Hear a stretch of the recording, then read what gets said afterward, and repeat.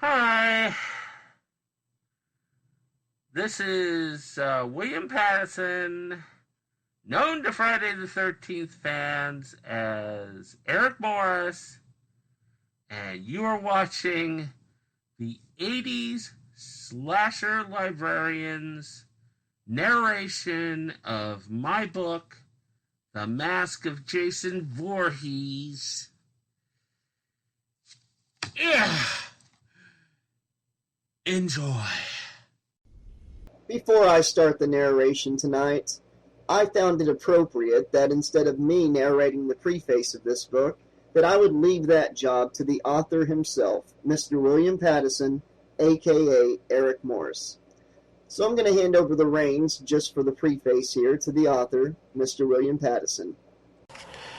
Preface: The Friday the 13th Young Adult Books.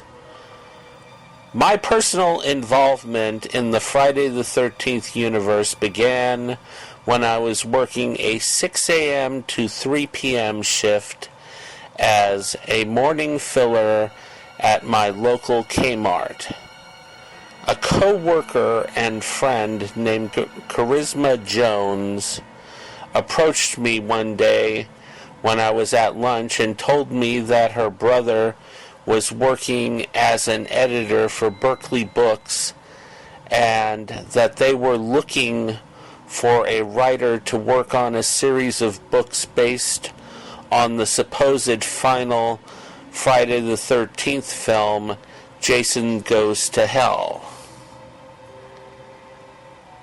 The reason Charisma said she came to me was because I'd shown her some of my writing and she thought I was an excellent writer. Also, we'd talked a lot about horror films, including the Friday the 13th series, and I'd amazed her with my knowledge.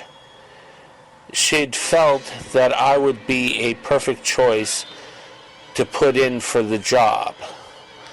On the other hand, I wasn't so sure.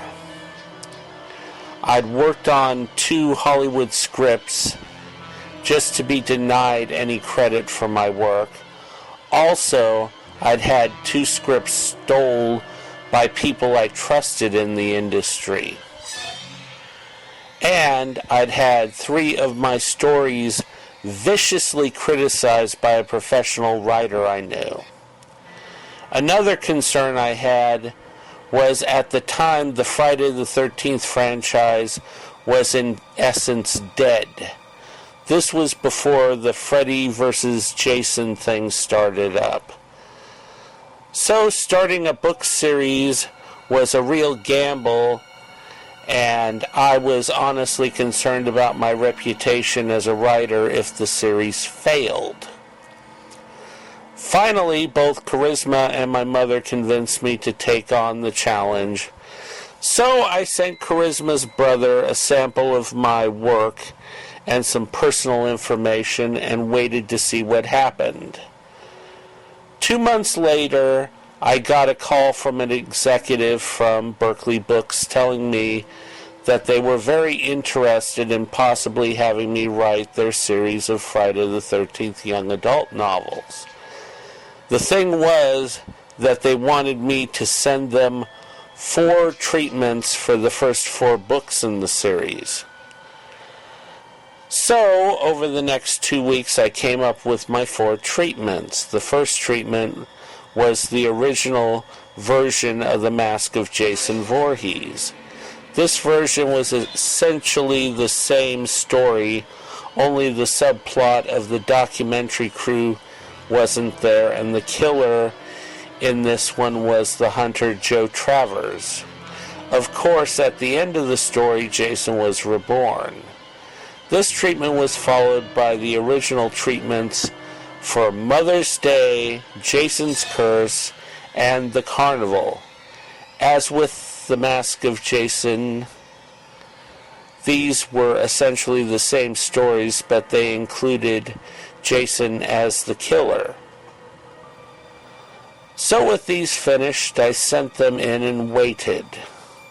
About a month later, I got a call from the same Berkeley executive I talked to before. He told me that they liked the treatments. The thing was that they really liked the idea of the possessed hockey mask and having someone else besides Jason being the killer. So they wanted to hold off bringing Jason back to life and have me bring in a new killer in each novel. Also, they didn't want to do a crossover between Friday the 13th, the television series, and the movies. So for now, the Mask of Jason treatment was on the back burner. So I was given 2 weeks to revise the remaining treatments and to come up with one more treatment. After this, if they liked the revisions and the new story, they'd send me a contract and I could start writing. It was at this point that I informed Berkeley Books that I'd be writing the books under a pen name. I decided to use the name Eric Morse. The first name came from the name of Gaston Lennox's classic character of The Phantom of the Opera, Eric Dessler. The last name came from the mystery detective Inspector Morse. Surprisingly enough, I've since found out that there are at least 3 other authors named Eric Morse. The reason for using a pen name was because at the time I was also working on a sci-fi novel titled The Traveler, A Conflict of Interest, and figured if the Friday the 13th book series failed, I didn't want to affect my chances selling my sci-fi novel. Nearly a month after I sent in the revised treatment, I got another call from the executive from Berkeley Books. He told me that in a week one of their representatives would be coming to town and they'd bring the contract for me to sign. So I ended up taking the day off. Actually, I called in sick and met up with the representative for lunch and signed the contract. The next day, I made the biggest mistake of my life. I asked a lady I'd known from work, I will not mention her name, for 3 years, and asked her out for an Italian dinner to celebrate my book deal. Anyways, to make a long story short, 3 weeks later, I was charged with sexual harassment and lost my job. Fun. Anyways, I was looking for a job and I was starting work on the novel Mother's Day. It was during this time that my mother read my contract and gave me a big surprise. She informed me that I'd misread the contract in regard to the amount of time I had to finish all the novels. I thought I had a year to finish each individual novel. The truth was I only had 1 year to finish all 4 novels. I nearly flipped when I found this out. I immediately contacted Berkeley Books and tried to find out if this was a typo. They informed me that this was indeed what the contract said and that I needed to have all the books in final editorial form in 1 year's time or I'd forgo my money. So rather than mess up my chance to be a published writer, I stopped looking for work and spent my days tied to the word processor writing. I managed to finish both Mother's Day and Jason's Curse in 5 months. Then I started work on the fourth book, Road Trip. The reason for this was that I thought while I was working on Road Trip, I could do some research on carnivals for the third novel.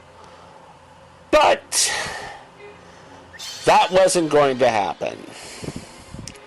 During this time, Berkeley Books sent me back the first two novels with piles of notes on what to cut and to rewrite. I was floored. Upon reading the revisions, I noted that the editors were cutting all my references to the films and all the subplots featuring the ghosts of Jason's victims. They also cut out 98% of the descriptions of the murders, which really pissed me off.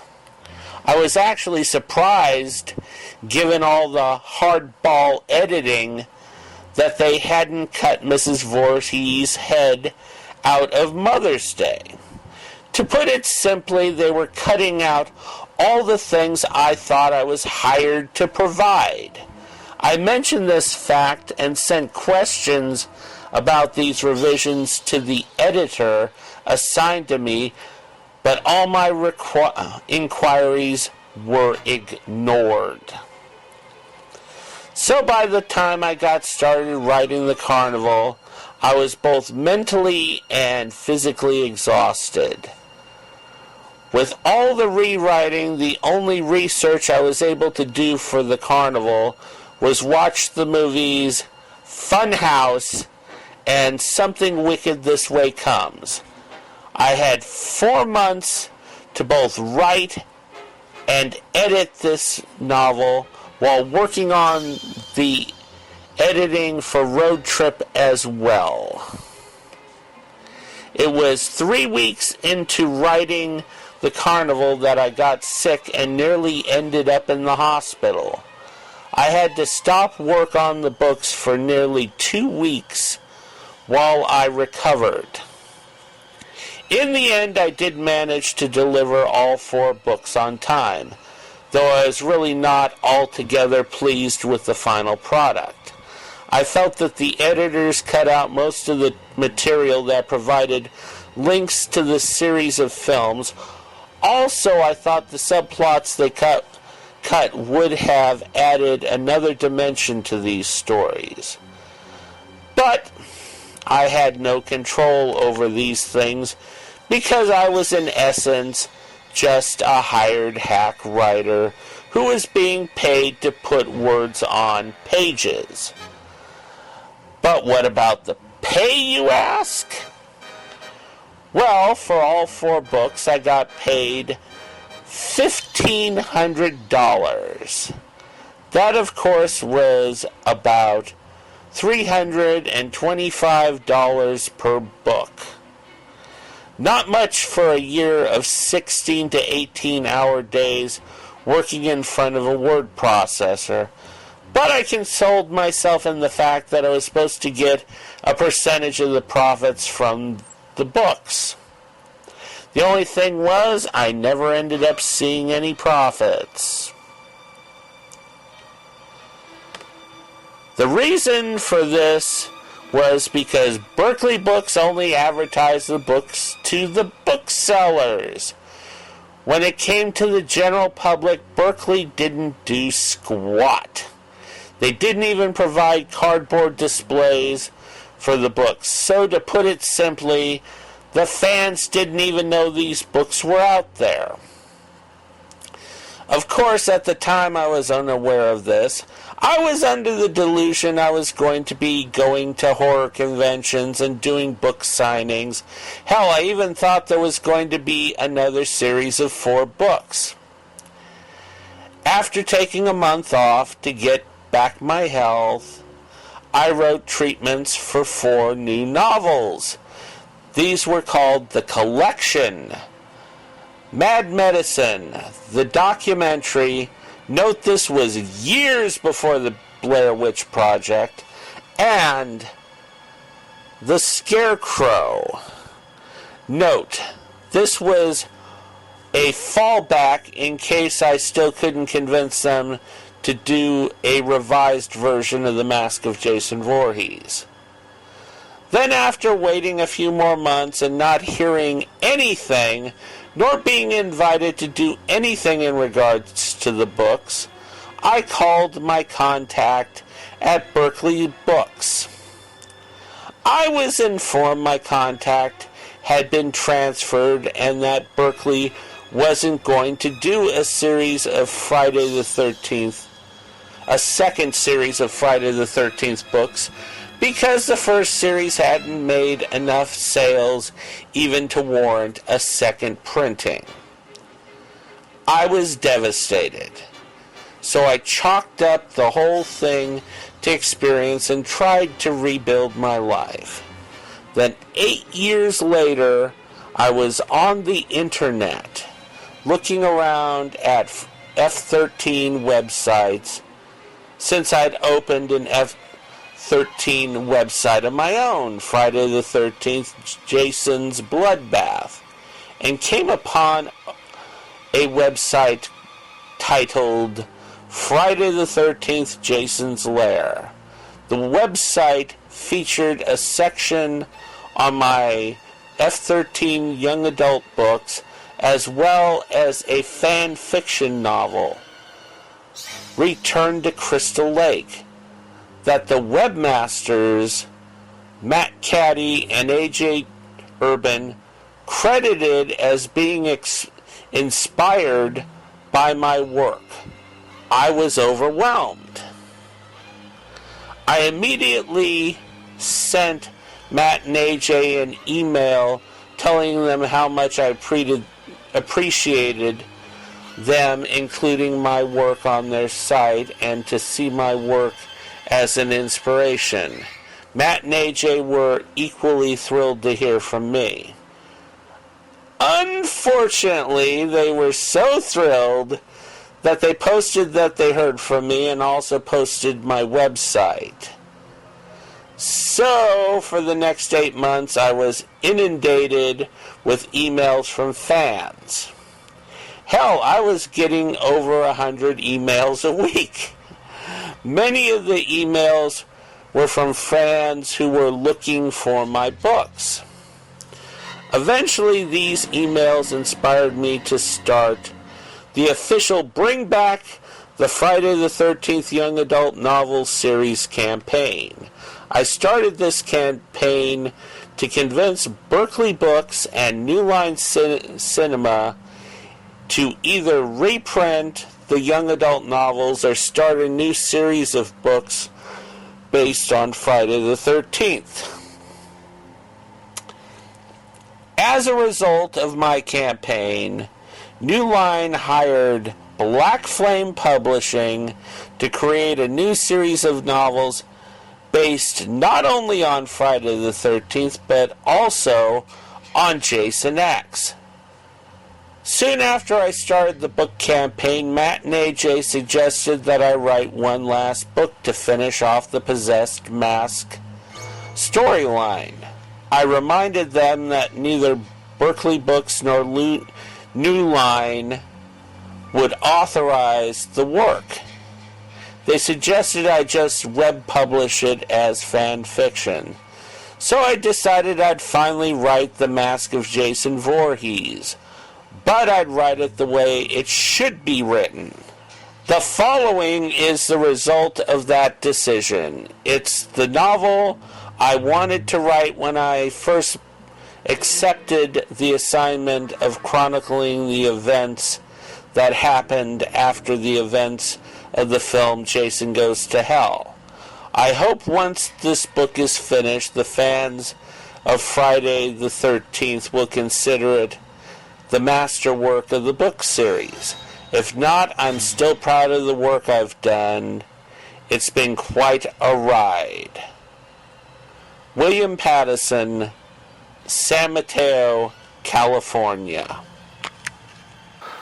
Well, that's enough of me. I now hand the reins back to the 80s slasher librarian Josh LaRue as he brings Friday the 13th, The Mask of Jason Voorhees, to life for you for the first time in audiobook form.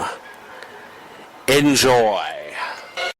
And now, Friday the 13th, The Mask of Jason Voorhees. The conclusion to the Crystal Lake series written by William Pattison, a.k.a. Eric Morse. An editorial from the Cunningham County Times dated June 28, 1998. The editorial reads, The Curse of Crystal Lake Continues, by Gerald J. Fitzgerald, senior writer. All of us who live here in Cunningham County know the legend of Camp Crystal Lake. How in the 50s a boy named Jason Voorhees drowned in Crystal Lake because the camp counselors who were supposed to be watching him were off making love, and how Mrs. Voorhees viciously murdered the counselors responsible 1 year later.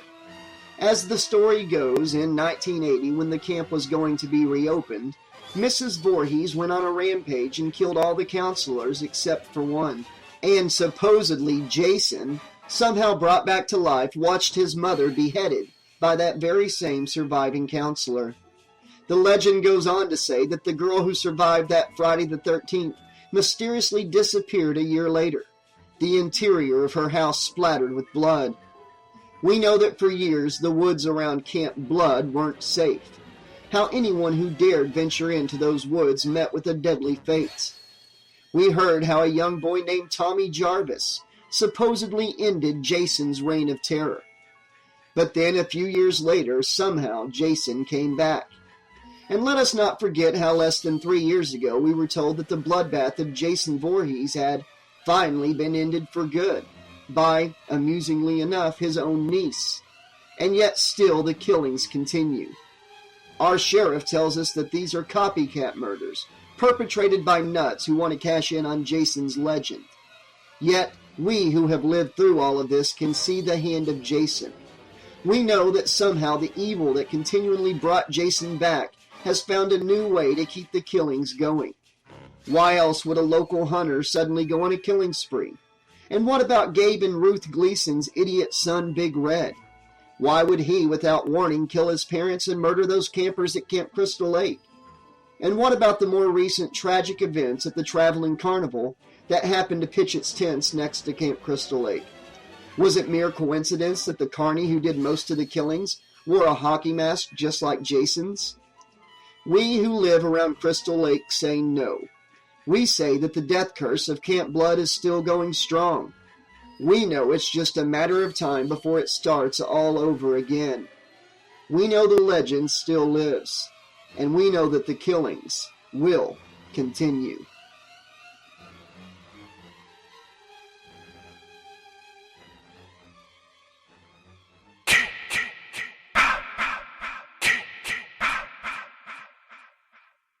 Prologue, August 29th, 1958, 3:07 a.m.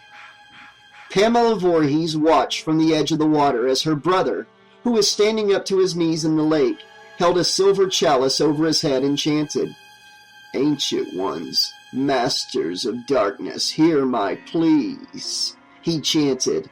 "Nana Cthulhu Azagoth, Lamashta, show this unfortunate woman that you are greater than the god who has betrayed her. Bring back that which has been taken from her. I ask this with the offering of the blood of vengeance." Then he tipped the chalice and dumped its deep red contents into the water. Overhead clouds covered the moon. Then a column of light shot down from the clouds into the lake just beyond the buoy. The water around the spot started to boil. Then, as fast as it came, the column reversed itself and retreated into the clouds again. Then all was silent. Pamela noticed that even the crickets had stopped their strumming. Pamela stood breathless and waited. She looked over at her brother, but he remained motionless with his back to her. Then she saw a shape bob up from under the water and start to move toward the shore. She couldn't see it clearly, but she knew what it had to be. "Jason!" she said aloud, her eyes tearing up. Soon the figure swam within 20 feet of the shore, and Pamela could make out the darkened shape of a head bobbing in the water. But it was still too dark to see it clearly. Finally, the figure stopped bobbing and looked to be walking, the water hitting it just below the shoulders. "Oh, Jason," Pamela said excitedly. "Oh, I've missed you. Come to Mommy." It was at that moment the cloud cleared and the lake was bathed in moonlight, and Pamela Voorhees let out a scream when she saw the bloated abomination that was stumbling out of the water towards her. The beginning.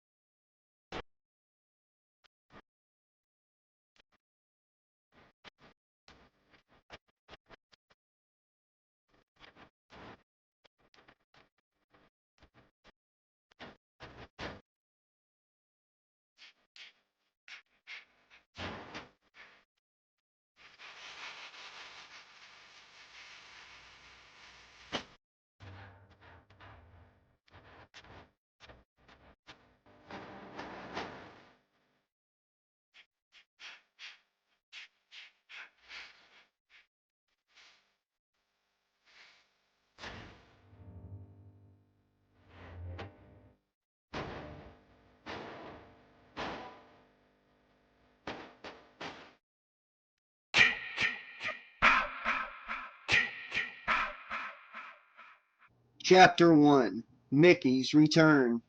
As she drove down the interstate, Mickey Foster couldn't help but feel excited about the prospect of seeing Ryan again, even considering the reason for her trip to Crystal Lake, Massachusetts. It had been 18 years since Mickey had last seen Ryan Dallion, or Stephen Freeman as he was known now.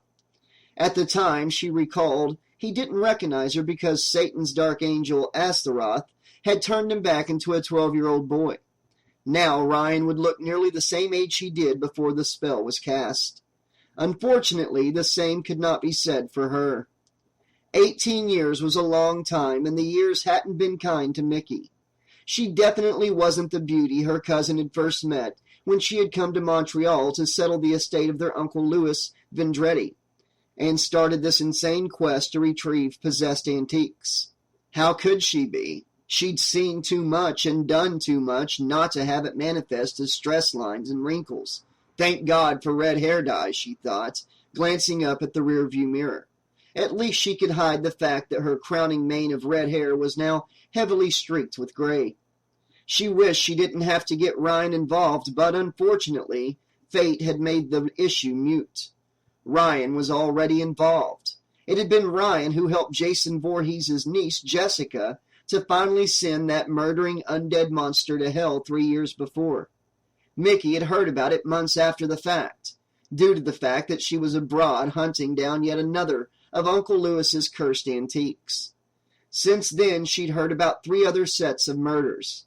2 of them had been groups of campers who mistakenly decided to camp in the ruins of Camp Crystal Lake. The latest set of murders, which had happened just 2 months ago, had taken place in a carnival that had mistakenly decided to pitch its tents on that same cursed piece of real estate. From what little was leaked to the press, men wearing hockey masks had done all the murders. Mask or a single mask, she thought. Could it be that once again she was on a hunt for a cursed item? Had the evil that had once been Jason Voorhees somehow been transferred to the hockey mask he wore to hide his monstrously deformed face from the world? At this point, all she had was questions. But hopefully once she got to Crystal Lake, she and Ryan could find the answer, and hopefully put an end to this evil. The road sign ahead read Crystal Lake 10 miles. Mickey felt the feeling of excitement she always felt when she started a hunt.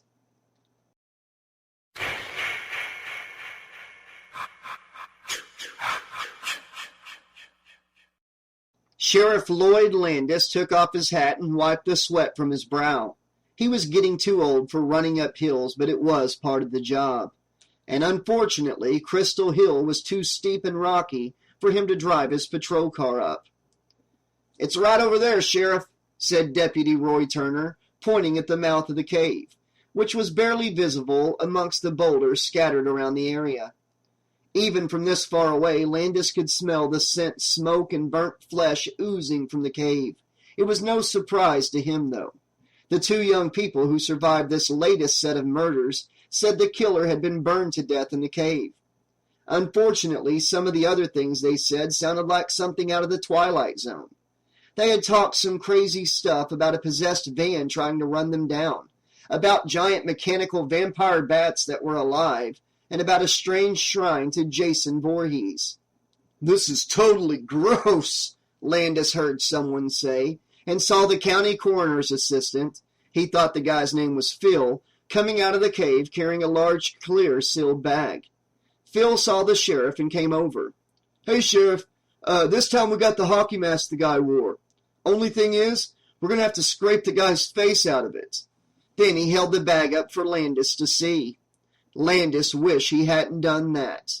The run up the hill had made him nauseous, but now, after looking at the bloody mess inside that mask, he was gravely at risk of throwing up. "Where's your boss?" the sheriff asked, trying to retain his composure. "Oh, Dr. Bob, he's with John and Buck getting ready to bring down the killer's body. Now, that is a real mess." "Thanks," Landis said quickly and moved on ahead. He really couldn't tolerate this idiot another second more. He'd really have to have a talk with Bob about his assistant. Landis and Roy were just about to enter the cave when out came County Coroner Dr. Bob Carey. Behind him were two of Landis's deputies, John Court and Buck Mathers. They were carrying a body bag. The smell of cooked meat from the bag was overpowering. Landis couldn't help himself. He immediately turned his head and vomited next to the entrance to the cave. He hated showing such weakness in front of his men. Thankfully, John and Buck pretended not to see anything and continued down the hill. Dr. Bob and Roy held back and waited for the sheriff to finish. When Sheriff Landis was finished, he looked over at Dr. Bob. "You got something for me, Bob?" "Not much, Lloyd. The body was pretty well cooked in there." But then Dr. Bob handed the sheriff a rather ratty wallet in a clear plastic bag. "I found this underneath the body. My guess is it fell out of his pocket as he was burning and he fell on top of it." "Yeah, so, we have his wallet. What's your point?" "The wallet belongs to a Ted Bateman, but the body couldn't possibly belong to him." "Why's that?" "The body is too brawny and tall for it to possibly be Bateman." "Then he must have stole the wallet from Bateman after he killed him," the sheriff surmised, though he really wasn't in the mood for guessing games. "I guess, but it just doesn't seem to fit," the county coroner pressed. "The killer didn't take anything from the other victims." "Well, that's our job to find out these things," Landis told him. "Your job is to get that piece of roasted beef back to your office and get me an ID." "Gotcha, Chief," Dr. Bob said. That was one thing Landis liked about Bob Carey. He didn't have to tell him twice. As Dr. Bob started down the hill after John and Buck, Sheriff Landis prepared himself for the trip into the cave. After taking 3 deep breaths, pointing away from the cave entrance, of course, he grabbed his flashlight from his belt. "You gonna be okay, Sheriff?" Roy asked, concerned. "Don't you worry about me," the sheriff told him. "I've seen it all." But Sheriff Landis started to have second thoughts about that statement when he and Roy entered the small grotto and went through the hole in the wall that led to the high-ceiling cavern. The floor was littered with tiny pieces of bowed metal that looked amazingly like tiny bird skeletons. "The other body was over there," Roy told him, pointing to a spot near a nearly flat, smooth, topped rock in the corner. "Surprisingly, it wasn't burned in the fire, but it was pretty badly chewed up." "Chewed?" the sheriff parroted, surprised. "Yeah, but look at this," Roy said, flashing his light onto the cavern wall. "Holy Mary and Joseph," Sheriff Lloyd Landis said in startled amazement. Though the cavern wall was dusted with black soot, he could still make out the deep, scratchy, carved letters covering it. It was the name Jason written upside down over and over again.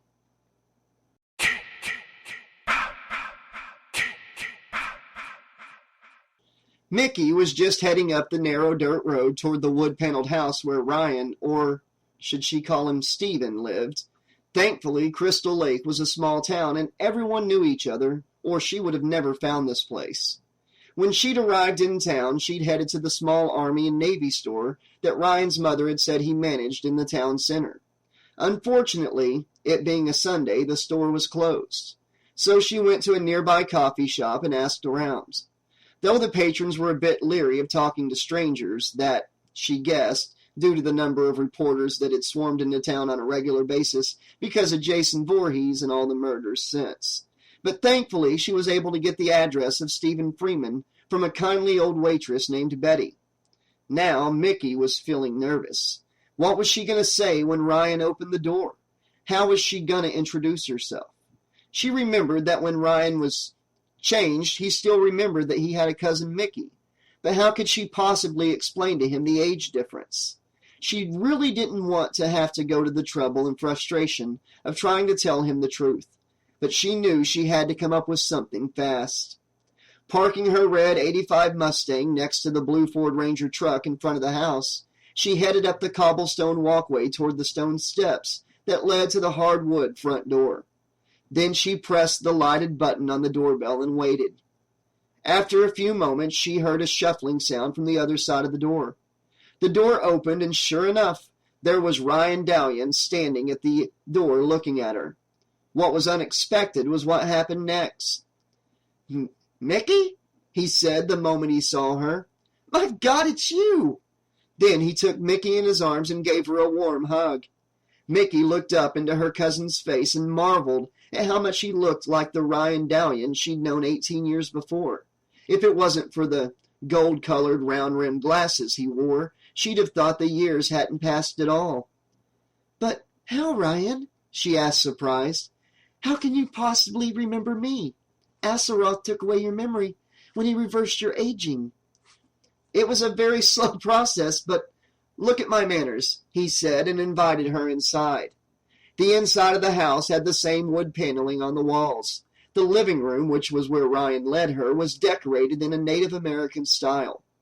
The large, overstuffed couch Ryan and her sat down on was decorated with Cherokee symbols. The walls were covered with paintings and posters of Native Americans, wolves, eagles, and hawks. Even the lamps on the hardwood end tables on either side of the couch had a Native American look to them. What took away from these lovely furnishings, though, was the clutter. All around the room were beer cans, half-eaten paper plates of food, crumpled papers, and several ashtrays loaded with half-smoked cigarettes. Ryan must have picked up on the look of concern Mickey was giving him. "I'm not much for housework these days," he said casually. "Haven't really had a reason, not since Jessica and Stephanie took a hike." "What happened, Ryan?" Mickey asked, concerned. "Your mother had sent me a letter not more than 6 months ago, saying that you two were doing fine." "So she thought," he said bitterly. "Actually, things between Jessica and I were never as rosy as my mother thought. Jessica was very sensitive about anything supernatural, to put it lightly. The woman was paranoid. After the incident with Jason, I started getting these mind-numbing headaches that somehow caused the blocked memories of my earlier life to be released. At first, both Jessica and I thought it was just delusions caused by the trauma of dealing with Jason. But the pictures in my head were too detailed, too real. I started doing a bit of research and found some connections. Finally, Mom fessed up and told us about my other life." "And Jessica left you because of that?" Mickey asked, totally surprised. "No, it was actually that and the new murders that did it," he told her. "The murders at the carnival clinched it. Jessica decided right then that she'd had enough of Crystal Lake and Jason Voorhees." "But Ryan, why didn't you go with them?"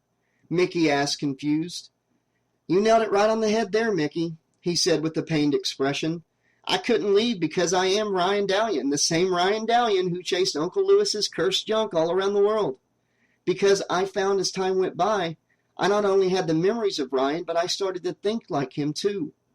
Unfortunately, Ryan couldn't let this damn Jason thing go, even if it cost him his wife and kid." "I'm sorry, Ryan." "I don't want your pity," he said, looking up at her sharply. What I do want is answers, like why the hell is it that you've shown up suddenly after 18 years? What is it that you and Jack are up to? Jack has nothing to do with this, Ryan, Mickey said sadly. Jack's dead. He's been dead for the past 10 years. Ryan was struck speechless. Jack Marshak had been the center of their little group. He had once been Uncle Lewis's partner and in many ways his equal when it came to the supernatural. If it hadn't been for Jack on many an occasion, both Mickey and Ryan would have met a horrifying end at the hands of some person twisted by one of Uncle Lewis's antiques.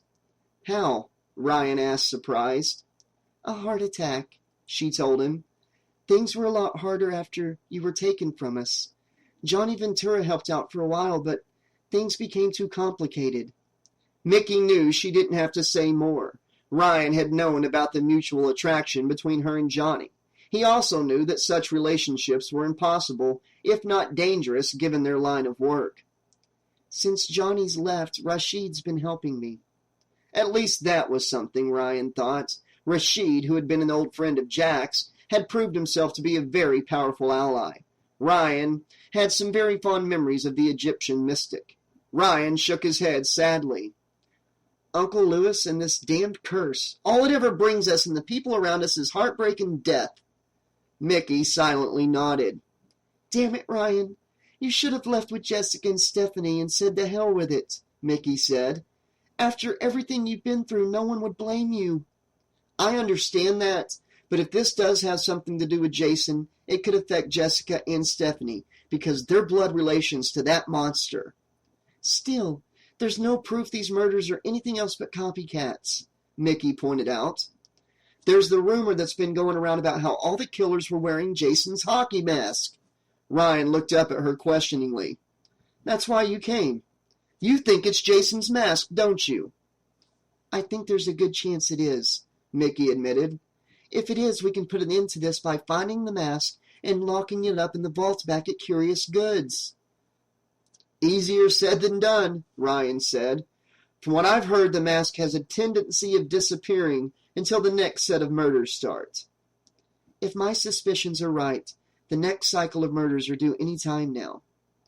And how do you know that, Mickey? Ryan asked skeptically. Have you suddenly become psychic?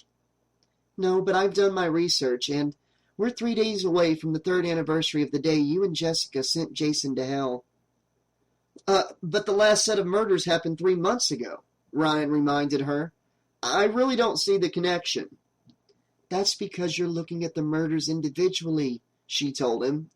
Once you look at them all together, you'll see a gradual increase of activity and a noticeable decrease in the period between the murders. So what you're saying is that all these murders are leading up to something? I wish I could say, Ryan, but I don't know, she admitted. All I know is that mask is the key to all of this. And how do you suggest we find it? Ryan asked. If the situation's like any of the others, the mask will find us, Mickey said.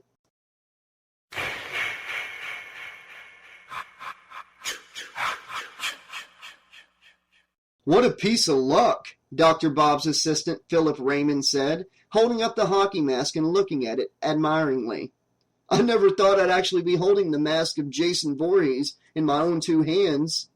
As he held the mask, even through the latex gloves he wore, Phil could feel an oddly electrical sensation in his fingertips. Though part of him wanted to tell Dr. Bob, another part didn't want to share it. The sensation felt too good. Better than sex, he thought to himself, suddenly feeling excited. Now don't go jumping to conclusions, Phil, Dr. Bob said, as he unzipped the body bag and uncovered the blackened body inside. The body looked unreal, like a demented sculptor's vision of art. The intense heat of the fire had left the limbs frozen, the positions they were in at the moment of the death. Even the front of the skull, though devoid of facial tissue, still presented a compelling vision of its owner's suffering. We can't even identify our friend here at present, much less prove that the mask is the genuine article.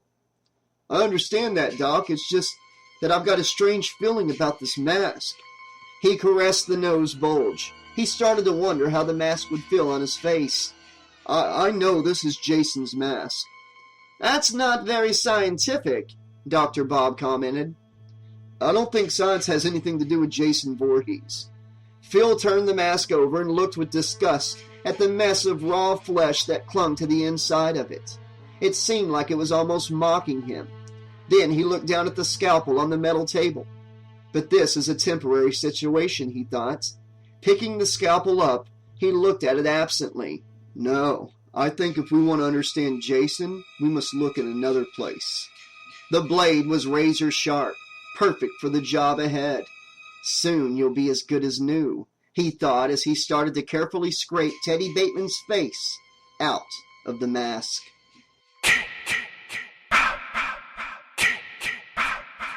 Chapter 2, Body of Evidence.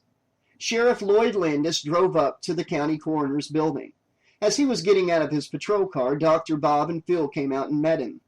"This had better be good, Bob," the sheriff said, annoyed. "My wife isn't very forgiving about me taking off in the middle of dinner." "I think this'll be worth it. Come in and take a look for yourself," Dr. Bob said. "You know I don't have much of a stomach for that." Landis wasn't kidding either. He'd always had a weak stomach when it came to viewing autopsies, which was surprising given his choice of career. Yet it had only been in the past 3 years, since he'd had to deal with the final bloodbath of Jason Voorhees, that the condition had become intolerable.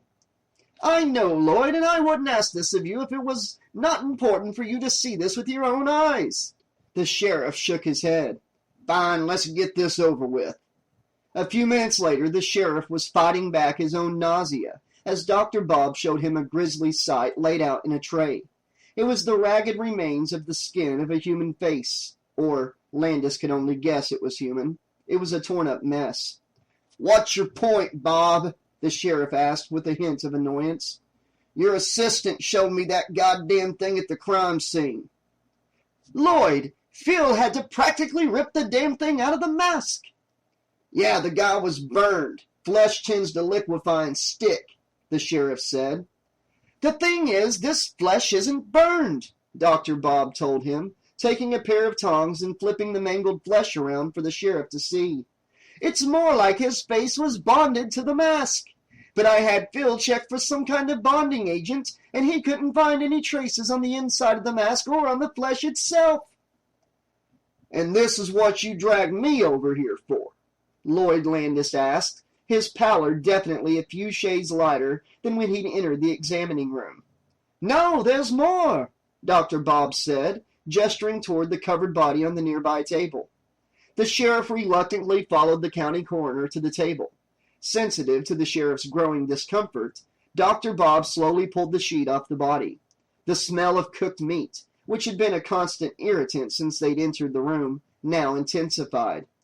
"The moment we got back here, I had Phil x-ray the body," Dr. Bob said, picking up a folder from the metal table next to the body and pulled out the series of x-rays from inside. Taking it over to the light panel on the wall, he clipped the x-ray to the wall and beckoned to the sheriff to come over. Grateful to get away from the sight of the blackened visage on the table, Sheriff Landis came over. Though Lloyd Landis had no medical experience, he did know what the human skeletal system looked like, and there was something definitely wrong about the one shown in the x-ray. "From what I can tell, there has been an unbelievable increase in bone mass." Then he pointed at a smooth section of leg bone in the image. "This is the original unaltered bone." Then he pointed to a rougher and wider section a bit lower down. "And this is all new bone. From what I can tell, it looks much denser than the original, and I can only guess it grew at an unnatural rate, thus the rougher texture present." "So you got any idea why or how long this could have taken?" the sheriff asked. "Hell, this guy went from 5'5" to over 6 foot. Someone must have noticed." "If my suspicion is right, several people noticed the change, but most of them are dead." "What are you getting at, Bob?" Dr. Bob turned back toward the table the corpse was laying on. "First, I think I'd better show you something else." Reluctantly, Sheriff Landis followed Dr. Bob over to the table. He wasn't sure how much more he could take. Though he knew Bob would understand if he threw up, he really didn't want to do it in front of his underling. Even though he really didn't know Bob's assistant very well, He knew enough about human nature from all his years on the job to spot a gossip. That would be all he'd need for the people of Crystal Lake to find out that their sheriff had a weak stomach. When Dr. Bob got to the table, he picked up a scalpel and made a small incision on the top of the corpse's left hand. Black liquid started dribbling from the wound. "What the hell is that?" Sheriff Landis asked, his nausea forgotten. "Would you believe blood?" "You're crazy," Landis said. He'd seen enough blood in his lifetime, more than enough since starting this job, and in all that time he'd never seen anything like this. No, that wasn't true, he realized. He had seen that once before. Black gunk like that had oozed out of his deputy's, Josh's, throat when Diana's daughter, Jessica, cut it when she realized he was possessed by Jason Voorhees and was about to go after her infant daughter Stephanie. "How do you explain this, Doc?" he asked. "Your guess is as good as mine right now," Dr. Bob admitted. "I checked this stuff under the microscope and I was able to identify human blood cells, but mixed in with those cells is a substance I simply cannot identify." "So, what can you tell me, Doc?" Lloyd Landis asked, frustrated. At this point, all he had was questions. "Only that I'm pretty sure our friend here is the missing kid, Ted Bateman." "Excuse me?" Lloyd exclaimed. "How'd you come to that conclusion?" "I had a suspicion about this from the start, so I checked Bateman's blood type on the computer. Even though the blood from the body is seriously corrupted, I was still able to type it as type A, which is Bateman's blood type. Also, I was able to estimate our friend's original height. Bateman was 5'4", a match to the original height of our friend here." "That's still not enough evidence," Landis reminded him. "I realize that," Dr. Bob said. "I'm going to send Boston Medical everything I've collected. I'm sending the X-ray, a sample of the skin from inside the mask, some blood, as well as a dental casting I've made. If I'm right, they'll be able to confirm the identity." "Well, I hope you're right," the sheriff said. "At least that would be one thing solved. I've got a pile of bodies and no reasonable motive."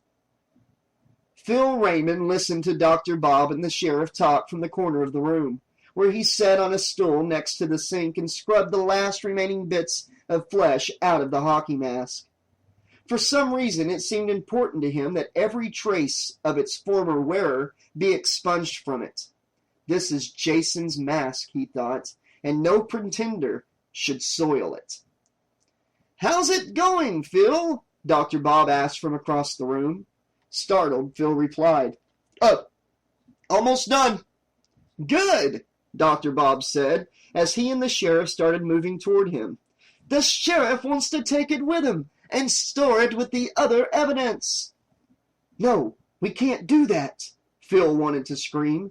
He needed to keep the mask for a little bit longer. He wanted to caress its hard shell for just a bit more. It felt so good. "Maybe we should keep it a bit longer." He tried to sound casual about it, which was hard. I really think I should give it a couple more tests." "There's no need," Dr. Bob told him. "Finding out why that face stuck to the mask isn't important to the case." "No," his mind screamed. He needed that mask. It was important to him. He wanted to feel its hardness on his face just once, to feel the embrace of its straps on the back of his head, to look through its eye holes, to breathe through its air vents. "Doctor, I really think you're making a terrible mistake." He couldn't help but let an indication of the irritation he felt creep into his voice. "Phil, this isn't like you," Dr. Bob said, surprised. "I really think you should just calm down a bit." Phil was about to continue to argue, but, to his surprise, a strange voice in his head told him otherwise. "It's not time," the voice calmly informed him. "Don't worry. When the time comes, the mask will be yours." I'm sorry, Dr. Bob," he lied in a calmer voice. "I guess I've just been working too hard, and I guess the celebrity of the mask got the better of me." "You're forgiven," Dr. Bob said. "It happens to the best of us." Then Dr. Bob told him to pack up the mask for the sheriff. Silently cursing as he worked, Phil slipped the mask back in its plastic bag. His mind was filled with rage at Dr. Bob and the sheriff. If he could have at that moment, he would have grabbed the scalpel he'd been using to scrape out the mask and taken both of them out. But again, the voice in his head held him back. "The time will come later for that," it told him. "I promise you, when the time comes, their blood will flow." Phil had to hold back the smile that threatened to come to his lips. The image of Dr. Bob and the sheriff, hacked to pieces at his feet, filled his mind. It was beautiful to him. Soon they would know his power. Soon he wouldn't be in Dr. Bob's shadow. Soon all of Crystal Lake would say his name in cautious whispers. Philip Raymond. Yes, the voice told him. You will have all you desire and much, much more. You will have the gratitude of Jason Voorhees himself. But when the time is right. Phil absently nodded his head. Then, without an indication of the dark thoughts racing through his head, Phil turned to Dr. Bob and casually handed him the mask, now nicely bundled in plastic. "You okay, Phil?" Bob asked him, eyeing him critically. "You seem a bit out of sorts."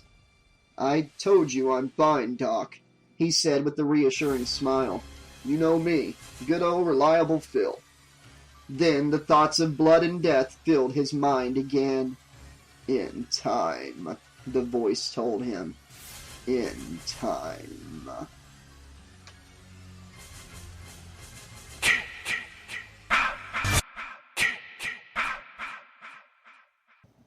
Chapter 3. Those Who Wait. Phil Raymond groaned and rolled over in his bed.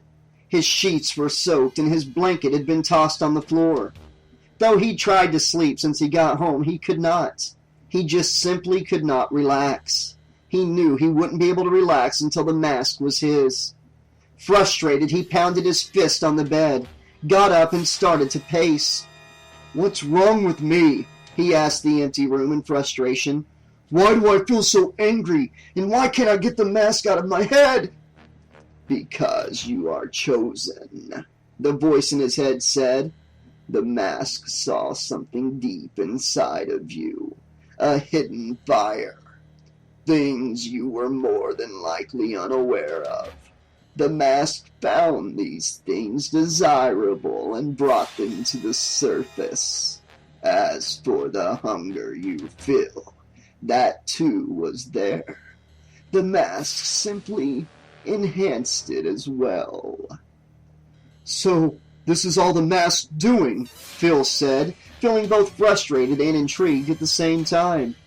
"Relax, my friend," the voice in his head said soothingly. "Soon the mask will be yours." "You relax," Phil said aloud. "I need the mask now. I can't stand to be without it." "Unfortunately, there is nothing to be done about that," the voice said sympathetically. "Events must run their course." "It might help if you gave me a clue about what all this is about."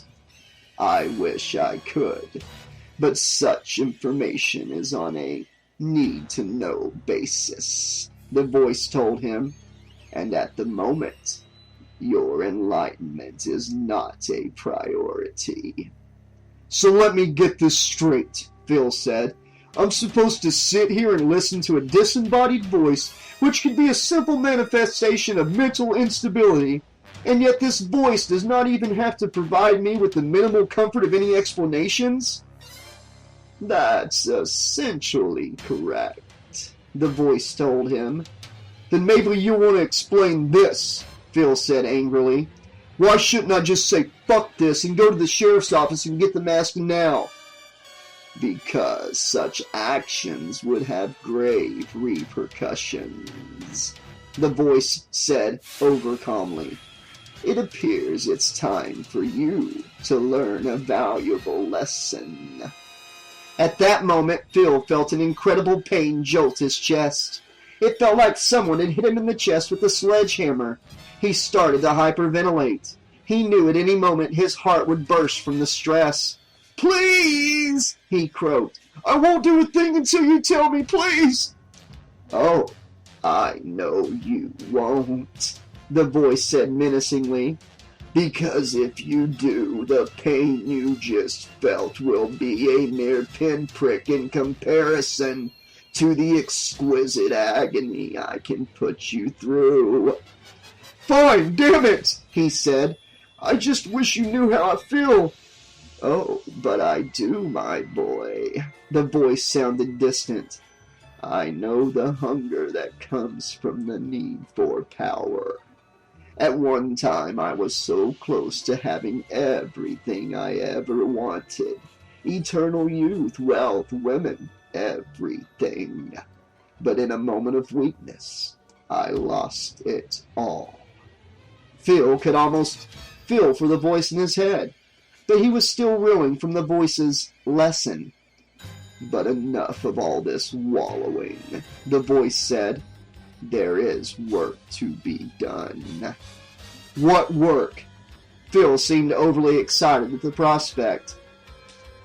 This was mostly because he figured anything that the voice deemed as work would most inevitably bring them closer to their goal, the mask. And if there was anything to speed things up, he was more than willing to help. "If we're to know when the time is right, we must observe the flow of events," the voice told him. "Therefore, my young friend, we have places to go and people to watch."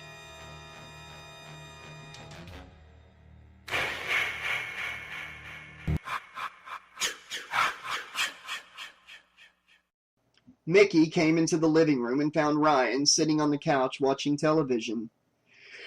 "Is there any coffee?" she asked, yawning. Ryan had let her sleep in. It was well past noon. Ryan looked up at her, surprised. I can't believe it, Mickey," he said. "You were right." He gestured at the television. Mickey looked over at the TV. On the screen, she saw shots of sheriff deputies and paramedics moving body bags. "The sheriff's department has closed off Camp Crystal Lake and is currently going over the crime scene as we speak," the voiceover said. Then a shot of a white-haired and mustached sheriff came on screen. Mickey recognized him as Sheriff Lloyd Landis. "I assure the people of Cunningham County that the perpetrator of this heinous crime was killed while attempting to assault 2 more victims," the sheriff said. "Thankfully, both of the young people involved are alive and well." "What about the story we've heard that these killings had something to do with Jason Voorhees?" came a voice from off-camera. Landis looked annoyed. "I don't know who's been telling you such things, but there's nothing connecting these murders to Jason Voorhees." "What about the hockey mask, Sheriff?" came another off-camera voice. "I heard they got it this time." "I'm sorry, I cannot give out any details on this issue." This started a cacophony of voices and questions yelled from off-camera. Then the picture changed to a female newscaster. "We will continue to bring you updates on the latest massacre at camp." With that, Ryan hit a button on his remote and shut off the television. "Well, I guess that's it for now," Ryan said. "At least with the mask in the hands of the sheriff, there won't be any murders for the time being." "I'm not so sure," Mickey said. "Until we can get it in the vault back at Curious Goods, that mask is still a danger." "Well, there's nothing we can do for now," Ryan said. "I doubt the sheriff's going to hand us the mask and send us on our way." "Then we'll just have to find a way to get that mask or figure a way to take the curse off of it." "Either way is a tough order," Ryan admitted. "Yeah," Mickey said, "but you and I have handled tough orders before." "But before we had Jack and we had some idea what we were dealing with." "I haven't had Jack for the last 10 years, Mickey reminded him, "but I've managed." "Oh, pillar of experience, what you suggest we do?" Ryan asked with a touch of sarcasm. Mickey ignored him for a moment and thought. "I think we should go see the sheriff and make sure he has the mask. Then we need to get more information about Pamela and Jason Voorhees. Preferably anything that could clue us into how Jason was brought back from the dead in the first place." Ryan laughed. And who do you suggest we ask?" "I didn't say it was going to be easy," Mickey said, annoyed. "You got that right," Ryan said. Then his eyes lit up. "But I do know the one person here in Crystal Lake that might give us some clues." "Who?" Mickey asked. She had little doubt about Ryan's statement. After all, he had spent most of his second lifetime here in Crystal Lake. "Let's go see the sheriff," he said. "Then we can go see a very old friend of mine."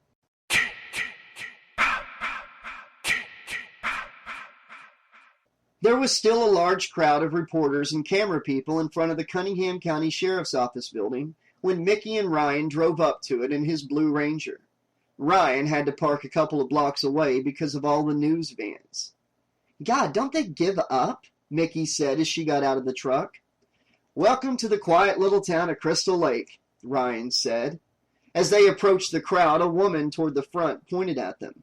From her excited movements, Mickey could tell she recognized Ryan. "It's Freeman! Stephen Freeman!" the woman yelled. Then all hell broke loose. Before Mickey and Ryan knew what hit them, the crowd of reporters came rushing at them and surrounded them. Some of the reporters pushed microphones in their faces. There were so many questions being yelled at them at the same time that they couldn't understand them, even if they had wanted to try and answer any of them. Finding Mickey of less interest than Ryan, the reporters started pushing her to the side. Mickey fought them, but found she was still being separated from Ryan. "Ryan!" she screamed, but the yelling people around her drowned her out. Then she felt a strong hand clasp on her shoulder. She was roughly turned and found herself face to face with a burly deputy. "Come with me," he told her as he dragged her along with him out of the crowd.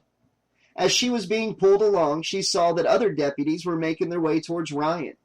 She wasn't sure if it was a good thing or a bad thing. After they cleared the crowd, Mickey and her insistent escort headed into the sheriff office building. Inside, she found Sheriff Landis waiting in the lobby. "That was a stupid stunt," Landis said a few moments later when his deputies brought Ryan in. "I heard you have the mask, Lloyd," Ryan said, as the deputies standing to either side of him released him. Sheriff Lloyd Landis looked at him like he was crazy. "You're telling me you came down here and nearly got torn apart by those buzzards out there just to find out if I had some freak's Halloween costume?" "That mask is an intricate part of what's happening here in Crystal Lake," Mickey said. "Damn it, Lloyd, you know I can identify Jason's mask," Ryan said. "Hell, I saw it closer than I'd like to." "What I know is there's no way this mask can be Jason's," the sheriff said. "You yourself said it went with him when he was dragged underground." "I don't know," Ryan admitted. "Maybe somehow it resurfaced. I won't know until you let me see it." "Unfortunately, Stephen, I can't do that," the sheriff said firmly. "Why?" Ryan asked, amazed. "Because officially you have no connection to the case." "What?" Ryan said, surprised. "That's total bullshit, Sheriff," Mickey said. "You know Stephen is the closest thing you have to an expert on Jason Voorhees." Sheriff Landis looked at Mickey like he'd just noticed her. "What I know, little lady, is that I've got 4 sets of murders and not one of those perpetrators had any connection to Jason Voorhees." "My God, is he dense or what?" she said, looking over at her cousin. Then she looked back at the sheriff. "They all have a connection to Jason. The mask." "Who the hell is this woman, Stephen?" the sheriff asked, frustrated. "Oh, you've never met my cousin Mickey," Ryan said, feigning ignorance. "Figures," Lloyd Landis said, shaking his head. "Now I got 2 of you to deal with." Then the sheriff turned his attention back to Mickey. "My dear lady, what we have here is a simple case of copycat murders." Mickey's eyes flared with anger. "For one thing, don't you dare address me in such a condescending way. I have a name. My name is Miss Mickey Foster. And for another thing, If you're so sure these are copycat murders, then kindly give me a motive. Yeah, I can really see the family resemblance, Stephen, the sheriff said, amused. This one's got fire in her panties. Furious, Mickey was about to respond to this, but the sheriff got in her face. The motive is standing outside that door, Miss Mickey Foster. What we have is a bunch of losers who kept hearing the name Jason Voorhees in the press and wanted some of that notoriety for themselves. What about Big Red? Mickey pointed out. He and his family lived in a tar paper shack. They didn't own a TV, and from what I could gather from my research, there's a good chance all three were illiterate. But the family did own a radio when they hung out at Gabe's brother's fish and bait shop. Big Red could have overheard all kinds of crap about Jason Voorhees from tourists there. And let me point out that there were rumors of abuse in that family, though none of it could be confirmed, Lloyd Landis pointed out. Miss Foster, don't tell us our job. We're not the county country bumpkins you seem to think we are. We never meant to infer you were, Lloyd, Ryan said, trying to defuse the situation. Look, it's just that Mickey's had some experience with situations similar to this. And what kind of situation are we talking about, Stephen? Ghosts? Curses? The sheriff asked with obvious disbelief. Actually, something very much akin, Mickey said. And you actually believe this, Stephen? The sheriff asked, surprised. I trust Mickey, Ryan said. I'm sorry, Stephen, but I don't have the luxury of believing the amazing. He gave Ryan a frustrated look. I think you and your cousin have outlasted your stay. Now, wait a minute, Sheriff. We're not leaving until we see that mask, Mickey said firmly. Would you rather I have two of my deputies put you out? The sheriff said. Then he called over his shoulder at the office. Buck! John! Two deputies came out of the office area and stood behind the sheriff. One was one of the deputies that had escorted Ryan. The other was the brawny one that had dragged Mickey out of the crowd of reporters. Ryan put his hand on Mickey's shoulder and turned her toward him. He could see she had a determined look on her face. Let's go, he said. Mickey looked like she was going to argue, but gave her a hard look, and she remained silent. I'd suggest you use the back way, the sheriff said. Well, that went well, Mickey said as they headed back to the truck. I know, Mickey, Ryan said. You just have to understand that Lloyd is in a different position here. What I understand is your sheriff is either deluded or just avoiding the truth, Mickey said, disgusted. Why is it that people always have to be so difficult? That would make it too easy, Ryan said as they arrived at the truck. So you said something about knowing someone who might be able to help us? Mickey said after Ryan unlocked her door and let her in. Oh, yeah. I know someone who knows all the dirty secrets in this town. And makes one hell of a mean chocolate sundae, he said with a smile. As Ryan's Ranger drove off, a beaten-up-looking green van backed out of the parking spot 3 spaces away from the spot Ryan's truck just vacated. Then the van proceeded to follow.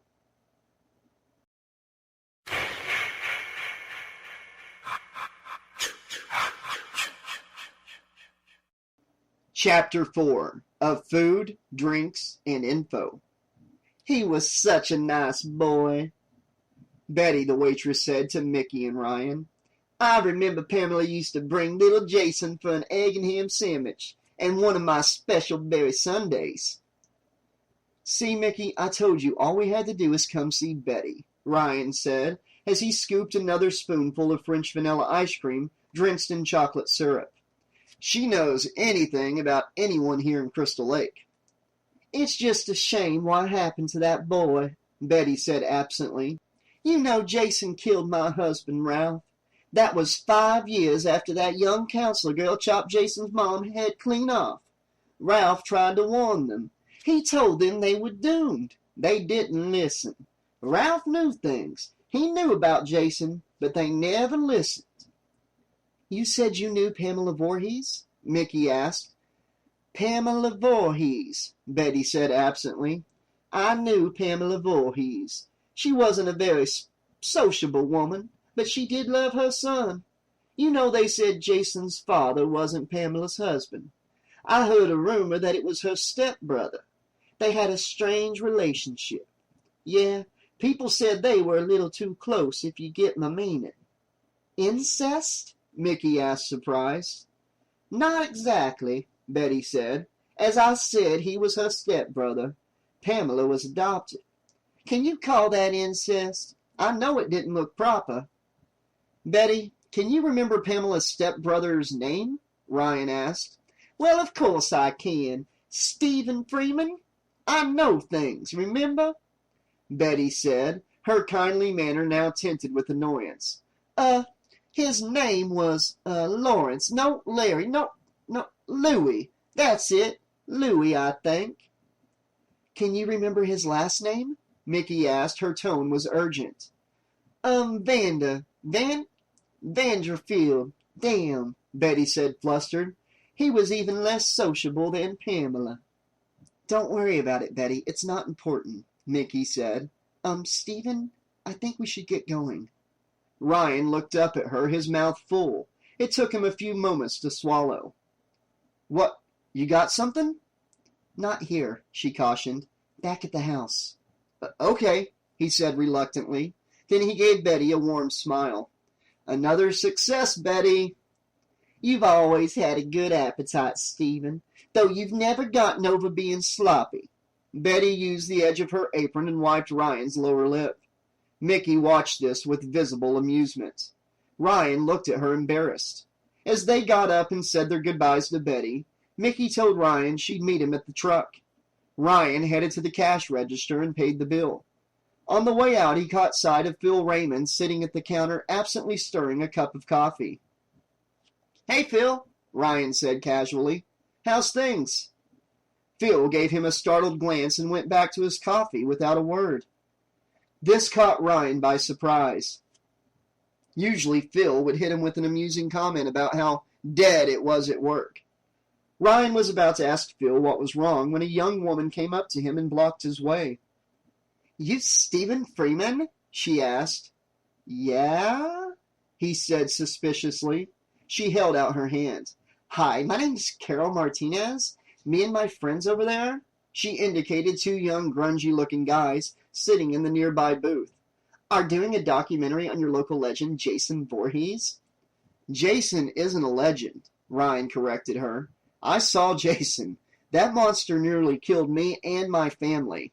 I know. That's why I want to interview you. I want to get your unique perspective. My perspective is I want to be left alone. That bastard cost me everything that matters to me. You want to talk about Jason Voorhees? There's lots of other people in this town that get off on that crap. But none of them faced Jason and survived. Yeah, because most of the people who face that asshole are either dead or permanently twisted by the experience, he told her. Get this straight. Stay away from me with that Jason crap, understood? We're willing to pay, she said. Ryan shook his head. Unbelievable. Then he pushed past her and headed out the door. So how'd it go, Chief? Asked Sean Carlyle, Carol Martinez's shaved-headed associate with a dark mustache and goatee. What an asshole, Carol replied angrily as she came up to the table and sat down. I was polite enough and he bitched me out, Sean. So the man didn't go for the money, did he, girly girl? Asked the white guy with the dreadlocks lounging across from Sean in an overdone Jamaican accent. Carol gave him an annoyed look. Will you please stop it with that shit, Jerry? I'm not in the mood. The name is Jamal, and what you on about, darlin'? He asked innocently, lifting his round-rimmed blue-tinted glasses, revealing bloodshot eyes beneath. Carol waved her hand at him dismissively and tried to calm herself. Damn it, Jerry, if it wasn't for the fact that you're such a good cameraman, I would have left you at home. Confession is good for the soul, darling. Why don't you tell me what the problem is? Well, besides the fact that you're a frickin' pothead, that damn Jamaican shit is really pissing me off. Damn it, Jerry, you're frickin' Irish, she reminded him in frustration. The closest you've ever been to Jamaica is Malibu Beach. Jamaica is the heart and soul, darling. Yeah, well, the least you could do is back off the weed while we're here. This isn't California. These people have no tolerance for potheads. I do my best work, darling, with the help of the smoke. Carol looked over at Sean for support. Sean looked back at her with an amused look. Don't look at me, he told her. She was about to say something, but the waitress came over carrying a tray of food. Who had the special? The heavy-built woman asked. Over here, Sean said. The waitress placed a plate with a sizable steak and 3 eggs in front of him. The chili fries are over here, darling, Jamal said enthusiastically. To Carol's disgust, the waitress set a quarter-pound hamburger in front of her. What the hell is this? She asked. I ordered a garden burger. And that's what you got, the waitress told her. See the garden greens? All Carol saw was that it was an ordinary hamburger with lettuce and tomato. As you ordered our California-style garden burger. Carol's jaw dropped. Both Sean and Jamal snickered uncontrollably. Red-faced, Carol let out her breath and held her temper. Take that thing away and just get me a green salad. The waitress shrugged and took the burger away. So, what are we going to do now, Chief? Sean asked as he cut into the slab of meat before him. I mean in regard to the project. You promised the professor an interview with Freeman. Oh, don't worry about it, boys, she said, glancing down at the empty spot in front of her, disappointingly. I promise you, we'll get that interview. You know me. I don't take no for an answer. Just then the waitress returned and put a plate of lettuce with 2 cherry tomatoes down in front of her. I forgot to ask what kind of dressing you wanted, the waitress said blandly. This'll be fine, Carol replied. But, Mary? She said, catching sight of the waitress's name, which was stitched in red letters on the right breast pocket of her pink uniform. How would you like to make a really big tip? What would I have to do? The waitress asked suspiciously. Oh, nothing at all, Carol said slyly. All you've got to do is tell us where someone lives.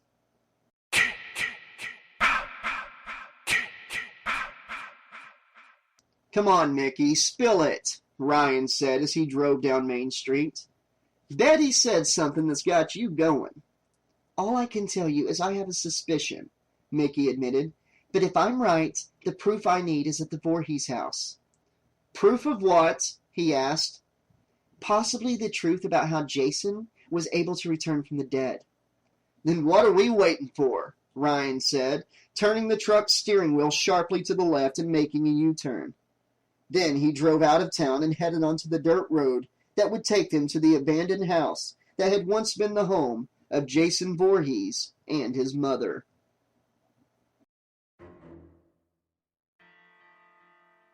Phil sat at the counter in the coffee shop and listened while the stupid California students went on talking about their plans for Stephen Freeman. Well, children, I've got plans for dear old Stephen myself, Phil thought. Given our dear Stephen's past association with Jason, I'll expect you to be very creative and slow when the time comes, the voice said. And I will expect no less for his lovely companion. Oh yes, Mickey, you and Ryan have been a thorn in my side for far too long. The last part sounded to Phil like the voice was talking to itself. Questions started flooding Phil's mind, but he knew he dared not ask them, not after the lesson the voice had put him through earlier. Smart boy, the voice said, obviously reading his thoughts. All you need to know is that in the end, they will both meet their ends by your most capable hands.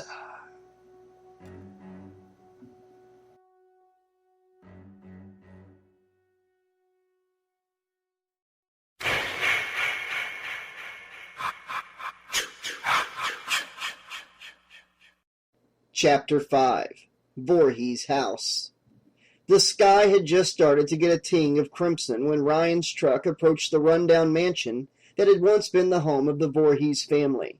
Mickey took a deep breath when she caught sight of the house. From years of dealing with the supernatural, she had become attuned to the energies around her. If the Voorhees house had been a battery, it would have been ready to overload. The feeling of evil was oppressive. Ryan parked the truck on the gravel driveway in front of the house. Getting out, Mickey looked over the facade of the house, trying to imagine how the house looked during a more happy time, when a young Jason Voorhees played on the jungle gym, which was now rusted and laying on its side in the corner of the front yard. But it was hard to associate the building with its broken windows and scales of peeling, dirty white paint with anything pleasant. Then she noticed the hole, which was nearby the jungle gym.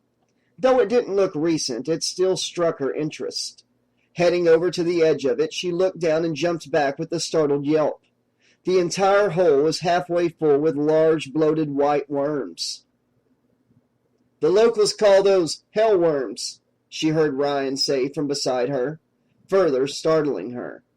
She hadn't even noticed that Ryan had gotten out of the truck. People first noticed them about 6 months after we sent Jason to hell. Since then, they've become a real infestation in the woods. They're nasty little fuckers. They've got pointy little teeth that hurt like hell if you get bit." "None of my sources mention them," Mickey admitted. "I don't doubt it. The locals have kept them as a sort of dirty secret. Many of them think the worms are Satan's revenge on us." "And what do you think?" "Don't ask me," he said. "But they've definitely chosen an appropriate place to nest." Mickey looked at him inquiringly. "That hole's right in the spot where Jason was dragged down," he informed her. Mickey looked down at the hole with renewed interest. "The question is, why would anyone be out here digging in the first place?" Ryan said. "Or what were they digging for?" Mickey said, looking up at him knowingly. But she knew they both knew the answer to that. "So, what do you say we get this over with?" Ryan asked, handing Mickey a metal flashlight he'd pulled out of his coat pocket. "I really don't relish the idea of spending the evening rummaging through this house." Ryan looked over at the mansion uncomfortably. "If you'd rather, you could wait out here and I could look around on my own," Mickey offered. "You know me better than that," he told her, pulling out a flashlight of his own and starting toward the house. Heading up onto the porch and up to the front door, Ryan unhooked his keyring from his belt. Mickey looked at him inquiringly again. "Jessica gave me the key before her and the baby left," Ryan said. "I guess she figured I'd eventually have to come back here." Upon entering the house, they were immediately assaulted by the smell of dampness and mold. The entry hall was dark, so the two of them turned on their flashlights. Ryan found the light switch and tried it, but there was no power. "I guess Jessica had the power cut off," Ryan said. He remembered that when he, Jessica, and Creighton Duke went up against Jason in this house, the power had been turned on. At the time, he hadn't realized how strange that was. Looking around, Mickey was surprised to find that the entry hall and living room were still fully furnished. There were even some very valuable-looking paintings and family photographs still hanging on the moldy walls. "Diana never had the heart to sell any of her mother's things," Ryan explained, after seeing the look on her face. "I'm surprised with all the hoopla about Jason that souvenir hunters haven't cleaned the place out." "Well, only the townspeople know the location of Voorhees' house, and after what happened to Robert Campbell and Josh in this place, they want to leave well enough alone." "Well, at least that'll make the search a bit easier, I guess." "You still haven't told me what we're after, Mickey," Ryan reminded her. "We need to find anything we can about Pamela Voorhees' stepbrother." "How did I know you were going to say that?" Ryan said, shaking his head. "All Betty had to do was mention anything close to the name Lewis." "It's more than that," Mickey said. "I had suspicions long before Betty mentioned the name. Since I started researching these murders, I saw definite similarities between the cursed items we've dealt with and the curse of Jason Voorhees." "How so?" Ryan asked, intrigued. "I've noticed that Uncle Lewis's cursed items. This curse has altered its form at times when it has come close to being defeated," Mickey said. Think about it. Up until Tommy Jarvis supposedly killed Jason for the second time, reports indicated that he was definitely a living being, though disfigured. Yet after he came back, he was described as rotted and corpse-like. Yeah, I know all about this, Ryan said. So what's your point? When you dealt with Jason, his body had been blown up, and somehow Jason went from body to body until his body was restored through Diana. Yeah, his heart turned into some sort of symbiotic snake thing. Exactly. And now, since you and Jessica sent Jason to hell, the curse is altered yet again, and now we're dealing with people being possessed by Jason's mask. Ryan contemplated what Mickey had told him for a few moments. Though he still had gaps in his memory about his time at Curious Goods, he did remember an incident that seemed disturbingly akin to what they were dealing with here. It had to do with the mirrored compact. He recalled that when he and Mickey first dealt with the compact, it caused anyone caught by the light reflected from the mirror to fall in love with its carrier. Then, after they failed to get it the first time, it re-emerged, but this time it had the power to give an aging model back the youth that she desired. I see your point, Ryan said with resignation. Good, Mickey said. Then let's get started. I think the best place to look would be in Pamela's bedroom. Why do you say that? If Pamela was as close to her brother as Betty implied, she'd keep any letters or pictures close by. It's a girl thing. Well, in regards to girl things, you're the expert, Ryan said as he led her up the creaking staircase to the upper level of the house. I'd be very careful, though, Ryan told her as they walked down the upper hall. The floor they were walking on was creaking as bad as the stairs. No one's been up here for years, and I doubt these floors are in very good condition. That's obvious, Mickey said, thankful she'd decided to wear her Indian-style boots, which allowed her to feel the give on the board she was walking on. Ryan, on the other hand, was wearing steel-toed boots, so she was a bit more concerned about him. I think the master bedroom is here, Ryan told her, flashing the beam of his flashlight on an ornate lacquered hardwood door at the far end of the hall as they approached. The sculptured brass doorknob was green with oxidation. Ryan grabbed it, halfway thinking that either it would break off in his hand or be rusted tight by years of disuse. But surprisingly, the knob turned and, when he pushed, the door creaked open. The room was indeed the master bedroom, but it had seen better days. Moisture had caused the flowered wallpaper on the walls to bubble and come loose. The wood furniture had mold growing on them and had started to decay. Decay had turned the bedding into stinking, tattered rags. Let's check this out fast, okay?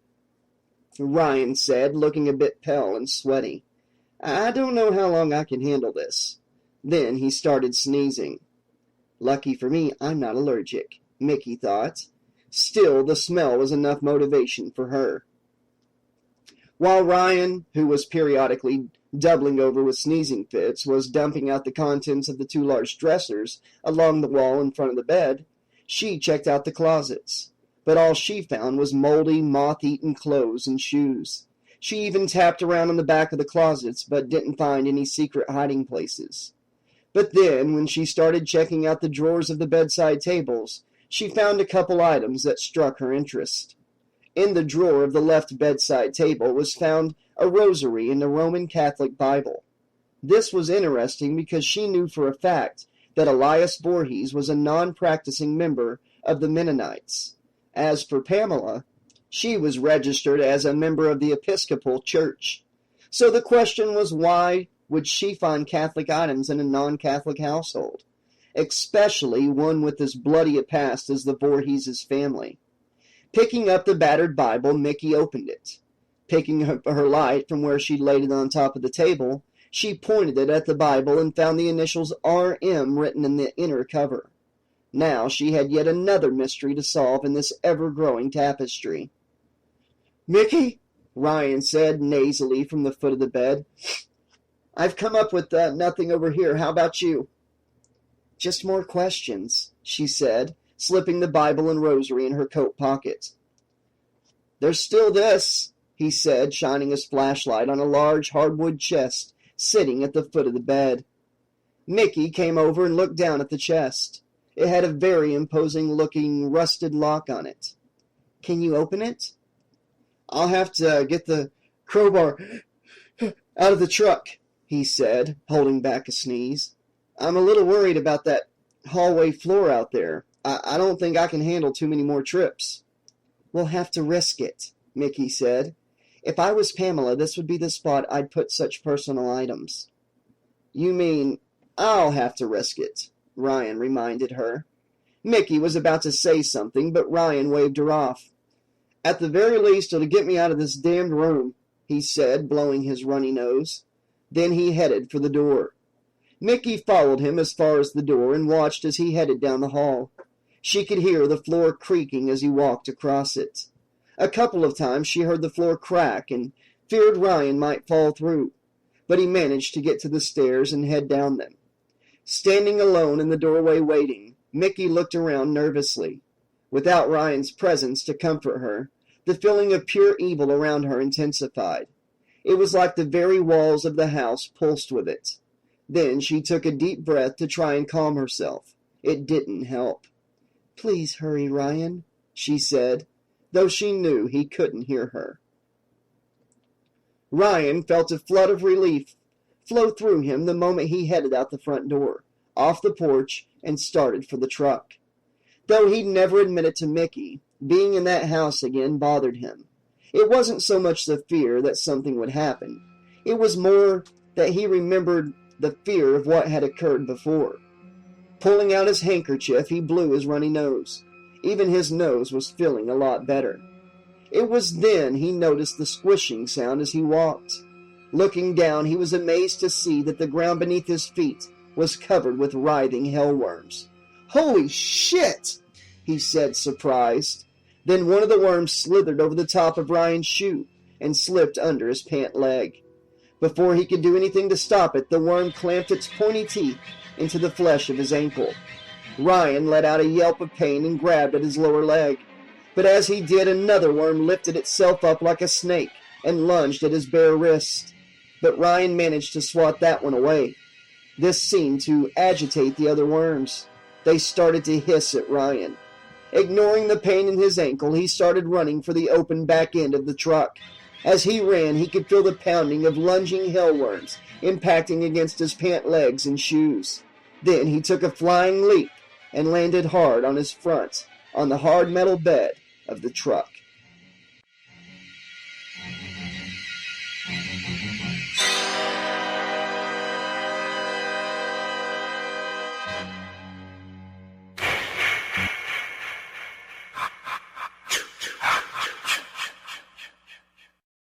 Chapter 6. Discoveries.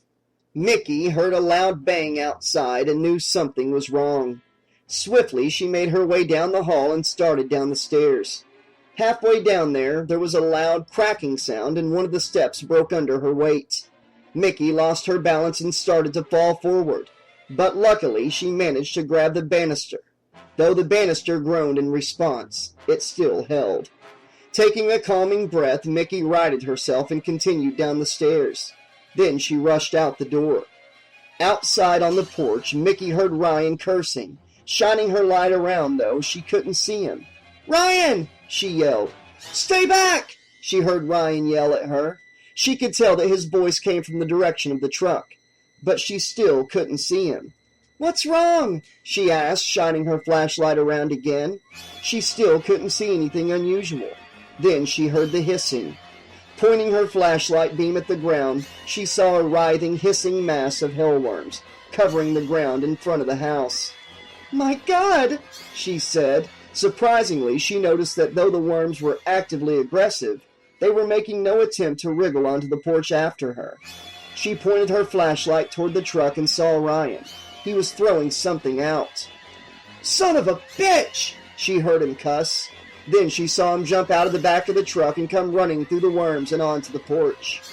Momentarily startled by his stunt, Mickey was about to say something, but Ryan cut her off. "Well, come on," Ryan said, holding up the crowbar he'd grabbed from the back of the truck. Let's crack that thing open and get the hell out of here." Then, before she could say a word, he headed inside the mansion. Mickey stood for a moment. Then she flashed her light one last time at the hissing, snapping mass of hellworms. "Just another night here in sleepy old Crystal Lake," she thought, as she headed inside after Ryan.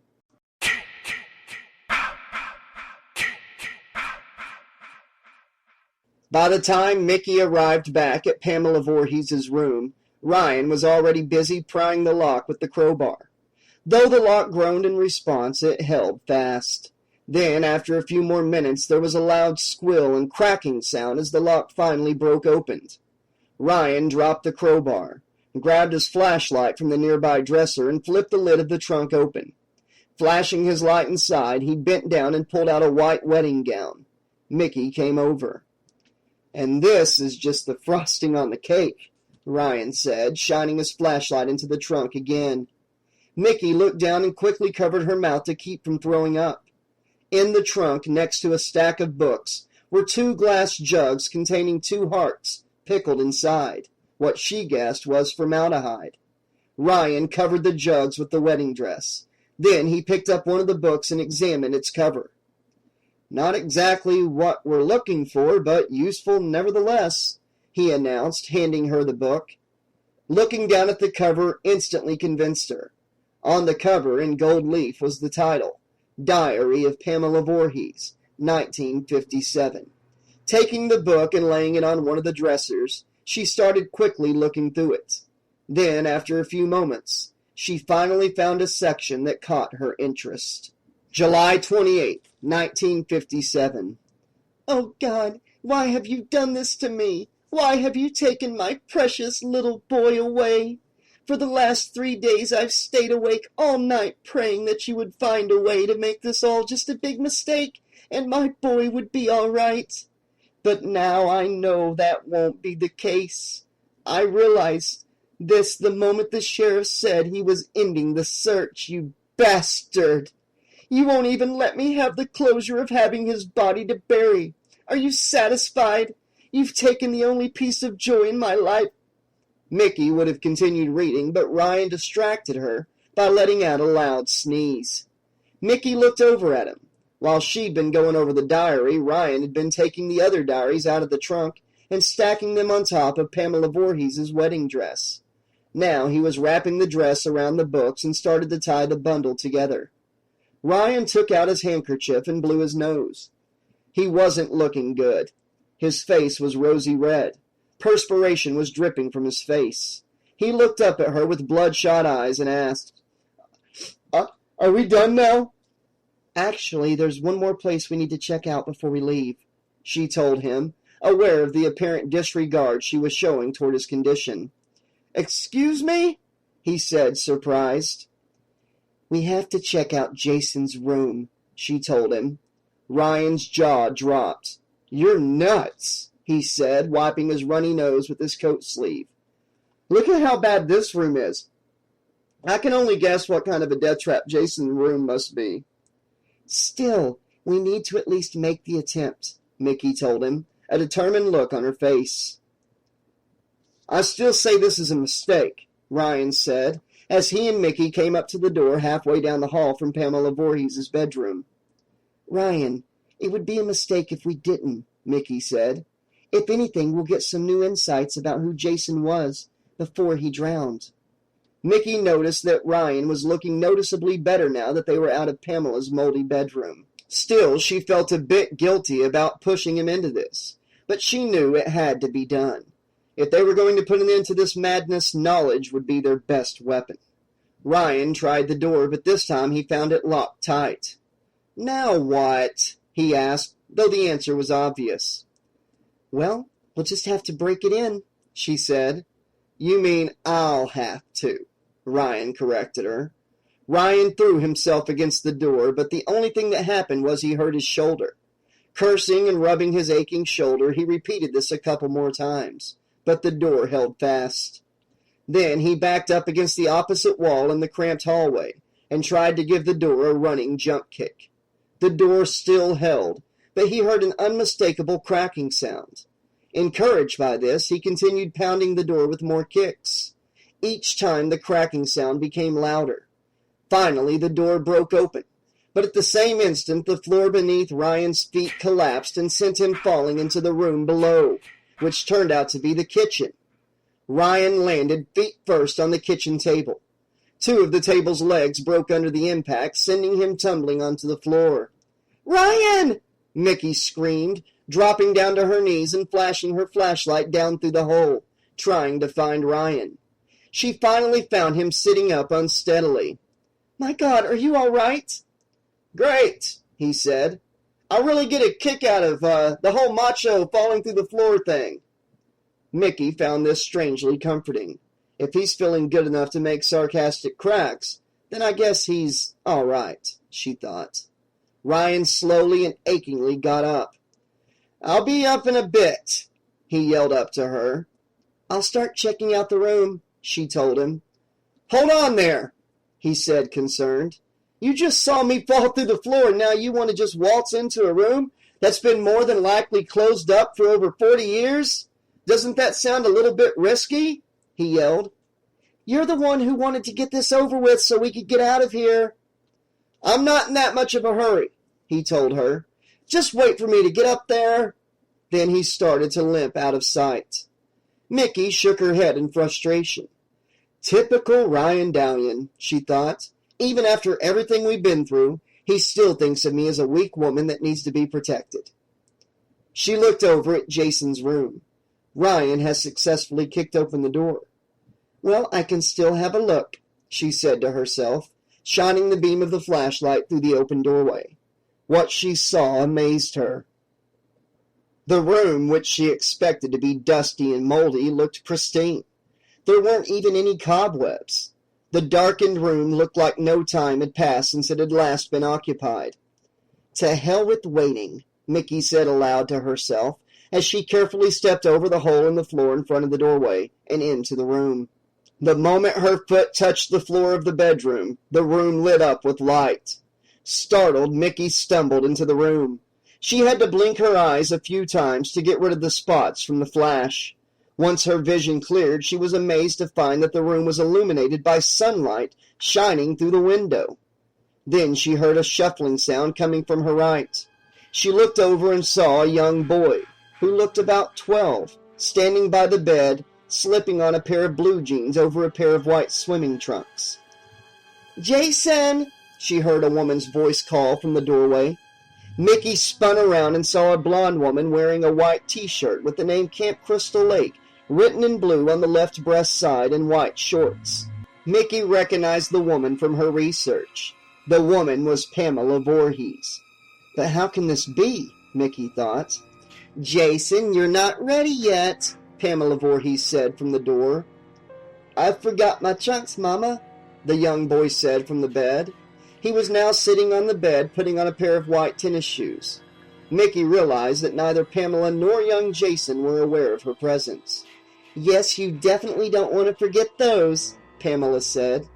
"Bobby and Jenny said I could swim out to the buoy today." "I hope one of them is going with you," she said, a note of concern in her tone. "Remember, you're still not that strong of a swimmer." Pamela Voorhees walked over to the bed and right through Mickey.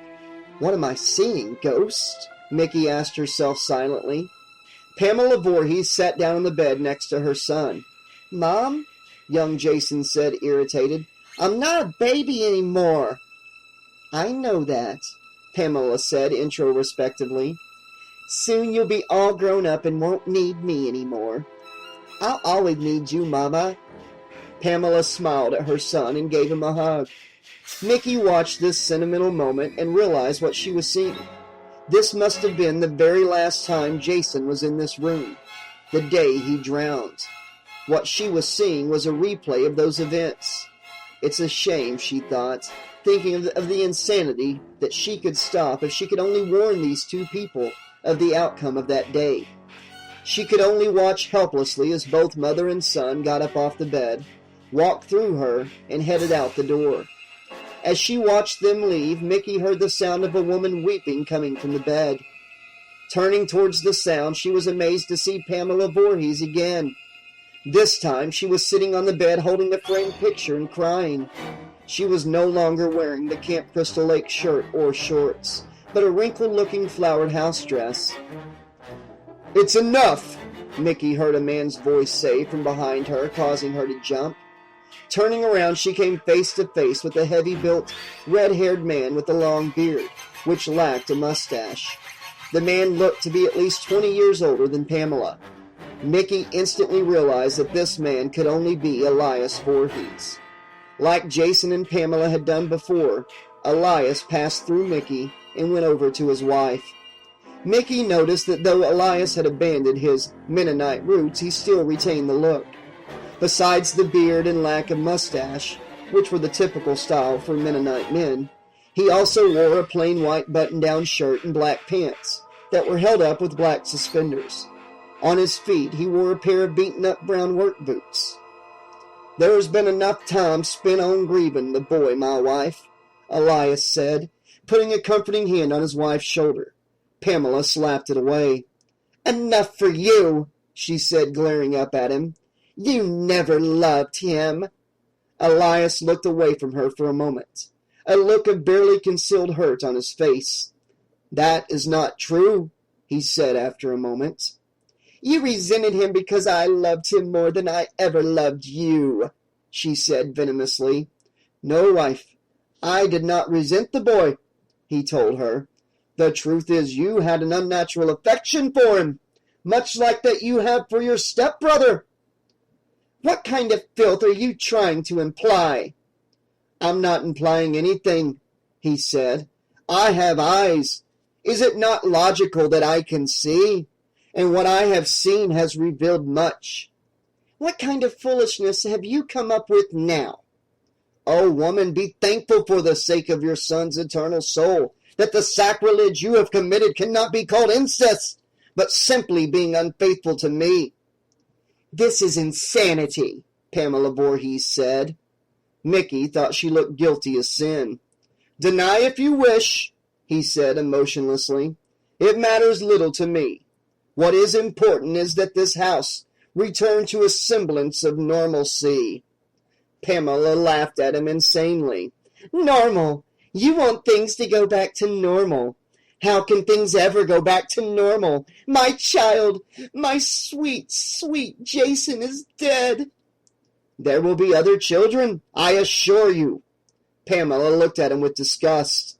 "You honestly think I'm going to let you touch me after what you've said to me?" "You are my wife," he said, an icy smile on his lips. Without another word, he headed for the door. "You dare try to force me, and I'll kill you!" she yelled after him. "You hear me? I'll kill you!" Then Mickey watched as Pamela broke down and started crying again. Then Pamela looked at the picture in her hands again. "Oh, Louis, I need you. Where are you?" she said, placing the picture on the desk. "Mickey!"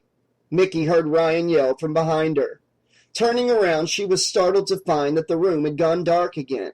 The only light she could see was from her and Ryan's flashlights. "My God, Mickey, don't move!" he yelled at her.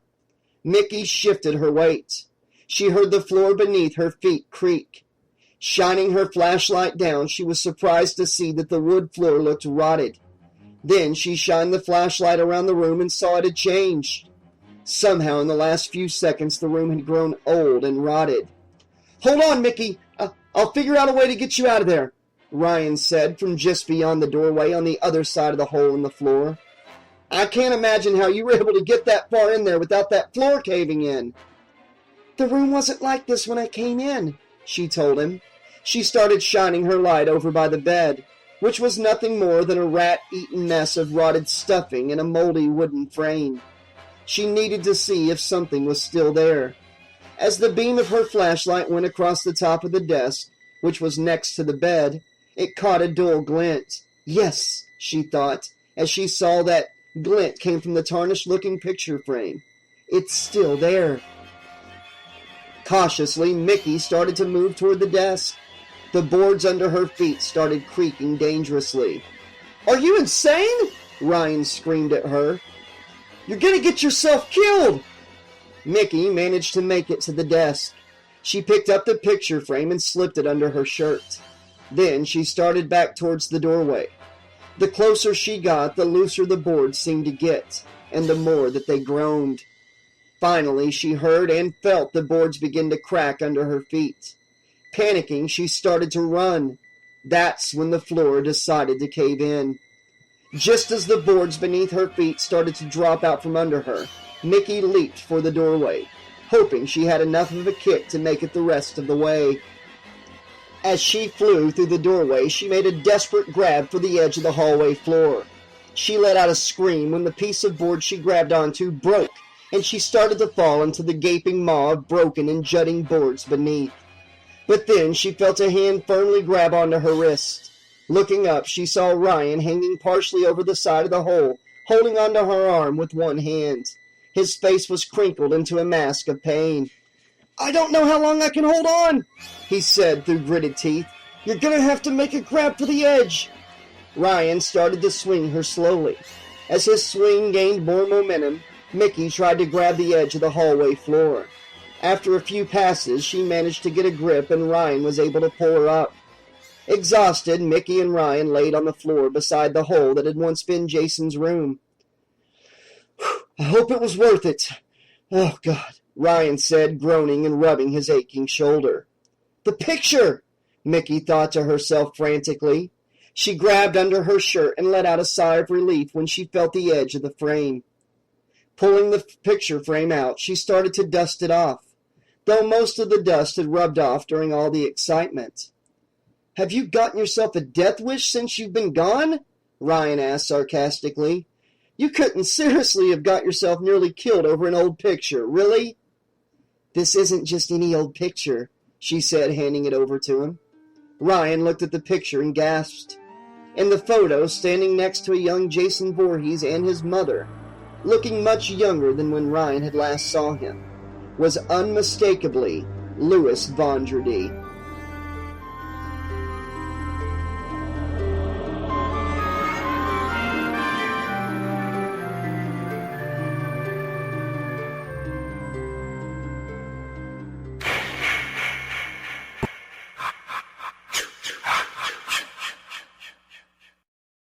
Chapter 7. The Killer Instinct. So, Betty, you say people really don't understand your husband, Crazy Ralph? Carol Martinez said, speaking into her microphone. In front of her was Jamal, standing behind the video camera, which was sitting on a tripod. Kneeling beside him was Sean, who had a pair of earphones on his head and was tending to the sound equipment. To either side of them were two sets of lights, their beams refracted by white pieces of poster board. My Ralph was not crazy, Betty said, clearly incensed by Carol's question. He knew things. He tried to warn people about the cuss on Camp Crystal Lake, but nobody would listen. That's why all those young people died. So you're trying to say that Crazy Ralph should be seen as a hero, not as a drunk with a hang-up on religion? Ralph was a soldier of the Lord. He might have had a weakness for the demon liquor, but he cared for the people of this town. He cared so much that he died for them, Betty said, tears running down her cheek. Carol was less than sympathetic. From what I heard, the reason he got done in was because he was busy peeking in the cabins of female counselors and didn't see Jason coming. That is a fucking lie, Betty burst out, her composure broken. How dare you say anything as disgusting as that about such a fine man? You fucking whore. Oh my, Carol said, feigning surprise. Does Grandma have a truck driver mouth? How dare you? After the terrible things you've said about Ralph, how dare you judge me? Betty said, enraged. You are not worthy to bend over and spit-shine my husband's shoes. Oh, I bet a pervert like him would like that, Carol said, amused. I bet while he was quoting the Bible, he was looking up little girls' dresses. I've had enough of this. You're not interested in the truth about my Ralph. You just want to say bad things about him, Betty said, ripping the microphone from the lapel of her waitress uniform. I hope you fucking bastards go to Camp Crystal Lake and die. Then she threw the microphone at Carol and stomped back into the coffee shop, but not before giving them the finger. "What was that all about, Chief?" Sean asked, surprised, taking off the earphones and standing up. "That wasn't an interview, it was an attack." "I have to agree with the brother man, girl," Jamal said, looking up from camera and pulling his glasses down over his bloodshot eyes. "That was a bit on the aggressive side." Boys, that wasn't a serious interview," Carol said with a satisfied smirk. "That was simply a stepping stone on the way to a goal." Both of her associates looked at her with confused expressions. "In order for us to get Freeman's address, that old hag insisted on me promising that we'd interview her about that drunken loser of a husband of hers." "So you humored her in the most sadistic way possible," Sean said, disapprovingly. Carol looked amused. "We can still use the interview. With some creative editing, we can have that old witch saying that her husband was a son of a bitch." "Oh, I love the sound of creative integrity," Jamal commented. Sean shook his head. "You are such a bitch." "Keep with me, boys, and you'll learn what it takes to make it big in this world," Carol said. "Then, what now, oh wise one?" Sean asked. "I promised the professor an interview with Freeman, and I'm going to get it, no matter what."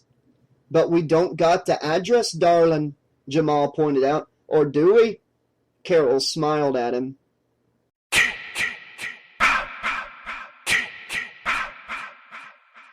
Philip Raymond watched as Carol and her associates proceeded to put their equipment into their beaten-up-looking green van. The voice in his head had instructed him to watch them. Though he questioned the reasoning behind this, he didn't dare do it outright, not after the so-called lesson the voice had given him. In his head, the voice chuckled. "Oh, yes, things are going quite well, Philip. Soon all the pieces will fall in place and our drama can begin." "Drama?" Phil said absently to himself, wondering what it meant. Then, when he realized what he'd done, he became scared. The voice became uncomfortably quiet for a second. Phil braced himself for the mind-numbing pain to begin. "Yes, dear boy," the voice said, amused. "Remember this, all of life is but a play, and all of us are simply players, though in this case, Jason and our eternal masters are writing the play." Phil let out his breath and relaxed a bit. It was obvious the voice didn't intend to punish him this time, but still the rather cryptic explanation given failed to shed any more light on what it was he was getting into. "It would be wise if you got the car, Philip," the voice reminded him. "We must follow them." Phil didn't need a second prodding. He headed down the street and got in his brown Galaxy. Once behind the wheel, he turned, looked out the side window, and was relieved that he could still see the back of the green van by looking down through the row of windows of the parked cars next to his. After a few more minutes, the green van started to move. Phil started his car and backed out of his parking place. Then he proceeded to follow the van at a discreet distance.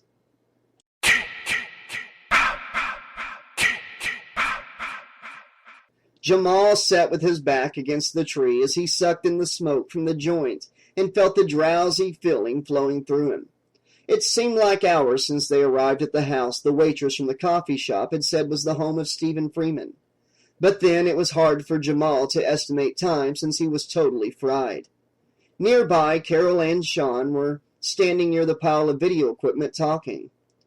"So, how much longer do you expect us to sit here and wait, Chief?" Sean asked. "Freeman has to come home sometime," Carol said confidently. "When he does, we're going to be here waiting." "And then what? Freeman wouldn't talk to you before. Why would he suddenly change his mind now?" "I'm not going to give him much of a choice," she said plainly. Jamal chuckled.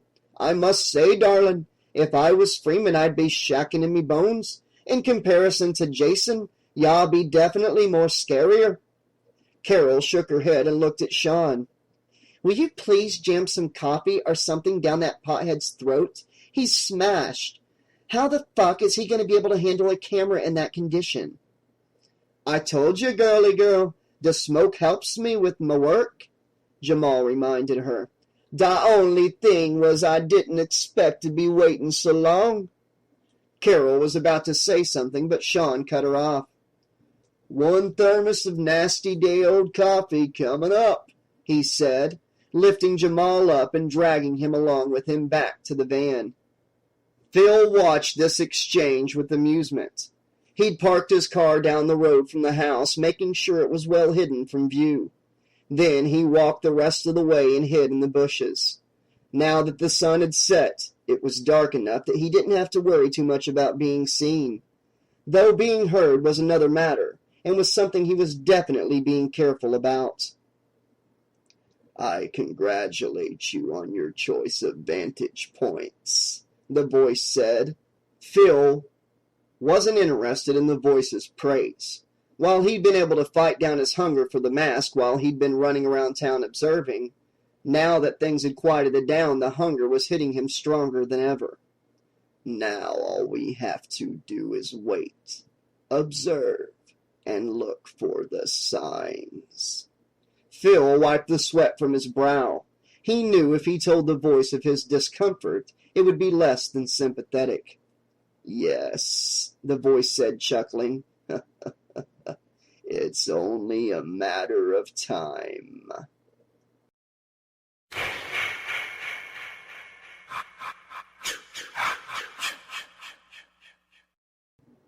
Mickey looked down at the picture she was holding for what seemed like the 100th time. Though she'd had suspicions all along about Uncle Lewis's connection to Jason's curse, to actually see the proof still amazed her. And she wondered why she had somehow been chosen to see those scenes from the past. For some odd reason, she sensed the hand of Pamela Voorhees in all of this. Maybe it was that Pamela felt it was time for the truth to be revealed. That maybe somehow she and Ryan could finally put Pamela's son's tortured soul to rest. Ryan glanced at her and shook his head.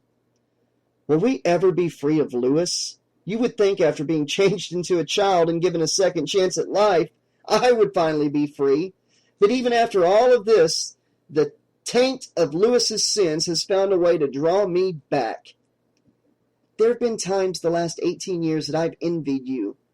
Envied your second chance. Now I can only pity you for all that you've lost, Mickey admitted. You've lost more than I have, Ryan said. Mickey looked out the truck's window at the onrush of trees. Over the years, she tried to block the memory of her fiancé and all the plans that had been ruined because of Lewis's inheritance. Now she knew that there had been other casualties neither her nor her associates had known about. She knew they could include Lewis's own sister and her son among those casualties. Ryan turned the truck onto the dirt road that led to his house. As they headed up the road, they were surprised to see lights up ahead. What the hell? Ryan said. You expecting anyone? Mickey asked. Then they came within view and saw the beat-up-looking green van and its occupants. Oh, crap, Ryan said, exasperated. Who are they, Ryan? Trouble. Sean had been the one who sighted the headlights of the Ford Ranger that was heading up the road toward Stephen Freeman's house. He yelled at the others. Carol immediately went into action and started coordinating with her associates. But to anyone who didn't know better, it looked like she was standing in the road with a microphone in her hand, screaming and cursing at them. Sean, grab that fucking light and get ready, she yelled. Pothead, get that fucking camera off the tripod. You think Freeman's just going to stand there and let you shoot him? This is going to be done handheld, asshole. Carol watched as the blue truck came to a stop in front of them. She saw Freeman turn to the red-haired woman sitting in the passenger seat and say something. But she couldn't hear it and wasn't able to read his lips because of the reflection of Sean's light on the windshield. Then Stephen Freeman got out of the truck and came limping up to her. You have no right to be here. You're trespassing. Stephen Freeman, you remember me from the coffee shop. I'm Carol Martinez. We're shooting a documentary on Jason Voorhees. I told you, young woman, I will have no part in this, Steve Freeman said angrily. But, Stephen, you helped Jessica Voorhees send Jason to hell, or supposedly, if you want us to believe such a way-out thing, Carol said chidingly. For one thing, Jessica's last name never was Voorhees, and for another, there was no supposedly about it. I sent that monster to hell, and in the end it cost me everything I loved, Freeman said, exasperated. Now go away, damn it! I have nothing more to say. I want nothing more to do with Jason Voorhees. That's interesting, Carol said, looking past him at his red-haired companion, who had sneaked out of the truck and was cautiously heading for the front door of the house. Then what is your friend carrying? With that, Carol faked past Stephen, raced up to his companion, and blocked her way. Hello, my name's Carol Martinez, and I'd like to know who you are and what you got wrapped in what looks like a white dress. Jamal had followed after Carol and continued to film. Leave her alone, Freeman yelled, running up to them. You came here to harass me. Leave her out of it. We haven't been trying to harass you, Carol said, feigning a hurt expression. All we want is for you to give us your unique perspective.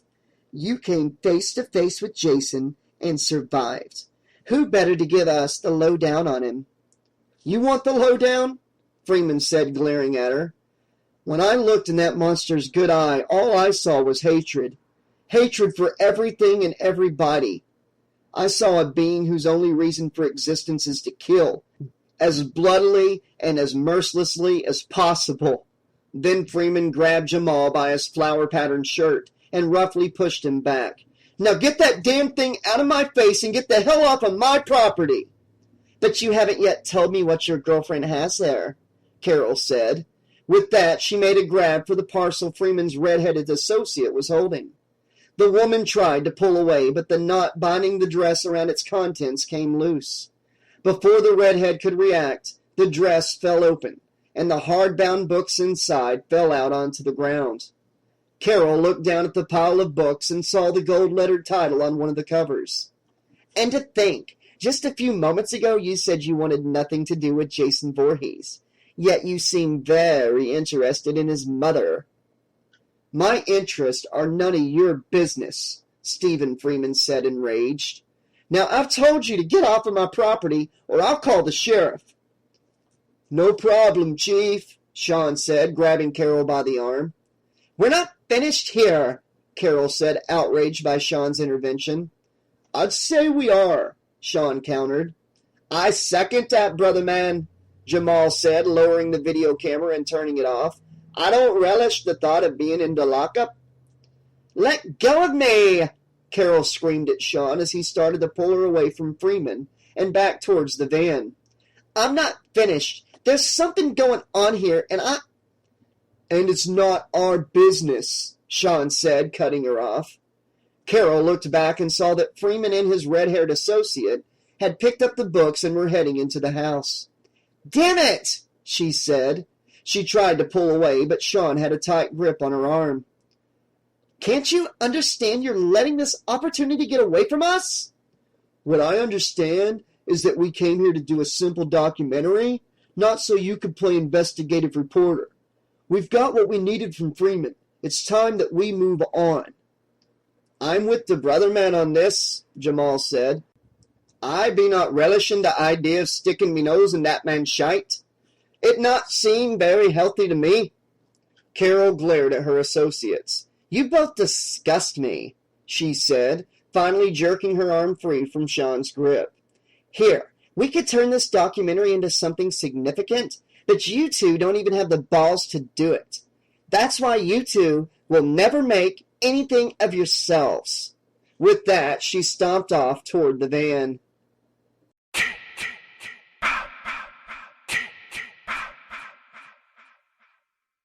From his hiding place, Phil Raymond observed the scene in front of Stephen Freeman's house.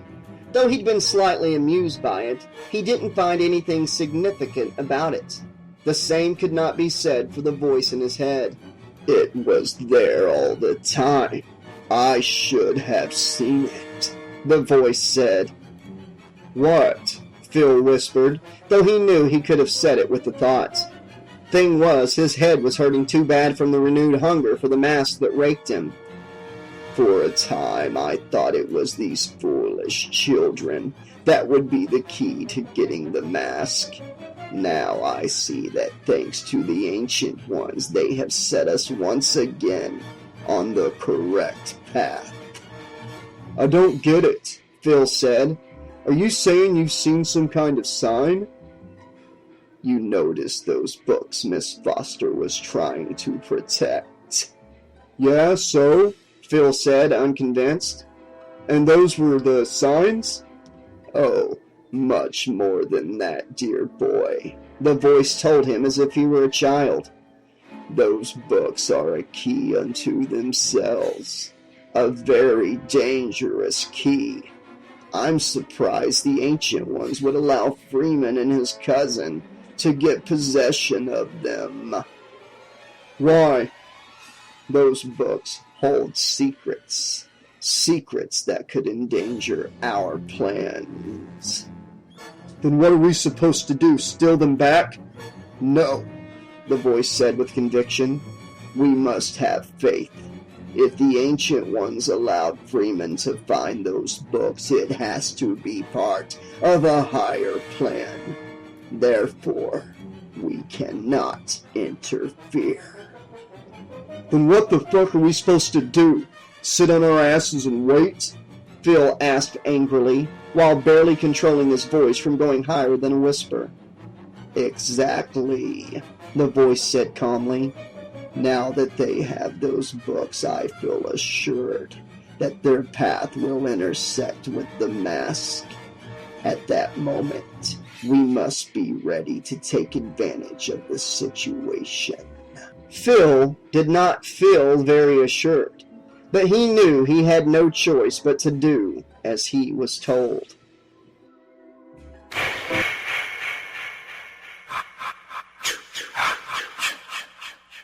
Chapter 8. The Diaries.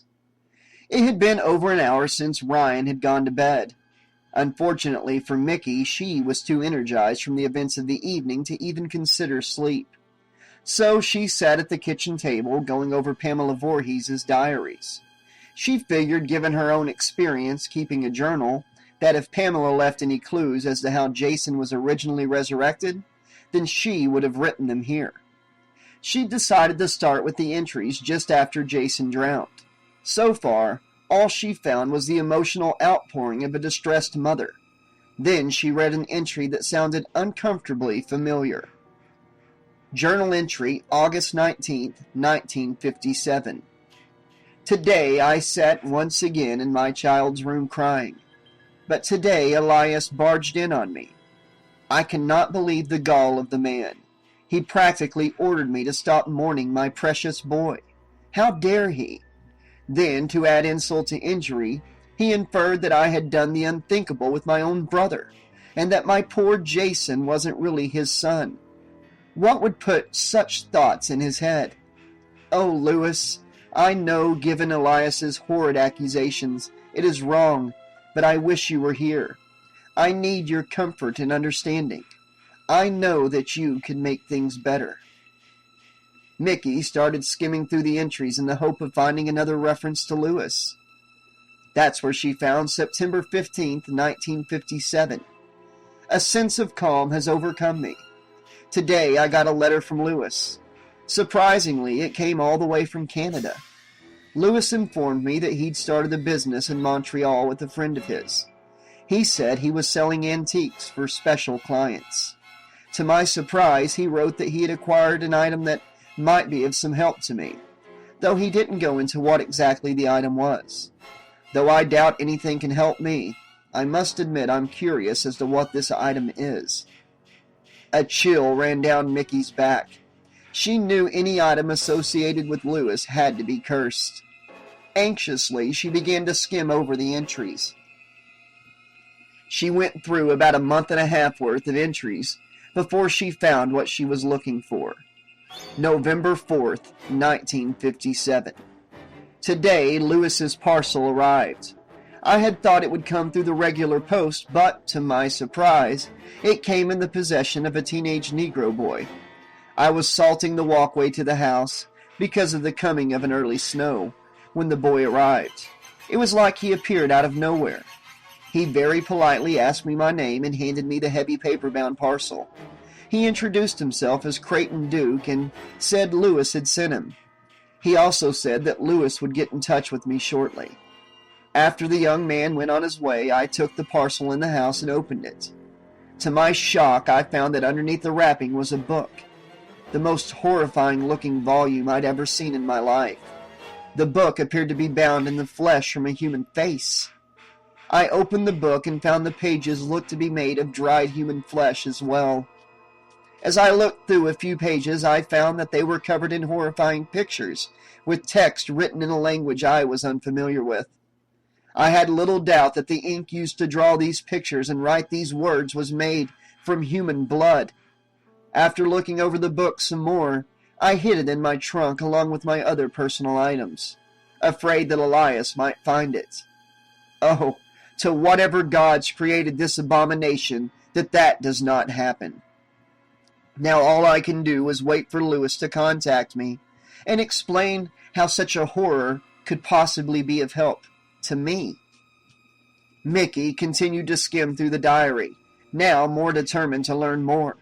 She recognized the description of the book Pamela mentioned as that of one of the fabled copies of the Necronomicon, though she had thought they were pure myth. Obviously, she had been mistaken. After several more pages and near a month's worth of entries, she came upon what she was looking for. December 6th, 1957.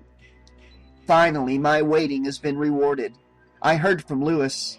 Once again, I was outside shoveling the walkway when the young Negro boy, Creighton Duke, surprised me again by seeming to appear out of nowhere. Silently, he handed me a note and walked off into the snow again. I opened the note and was excited to see Lewis's handwriting. The note instructed me to meet him inside a cave on the western slope of Crystal Hill at midnight in 2 days from now. He also instructed me to bring the book with me. A thrill went through Mickey as she read these words. Quickly, she moved ahead 3 days, hoping Pamela would mention something about her meeting with Lewis. She was not disappointed. December 9th, 1957. Last night I met with Lewis. It was easy since Elias and I have not slept in the same bedroom for months, and he always turns in early. The only hard part was making the long trip through the snow to Crystal Hill.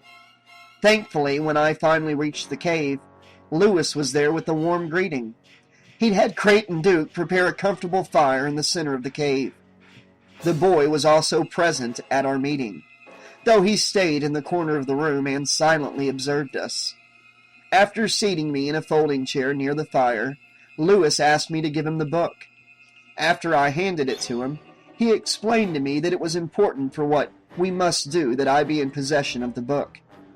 After glancing through the book, Lewis stopped at one page. He looked up at me and explained that in recent years he'd become involved with some ancient beings known only as the Ancient Ones. He told me that since God would not help me, he had convinced them to help me by restoring my son to me. Then he went on to tell me that there was a series of rituals required to perform this miracle. I was aghast and fascinated as Lewis told me about the different sacrifices the Ancient Ones needed to help build the energy to do their work.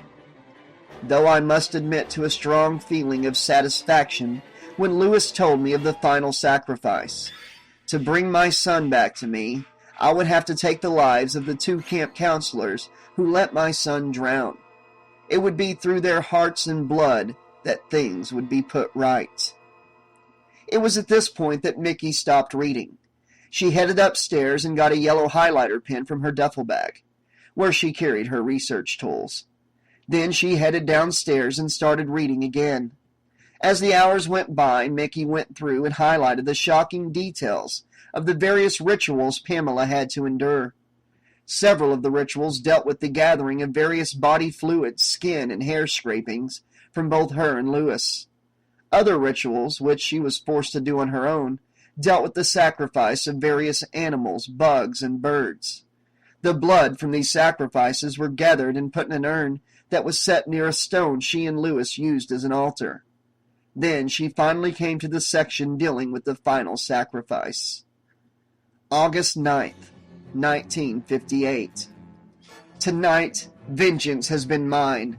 Earlier this evening, during the bonfire at Camp Crystal Lake, I found the two counselors who killed my precious boy, and I killed them.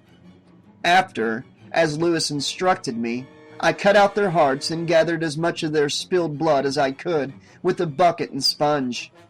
Later, back at the cave at Crystal Hill, I squeezed the remaining blood from the two hearts into a couple canning jars along with the blood I'd gathered in the bucket. When the jars were filled, I poured the remaining blood over the altar. Then I put the two hearts in two large jars filled with formaldehyde. These jars, along with the jars of blood, I took home awaiting word from Lewis about when we can finally finish this ghastly business and bring back my Jason. Bring him back to me. For the next several pages, Mickey couldn't help but read Pamela's entries that she wrote during the time she was waiting for Lewis to contact her. Mickey's heart went out to this poor woman as she read of the many plans Pamela had for when she was finally reunited with her son. Then Mickey felt an icy chill run through her again when she read the entry when Lewis finally contacted Pamela. August 27th, 1958. I was putting on the laundry on the clothesline when Creighton Duke suddenly appeared behind me again and gave me another start. I still can't figure out how that boy does that. He handed me another note from Lewis. Boldly, I asked him if the time had finally come. The boy simply smiled at me and ran off. Excitedly, I opened the note. Inside, Lewis had wrote instructions on what I needed to bring, and that we were to meet on the shore near the boat launch at Camp Crystal Lake tomorrow night at around 2 a.m. To my surprise, though Lewis had listed the blood of the two counselors, he had not included the two hearts. Though I'm tempted to bring the hearts as well, I know that I shouldn't, because I must have faith that Lewis wouldn't make such a mistake. Oh, thank you, whoever you are. Tomorrow night will be a night of joy. Tomorrow my Jason will come home. The cold chill remained with Mickey, though she didn't know exactly what the next entry would tell. She had a good idea, and she felt sorry for Pamela. Mickey started to read the entry, but felt a slow ache in her head. August 29th, 1958. Oh, merciful God in heaven, what have I done? What have I unleashed on the world? Mickey stopped reading for a few moments and started rubbing her temples in the hopes of soothing the pain that had crept into her head. Then she noticed what her hands started to feel a little numb as well. God, what's happening to me? She thought. She continued to read. This was the important part. I can't believe that Lewis could purposely deceive me. More than likely, we were both deceived. From what I could tell, Lewis did the ritual exactly the way we'd practiced it. So why did it turn out so wrong? Mickey had to stop. Something was terribly wrong with her. The pain in her head was now stabbing, and her hands were cold and nearly numb. She could barely hold the diary now. She tried to yell for Ryan, but the only thing that came out of her mouth was a heavy gasp. Then everything around her started to fade out and turn black. She felt like she was falling. Then she felt a sensation like a light impact, like she had simply fallen out of her chair. Her hands flopped off her lap and landed on dirt. She opened her eyes, though she didn't remember closing them, and saw that she was lying on her side on the ground a short distance from the lake. She also saw she wasn't alone. Right in front of her, standing up to his waist in the lake, was a man in a hooded cloak.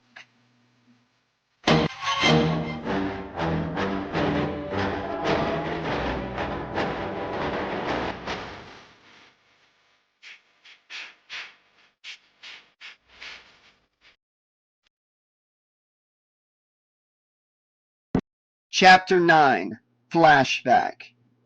Mickey watched as the hooded and cloaked man standing in the lake held an ornate-looking gold-colored chalice over his head and began to chant. "Most ancient ones," the hooded man chanted in frighteningly familiar voice, "I consecrate this place with the offering of the essences of myself and this woman. May this offering show you our diligence and dedication to the work at hand." Mickey realized the hooded man was Louis Vendredi. Turning slowly, the hooded figure of Louis began dumping the powdered contents of the chalice slowly as he moved. Then, when he was finished, he began to wade to the shore.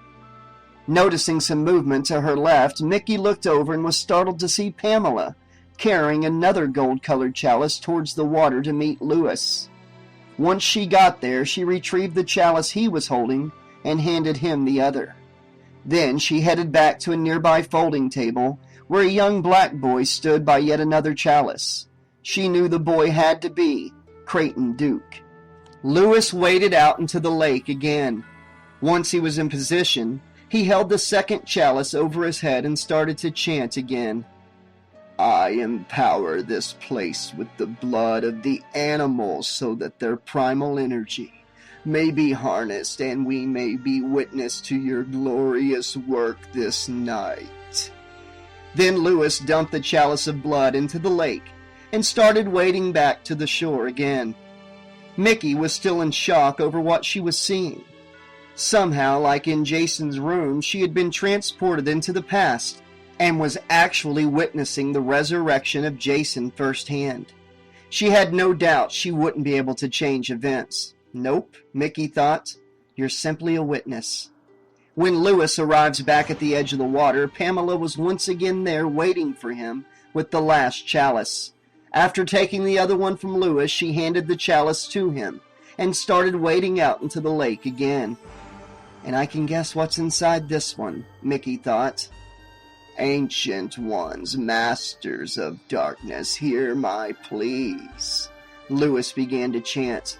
"Nana Cthulhu Azagatha Lamashta. Show this unfortunate woman that you are greater than the god who has betrayed her.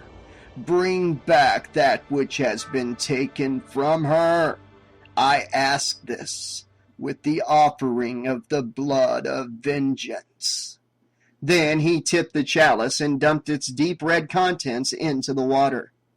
Slowly and shakily, Mickey got up off the ground and watched in amazement as clouds started gathering around the center of the lake. Then, with a flash, a pillar of light shot down from the clouds, just beyond the buoy. The water around the shot began to bubble. Then, as quickly as it came, the light disappeared.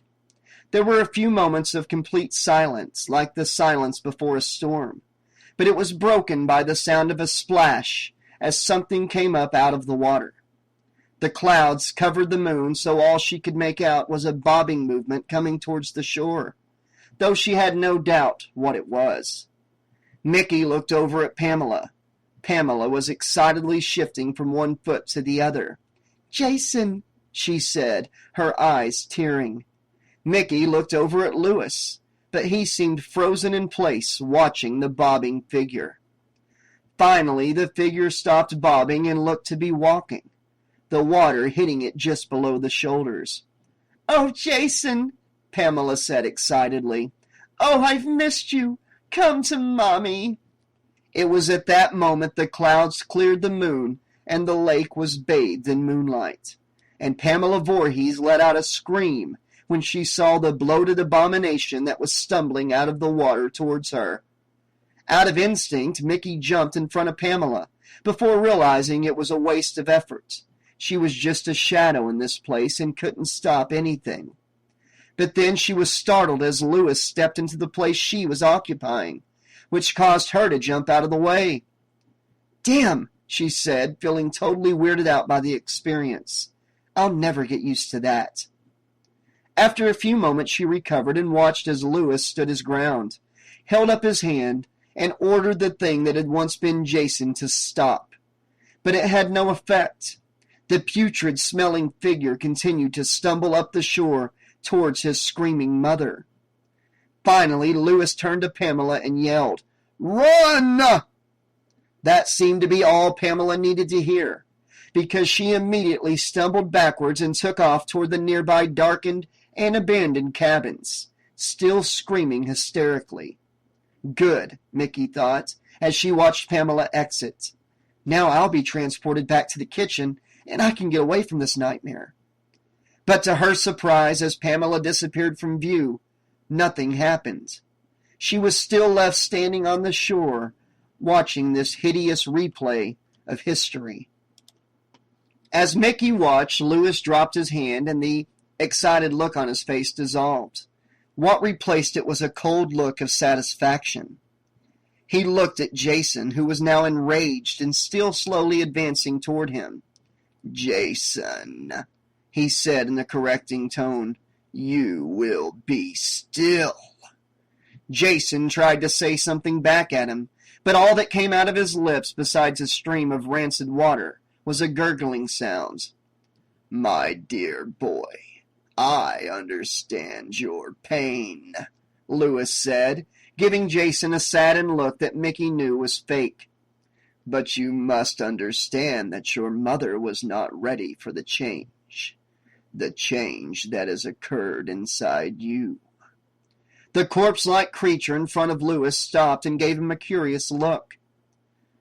"I know you haven't realized what has happened, but your mother and I brought you back. You see, there was an accident, and you drowned a year ago to this very day." A spasm went through Jason's twisted body. He turned and stumbled back towards the water again. Then he looked down at his reflection, which was lit by moonlight. Upon seeing it, he let out a gurgling wail that turned into an inhuman scream as the water left his lungs. "I know it's horrible," Lewis said, moving over to the figure crouching at the edge of the water. "But remember, where there's life, my boy, there is hope. And you are very much alive." Jason looked up at him and glared at him, pain and shock clearly visible on his bloated features. "Don't worry. Your Uncle Lewis won't desert you," Lewis said. "If there is any way I can find to help you, I will." Jason looked up at him pleadingly. "Mama," he barely got out. "Your mother?" Lewis asked. Jason nodded. "I'm sorry, son, but you saw her. She'll never accept you as you are." This initiated a strong reaction from Jason. He slammed his thin, rotten fist into the water, causing mud to come to the surface and obliterate his reflection. "But that might not always be true. Trust me," Lewis told him. "You're my family. I won't abandon you." Jason stood and faced his uncle. "But I need you to accept my help," Lewis said, more demanding. "Will you accept my help?" Jason nodded. Lewis looked over at the young Creighton Duke, who was crouched down behind the folding table. "Clean up this mess and meet us at the cave." The boy cautiously stood up and nodded. Lewis turned back to Jason and said, "Follow me, and I'll take you to a place where you can rest and heal." Mickey watched as Lewis led his ghastly charge up from the edge of the lake and onto the path into the forest. "If I only knew what I know now," Mickey heard a female voice say from behind her. Mickey turned around, and a figure moved stiffly out of the shadows of the woods. As the figure came into the moonlight, she was struck by both recognition and revulsion. The figure was Pamela Voorhees, but this time it wasn't a vision of the past. This was the ghost of Pamela Voorhees. As the figure, who was dressed in a blood-soaked tan turtleneck sweater and equally soaked blue jeans, moved closer, Mickey could see that her head was severed at the throat and was being balanced on the stump of the neck by pure will. New blood dribbled from the slice in the neck. Please don't be frightened, my dear, Mrs. Voorhees said. I'm really trying to make myself as presentable as possible. As long as I stay straight and the suction holds, we won't have an uncomfortable accident. You're the one who brought me here? Mickey realized. Yes, I did, Pamela admitted. Why? Mickey asked, standing her ground, though part of her wanted to run as far as she could from this walking dead woman. I need you to know the truth, the whole truth, Pamela said, stopping 3 feet away from Mickey. But I had your diaries, Mickey started to say, but Pamela cut her off. Those don't tell the full story, Pamela said. If only I knew then what I do now, I could have stopped all the bloodshed. It took my own death to really open my eyes to my dear brother's treachery. He used me and cursed my son to this horrible, endless existence. Mickey was perplexed by this turn of events. If I recall, wasn't it just a year and a half ago that Jason's mask brought your head back to life? Mickey reminded her. And from what my research indicated, you were helping the mask. Pamela looked taken aback. What the mask brought back in that soulless thing was the madness my sin had drawn me into. I was forced to sit helplessly and watch Lewis and the Dark Ones use my remains like some perverted puppet. That sounds like a convenient story, Mickey said, her distrust evident. Now you seem perfectly able to take action. Well, that's thanks to you, dear, she said. You seem unaware of the power you possess. I sensed it the moment you walked into my house. I've been tapping into it to help me do this. You showed me that vision in Jason's room? Mickey recalled.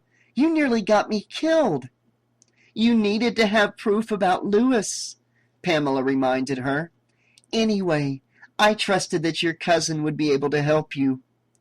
Still, how am I supposed to trust you after all the horrible things you've done? I can understand your reluctance, Pamela said, looking hurt. All I ask is that you look at what I have to show you with an open mind.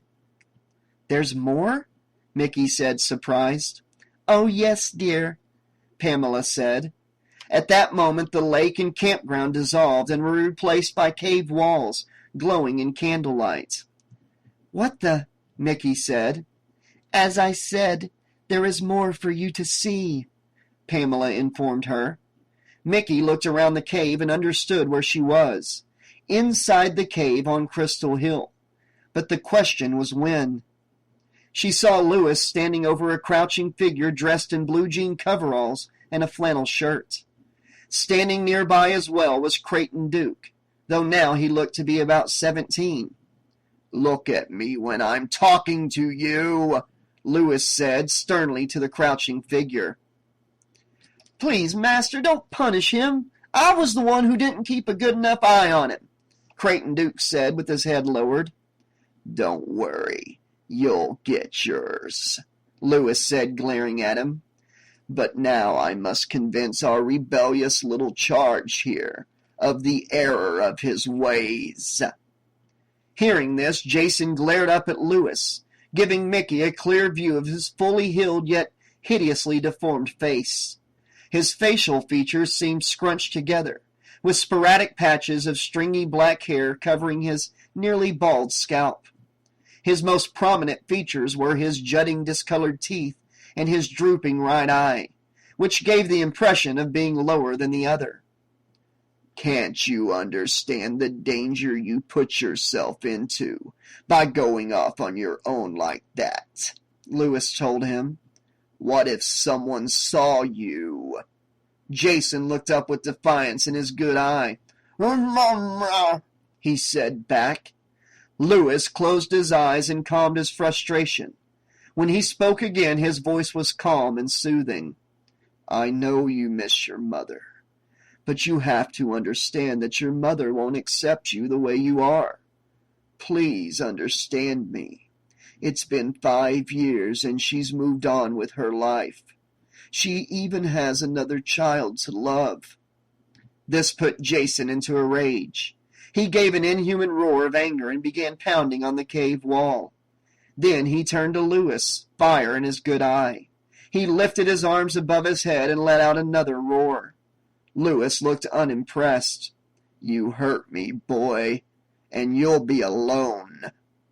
Jason froze for a moment. A look of fear came into his good eye. Then he turned around and started pounding on the cave wall again. "I know it's a painful realization for you," Lewis said, sounding a little bit sympathetic, "but it's a fact of life." Jason screamed. Lewis stood back and watched as Jason continued. After a few more minutes, he finally slumped down and began to cry. His fists, which he held tightly across his stomach, were a cut-up mess. Dark, blackish-colored blood oozed from the wounds. "Clean him up," Lewis ordered Creighton Duke. "And this time keep an eye on him, or the next person in need of the first aid kit will be you." Lewis glared at him in a way that made it perfectly clear he wasn't joking. "But, Master, where are you going?" the boy asked, nervously looking over at Jason's slumped form. "I need to do some cleanup work of my own. It's obvious something needs to be done, something final. It appears we're going to have to advance things a bit sooner than I would like, but we've no choice." "Are you sure that's wise?" Creighton Duke said. "It's true his rage has continued to grow, but I don't believe it's strong enough to push him into murder." With that, Lewis slapped Creighton Duke across the face. The slap was hard enough that it knocked the boy to the ground. "I didn't ask for your approval or your opinion. I think leaving you here to watch our charge has given you an inflated view of your position here." The boy crawled to Lewis and got into a kneeling position in front of him. "I ask forgiveness, Master." "Once you clean him up, pack our things and be ready to leave," Lewis ordered, his voice lowered so Jason couldn't hear him. "It won't be safe for either of us around here once the plan is executed." Mickey looked over at the ghost of Pamela Voorhees, surprised. "What plan? I demand to know how we're seeing this. You couldn't possibly have known about this." "But I could," she heard a male voice say from behind her. Mickey turned and saw a tall, slim, middle-aged black man, decked out in cowboy boots, blue jean pants, dark flannel shirt, blue jean vest, and a black cowboy hat, come out of the shadows. The man also had a dark mustache and whiskers, with several gray hairs in the mix. "Creighton Duke?" Mickey said, stating the obvious. "At your service, lovely lady," the black man in the cowboy hat said with a toothy grin and a tip of his hat. "My reputation precedes me." "What the hell are you doing here?" Mickey asked. "The same thing as poor Pamela here," he told her. "You saw for yourself. I also was involved in bringing Jason back, and I share the same punishments. I, too, will never find rest until this curse is ended." "It was Creighton who made me aware of all this. He showed me the same way that I'm showing you now," Pamela told Mickey. "I don't understand this. You helped Jessica and Ryan send Jason to hell?" Mickey said to Duke, surprised by his turn of events. "Obviously, that wasn't enough," Duke said. "But now we've got a chance to redeem ourselves, thanks to you and your cousin," Pamela told her. Mickey felt overwhelmed. Now she had the fate of these two souls added to the burden she already held. "Lewis said something about a plan he was having to advance," Mickey said, looking over at the two spirits, who were now standing together in front of her. With that, the scene around her dissolved yet again.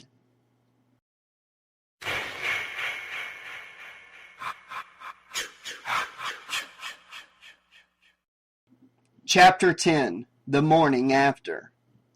Ryan smelled the aroma of fresh coffee as he drowsily and stiffly limped down the hall toward the kitchen. His body still hurt from the beating it had taken the night before. He silently chided himself for oversleeping. It was well after 9, and he knew he needed to get himself together and take care of a few things. One thing he definitely needed to do was call his partner, Will Peters, and ask him if he could take care of the Army-Navy store for the next few days. He figured he'd explain his need for time away from the store by telling his partner he wanted to spend some time with his cousin, which wasn't far from the truth, though he couldn't rightly tell him what he and his cousin were going to be doing together. Upon entering the kitchen, Ryan grabbed a mug from behind the sink and poured himself a steaming cup of coffee. Thankful the auto shutoff on the coffee maker was broken. He was just taking his first eye-opening sip when he turned and saw Mickey slumped over the top of the kitchen table, fast asleep. Her head was resting on an open volume of Pamela Voorhees' diaries. As he headed over to check on her, she started to stir. Groaning sleepily, she looked up at him with squinty eyes. What time is it?" she asked, sitting up and wiping a bit of drool from the side of her mouth. "It's a bit past 9, he said. "Were you up most of the night reading those?" He indicated the majority of the diaries, which were strewn on the floor next to the table.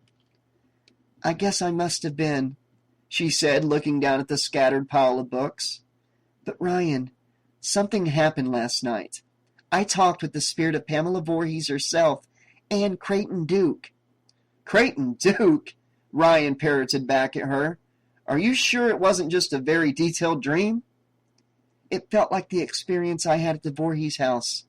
You can't explain that away as being only a dream." Ryan had to admit she had a point, yet he still couldn't take her word for it. "How do you know it was Duke?" "Besides the fact that he introduced himself, I don't know too many black guys these days who could get away with that urban cowboy dress style. Hell, the guy reminded me of Mr. Nightlinger from the Cowboys." Ryan was startled by her terminology. He had thought of that character from the John Wayne movie when he first met Creighton Duke. "I know exactly how Lewis and Pamela brought Jason back from the dead," she told him. Then she yawned and sleepily rubbed her eyes. "That's fantastic," he told her, "and I'd love to hear about it. But right now I think it would be for the best if you went upstairs and got a few hours' sleep."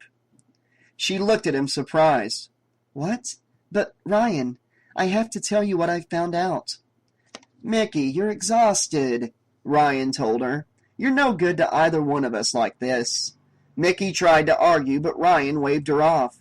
"Anyway, I've got some urgent business in town, and while I'm out, I expect you to get some rest."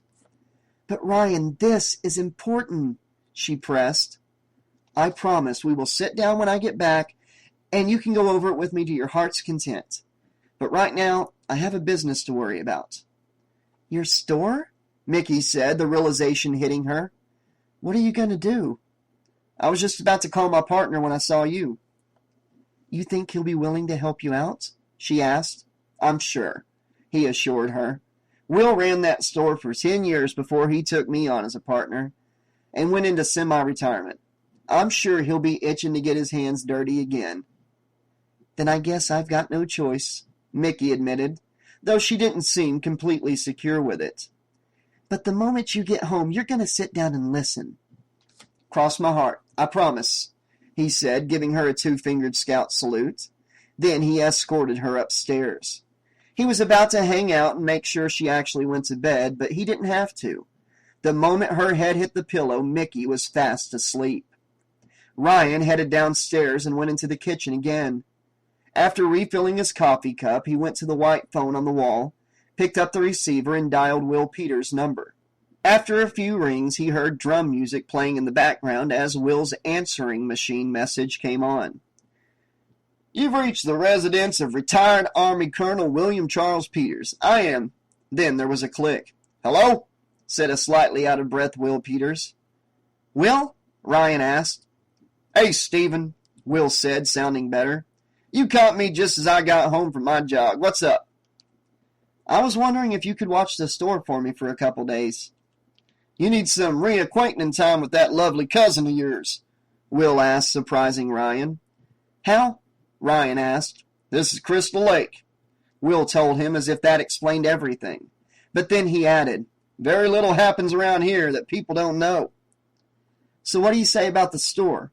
Ryan asked. "Sure," Will said. "I'd love to take care of the old girl for a couple days." After that, they agreed to meet at the store in 45 minutes. After Ryan hung up the phone, he drank down his coffee and rushed upstairs to get dressed.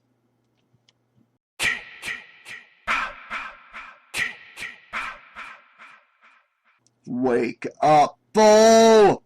the voice screamed in Phil Raymond's head. What? Phil said, quickly setting up from behind the clump of brush he was laying behind.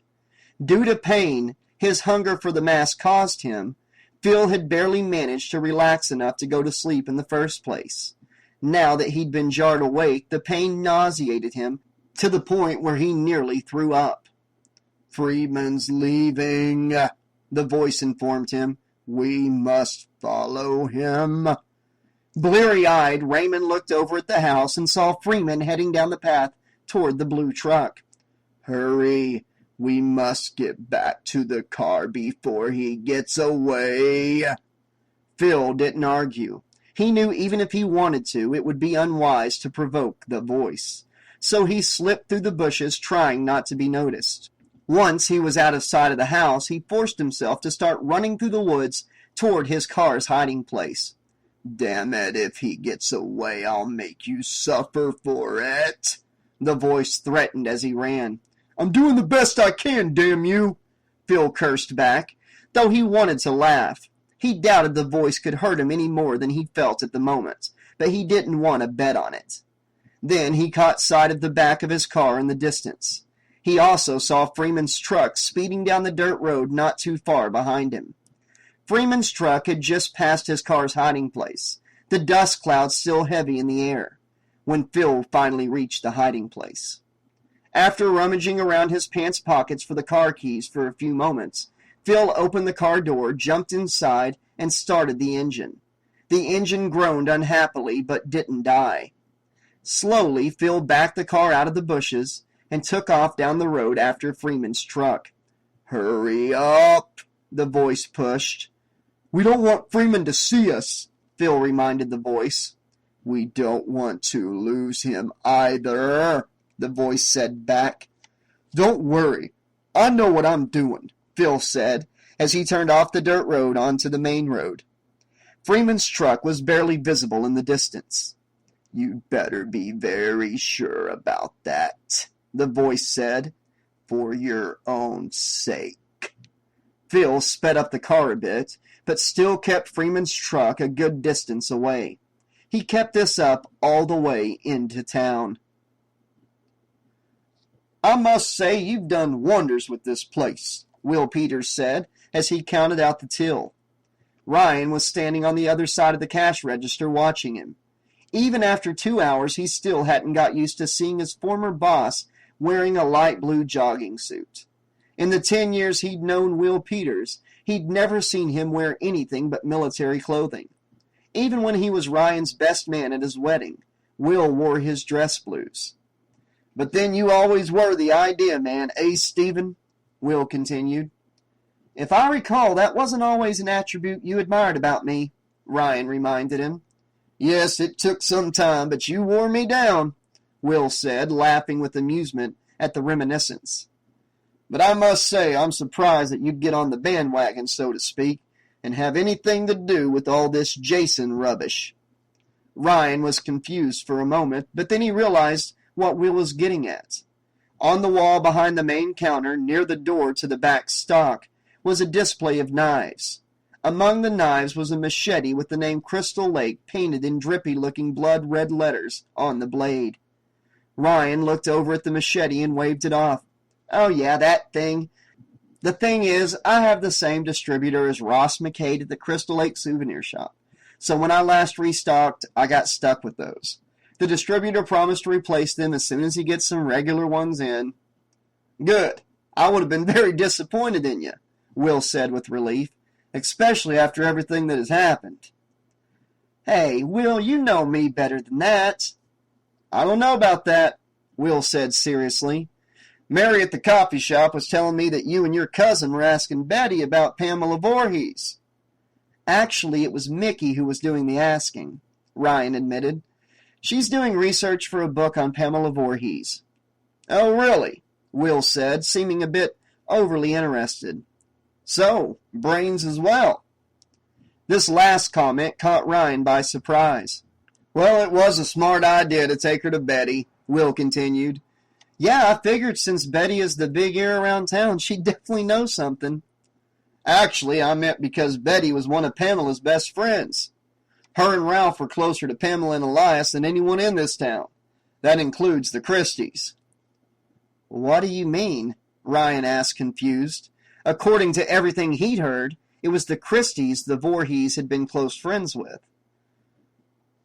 Though Pamela and Elias may have acted cozy with the Christies in public, the truth was both of them thought the Christies were stuck-up snobs. The only one Pamela had any affection for was Steve Christie, and you know how that ended. Ryan nodded. He definitely did remember reading about how the sheriff found Steve Christie's mercilessly butchered body hanging from the branch of a tree near the main cabin. Anyway, Ralph and Betty were constantly over at the Voorhees house, Will continued. In the old days, you always saw Elias and Ralph together, either going fishing or hunting. That's odd, because Betty gave me the impression she barely knew Pamela, Ryan told him. It's probably a very sensitive issue with her. I recall she and Pamela went their separate ways after Elias had his accident.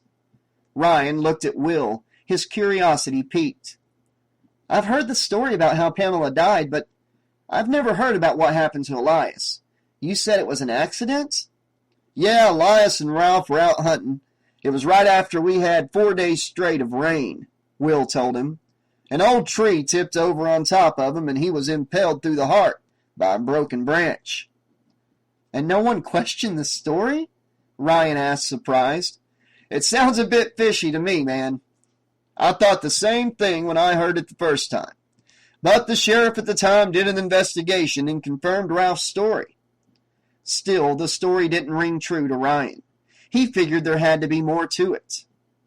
Oddly enough, it wasn't long after Elias's death that Ralph started drinking, preaching, and claiming that Camp Crystal Lake had a death curse, Will added. And what about Pamela? Ryan asked. From what I heard, after the accident, Pamela became more reclusive. It was less than a year later that she had her breakdown and was committed. I hadn't heard Pamela had been committed, Ryan had to admit. So that's why Diana was raised by the Kimballs. Pamela only got out of the institution 3 years before she committed the murders at Camp Crystal Lake, Will told him. I'm surprised you didn't know. If you recall, my mom and I moved to Crystal Lake just a few years after the murders, Ryan reminded him. By that time, the townspeople were very closed-mouthed about anything dealing with Pamela Voorhees.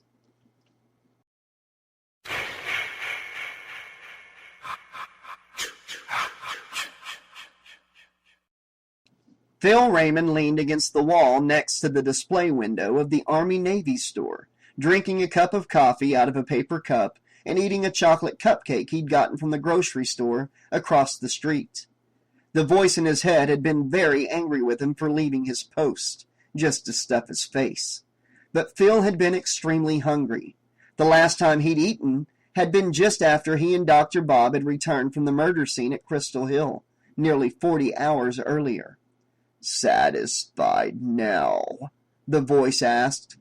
Phil dropped the cupcake wrapper on the ground and pulled the Ziploc bag out of his coat pocket that held the 2 pickled eggs he'd bought as well.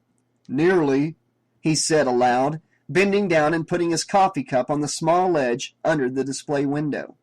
Then he opened the bag and one by one downed the 2 eggs. He hardly chewed and let the sour-tasting delicacy slide down his throat. Breakfast, he said with a satisfied groan. I hope it was worth it to you, the voice said with disgust. Be thankful Freeman was still here when you returned. You definitely wouldn't have enjoyed the alternative. Phil bent down and retrieved his cup of coffee. Think of it this way. I wouldn't be of much use to the plan if I let myself become weak from being hungry. So there you are, he heard someone say from behind him. Startled, Phil turned, and hot coffee from his cup sloshed over his hand. He yelped and dropped the cup, sending its contents splattering on the ground in front of him. My God, man, what have you done to yourself? Sheriff Landis said as he approached. I'm fine, Phil said, rubbing his red and stinging hand. The burn looked worse than it was, but it would still be an irritant to him. Have you looked at yourself lately? You look like shit. The sheriff sounded almost concerned. I haven't been feeling good, Phil told him, allowing a trace of the irritation he felt to come through. Is there some reason for your visit, Sheriff? Sheriff Landis seemed slightly annoyed. Actually, there is. Your boss has been looking for you. If you recall, you're supposed to be helping him with the autopsies of those kids from the latest set of murders. I told you, Sheriff, I'm not feeling good.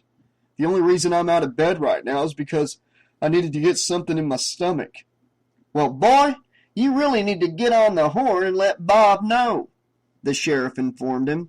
He told me he'd been calling your place and paging you all day yesterday.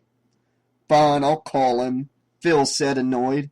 Is there anything else? Just that you should go see the doctor before what you have turns serious. I'm hoping it will, Phil said under his breath. What was that? The sheriff said. I said I'll look into it, Phil lied. You do that, the sheriff said, turning around and starting back to his patrol car, which was parked at the corner. Phil watched him leave and imagined how satisfying it would be to stick a knife in that loudmouth jackass's back. In time, my friend, the voice said. In time.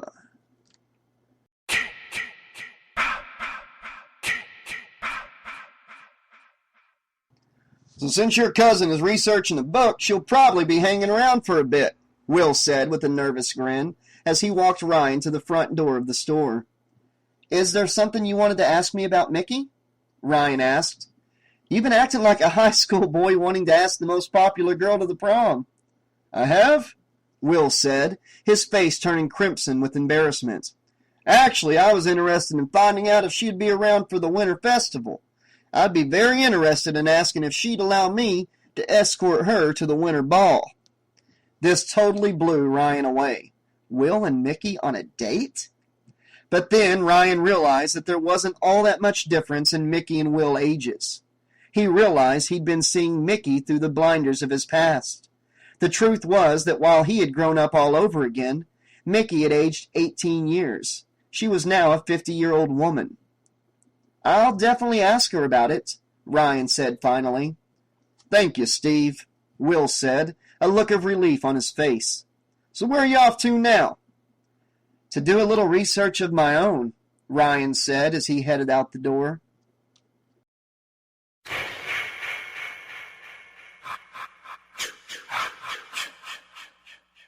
Chapter 11. Yeah, that's the place, right over there, said Deputy John Court as he self-consciously pointed over his shoulder at the Big K Burger restaurant across the street. In front of him was Jamal behind the camera, with Sean kneeling to his side monitoring the sound equipment. To Court's right was Carol Martinez holding a microphone in front of her and looking at Court with total interest. That's where Joey B's diner used to be. Is it true, Deputy, that only Stephen Freeman, Jessica Kimball, and her baby daughter survived the massacre? Carol asked.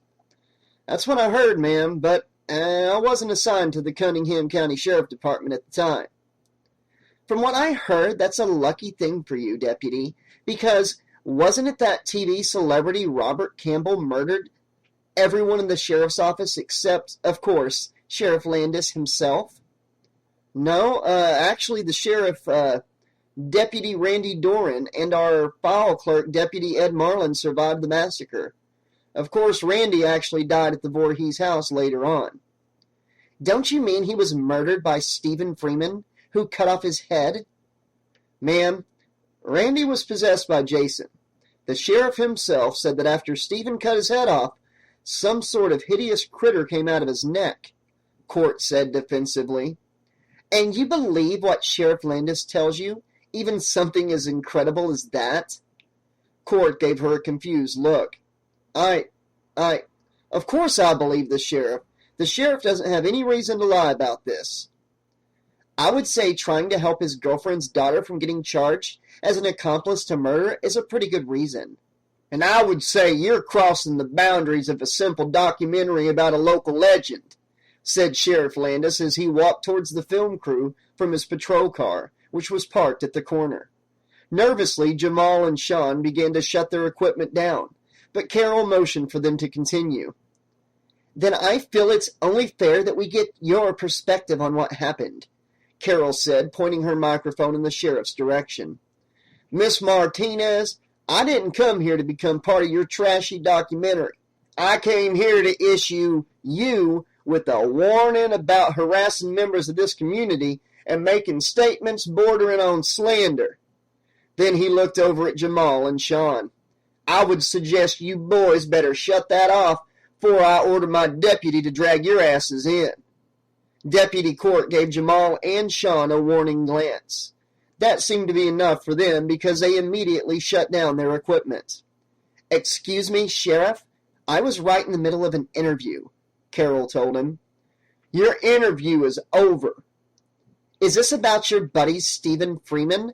Carol asked, now annoyed. Stephen? The sheriff asked, surprised. No, but now I'll have to get Stephen on the horn and ask him what you're talking about. Then the sheriff smiled at her, but it didn't look friendly. No, actually, this is about Betty Loomis. Carol looked undisturbed. From what she told me, she agreed to do a simple interview and ended up having the memory of her husband trashed on camera by you. Mrs. Loomis signed a waiver before she was interviewed, Carol pointed out. If she doesn't like the way the interview turned out, that's tough shit. If I choose to use the interview in my documentary, there's nothing either you or her can do about it. Legally, you're right, the sheriff admitted. But you see, in a small town like Crystal Lake, the community expects more from their sheriff than just being somebody to enforce the law. They want someone who will protect them from troublesome elements that disturb their peace. You and your friends just crossed that line. You can't arrest us for bad taste, Carol told him. Did I say anything about arresting you? Actually, Sean began, but stopped when the sheriff shot him a warning glance. No, I'm just here to inform you that your welcome here in Crystal Lake is growing a bit thin, and I would suggest that you consider packing up your show and moving on. And if we don't, Carol challenged, then you risk becoming one of those troublesome elements I mentioned, the sheriff said. Then what are you going to do? Carol challenged again. You just said you couldn't arrest us. Actually, Miss Martinez, I didn't say that, the sheriff said with cold confidence. What I said was that I couldn't arrest you for bad taste. But if I had a suspicion about another violation of the law, such as the use of illegal drugs, I could bring you in on that. The sheriff looked over at Jamal, but the cameraman was nervously fiddling with the controls of the camera and avoiding his gaze. You don't have to worry about any more trouble, Sheriff, Carol said. We're done doing interviews, and we'll be finishing shooting by tomorrow. I would recommend you finish as fast as possible, Landis said, turning and heading back to his patrol car. Deputy Court looked over at Carol. We're still on for tomorrow, right? He asked. Wouldn't miss it for the world, Carol told him seductively and snapped her teeth at him. You got some place you need to be, Court? The sheriff yelled angrily from where he stood in front of his patrol car. Court stiffened. I'm on my way, Sheriff, Court said, giving Carol an apologetic look as he headed off towards his own patrol car, which was parked down the street. You really amaze me, Chief, Sean said as he and Jamal started breaking down the equipment. You'll do anything to get an interview, even go out with a geek like that deputy. Shame you didn't get to finish the interview at least. To hell with the interview, Carol said with a smug look on her face. We got what we needed, and as for Deputy Do-Right, by the time he realizes he's been stood up, we'll be on our way back to California. Both Sean and Jamal looked at her in total confusion. "Excuse me for being totally ignorant, Chief, but what the hell did we get out of this except a rather short introduction to the massacre at Joey B's and a very slanderous and unsubstantiated accusation against the sheriff?" Carol pulled a piece of paper out of the pocket of her blue jean jacket and handed it to Sean. Sean looked over the paper but still looked confused. "Yeah, these look like directions, but directions to where?" Carol looked pleased by his confusion. "Our next destination? The Voorhees residence." "As I said, you amaze me, Chief," Sean said. "All it takes is knowing when to provide a little gentle persuasion," she said, before she started to help them pack the equipment up.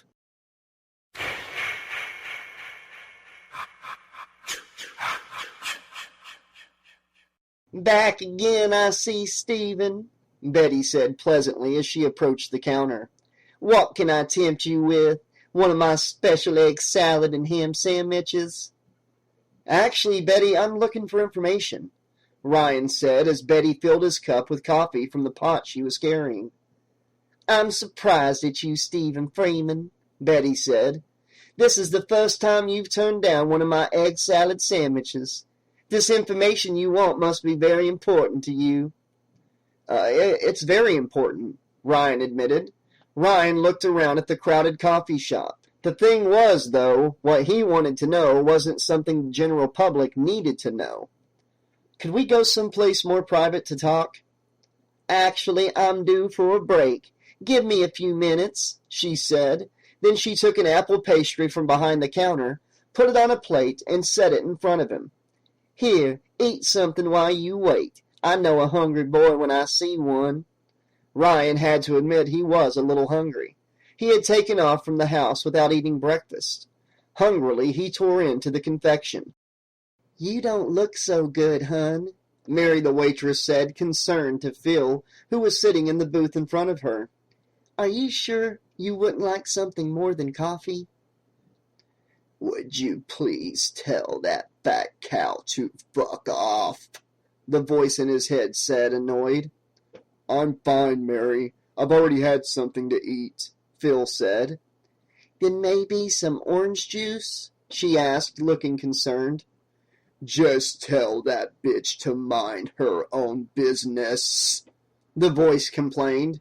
"Fucking hicks don't know when to mind their own business. That's one reason why I hate this fucking town so much." "That'll be fine," Phil said with a charming smile. "Please make that and my coffee to go, would you, honey?" "No problem, hun," Mary said, returning his smile.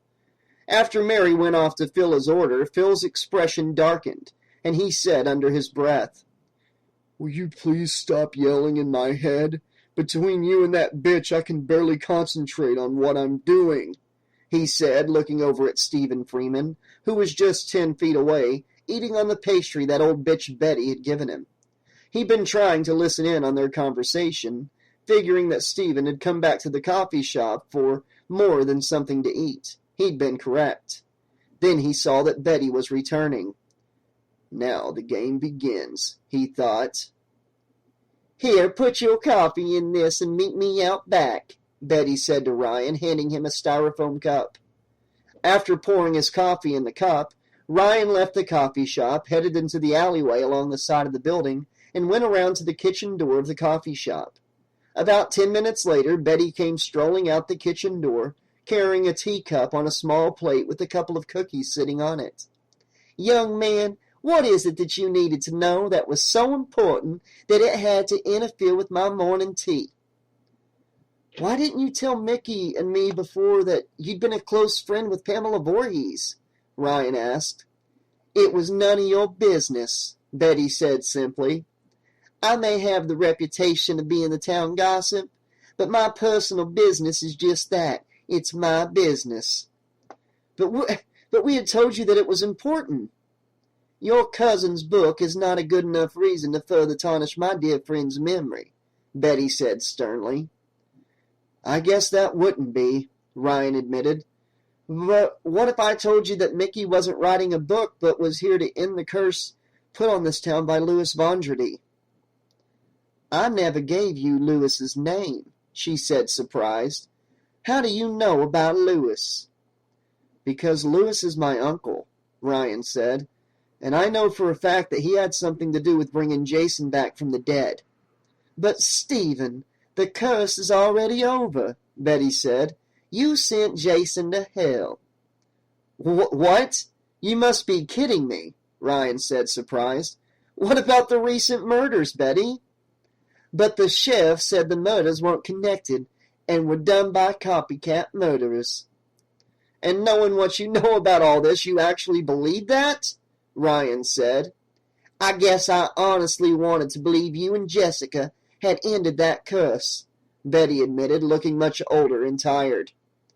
What about the rumors about Jason's mask? Ryan asked. I thought people were just trying to keep the legend alive, Betty admitted.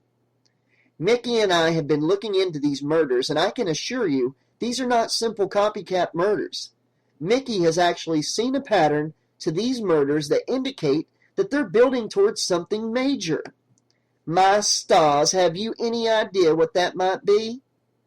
We're not too sure right now, Ryan admitted, but we know we need to be ready, and knowledge is power. Quite true, young man, Betty agreed. How can I be of help? I asked Will Peters about what he knew about Elias Voorhees' death. What he told me didn't ring true. He mentioned that your husband, Ralph, was with him at the time. I was just wondering if he told you anything about it. Betty took another sip of her tea and looked down at her cup in disgust. If I had known you were going to ask me about something like this, I would have added something a little stronger to my tea. Then Betty downed the rest of the tea in one gulp. She sat down on the stoop in front of the kitchen door and placed the empty cup, saucer, and untouched cookies down beside her. Ralph told me what happened. He was never the same after the incident. You're right when you say that the story was passed around town, and it wasn't true. The sheriff and Ralph came up with it because the truth was far more hideous. Did Jason kill his own father? Ryan asked pointedly. Yes, he killed Elias because Elias was trying to stop him from killing his mother. What? Ryan said, stunned by this revelation. But Jason loved his mother. Why the hell would he try to kill her? And what the hell was Pamela doing there? Well, you see, Elias, Pamela, and Ralph had all gone into those woods to kill Jason, Betty told him. So you can see, in some ways, you could say it was self-defense on his part.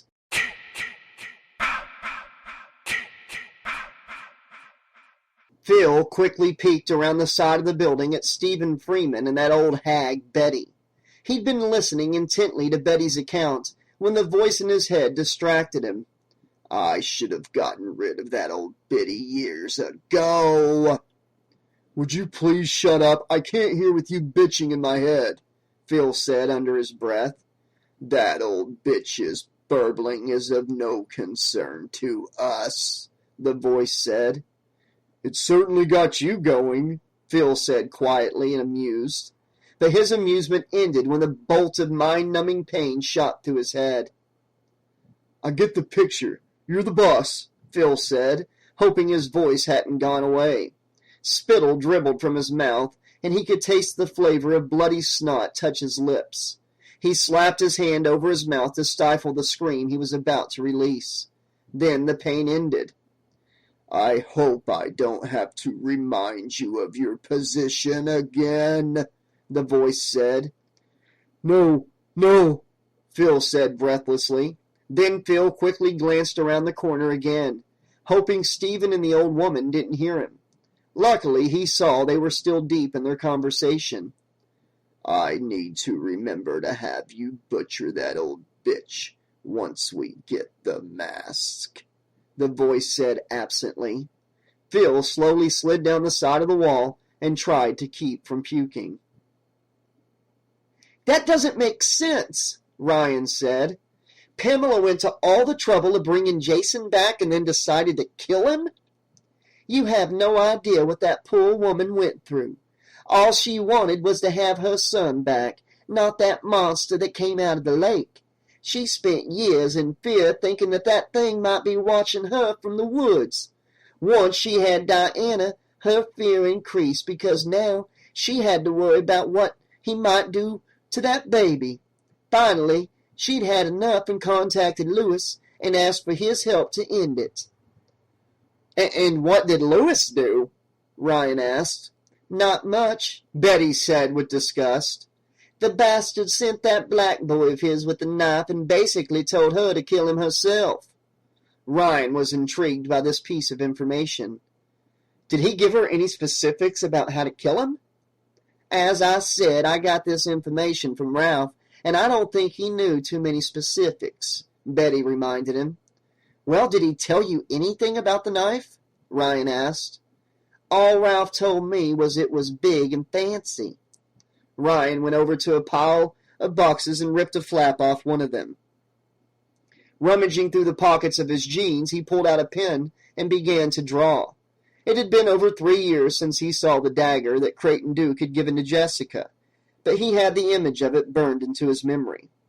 When he was finished, he showed it to Betty. Could this be the knife? As I said, I never saw the knife, she said, squinting at the picture. But Ralph also said it was magic, that it changed from a hunting knife into a knife straight out of hell itself. So this could definitely be the knife. Then this gives me yet another mystery to solve, Ryan said. Did Ralph tell you if Pamela actually stabbed Jason with the knife? Actually, he did, Betty said. He told me that she drove that accursed thing right into the boy's heart. The only result was that Jason went into a rage and attacked his poor mother. That's odd, Ryan said, looking down at the picture in his hand again, as if it held his answers. If this is the same dagger Pamela used, why didn't it destroy Jason then? Betty looked at him quizzically. Ryan noticed. This is the dagger that Jessica used to send Jason to hell. Why didn't it work for Pamela? Creighton Duke told Jessica that only a Voorhees could kill Jason with the dagger. But if that is the case, something is very odd here. And once again, Stephen, you run into a problem. Creighton Duke is dead, and any secrets he had died with him. That doesn't mean he can't tell us anything, Ryan said, dropping the picture and heading for the alleyway. Sorry, Betty, I gotta rush. I need to see a lady about a ghost. I don't understand, Betty said, looking totally baffled. Good, it's safer that way, Ryan said as he turned around the corner of the building and headed into the alleyway.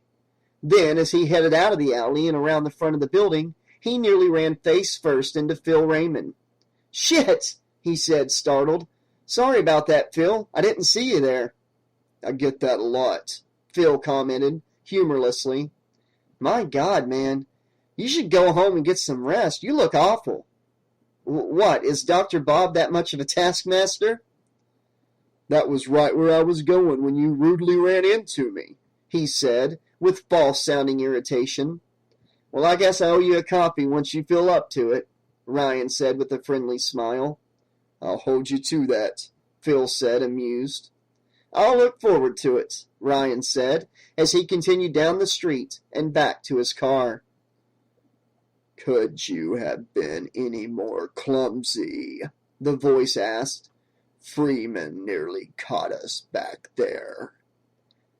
But he didn't, Phil said. And if he had, you heard him. I look sick. I could easily make the excuse that I'd ran into the alley to puke. No law against a sick person puking. Still, it would be unwise for your continued health to take any more foolish risks, the voice said coldly.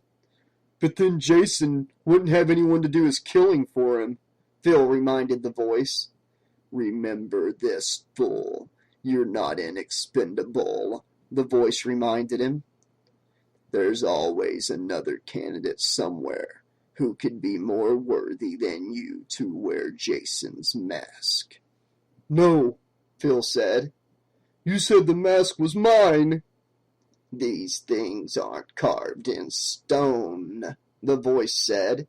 You will wear the mask if you prove yourself worthy. Damn you, I am worthy, Phil said, enraged. Then stop whining, the voice said, and stop tasking my patience. We have work to do. Freeman is getting away. Anything you say, Master Sir, he said sarcastically. As your slave, Master Sir.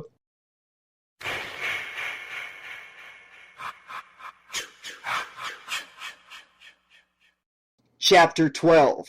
Revelations. Carol Martinez got out of the green van and looked over the decrepit house before her. So this was where that freak Jason and his mom lived, she thought. What a dump. It had been difficult finding the place. That dumb hick Court had forgotten to put on his map that the road leading to the Voorhees house was unmarked and was actually nothing more than a dirt path. They would have passed it if it hadn't been for Sean, who'd caught sight of it. I have to say, Chief, though I don't believe in ghosts, this place is the spookiest place I've seen, Sean said, slamming the driver's side door behind him. I second you on that, man, Jamal said, crossing himself as he crawled out the open sliding door. Da's definitely some nasty mojo here, man. Carol shook her head. You two are such children. They say that guy Jason got sucked into hell in this very spot, Jamal reminded her. Yeah, and they also said Jason came back from the dead, so what? She said. How do you know all that stuff isn't just a bunch of bullshit? But that doesn't make sense, Sean said. Those stories were on the news and in the newspapers. Yeah, darling. We know for the fact that guy from that TV show died because of this shite. Da said he was possessed by Jason. The thing is, Einstein, we all know Robert Campbell died, she reminded them. For all we know, the sheriff shot him. I mean, look at how he rousted us. Maybe he was about to leak it to the world that all that supernatural stuff about Jason was bullcrap. Think about how much money that legend of Jason stuff brings to this town. Imagine what would happen if it was all proved to be bogus. Sean looked over at Jamal. The lady has a point, man. I still say this place has bad mojo, Jamal said, looking uncomfortable. Then he pulled a joint out of his blue jean jacket's pocket. If I'm going to have to spend any more in this place, I'm going to need a bit of comfort. Then he lit the joint and took a deep drag. That's better, he said, coughing noticeably more relaxed. Hey, boss, look at this, Sean said. To Carol's surprise, she hadn't noticed that Sean had left them and moved over to a hole that was near a rusty knocked-over jungle gym that was laying over in the corner of the yard. Heading over to him with Jamal in tow, Carol said, What'd you find, the entrance to hell or something? But when she looked inside the hole, a look of shock crossed her face. Holy shit! Jamal looked in and crossed himself. The inside of the hole was alive with hissing and snapping giant white worms. Carol had heard about these creatures the locals had named hellworms, but this was the first time she'd actually seen the menacing beast firsthand. Are you sure that all this supernatural stuff is bull now? Sean said, looking over at her. The locals said that these things showed up like 6 months after Freeman, and that other girl sent Jessica to hell. What I'm sure of is that we need to get a shot of this, she said. Then she turned to Jamal, who seemed transfixed by the slithering apparition before him.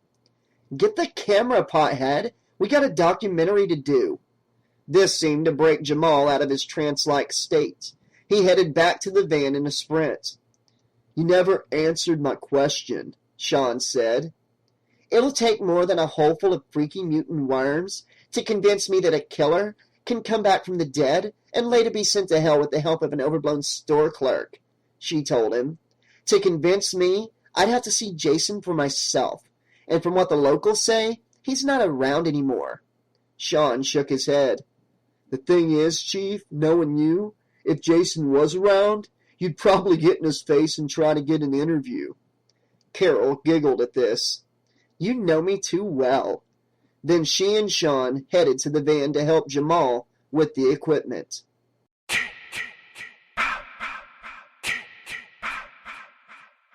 Phil watched from the bushes as Stephen Freeman's truck arrived back at Freeman's home. The voice had been pissed at him because instead of actually following Freeman, he'd passed Freeman on the way back and managed to hide his car and get back to his hiding spot well before Freeman had gotten home. You're very lucky, my young friend, that you were right in your assumption about Freeman's destination, the voice said. It would have been very unfortunate for you if you'd been wrong. Phil ignored the threat and watched as Freeman got out of his truck and headed inside.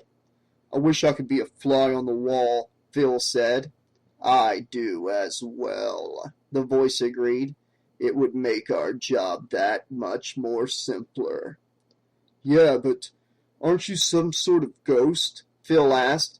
What's keeping you from having a look? The problem is that you are my portal into this mortal coil, so I have no mobility at this time except for that given to me by you, the voice informed him. Hopefully this will be remedied once we have the mask. So until then, I guess I'm stuck having to experience the world through your eyes. That sucks, Phil admitted. Then how the fuck are we supposed to know when we're supposed to do something?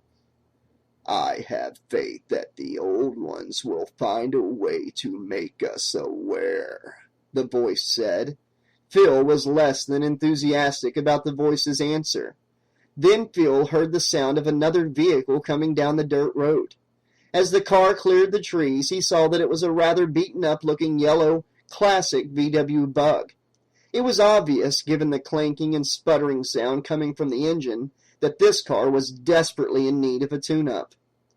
Well, it appears our Mr. Freeman and his cousin are about to have a guest, the voice said, stating the obvious. Though the question is this guest expected, or is this a surprise? The Bug stopped in front of the house with a loud shotgun-like backfire and a stream of smoke coming from the exhaust.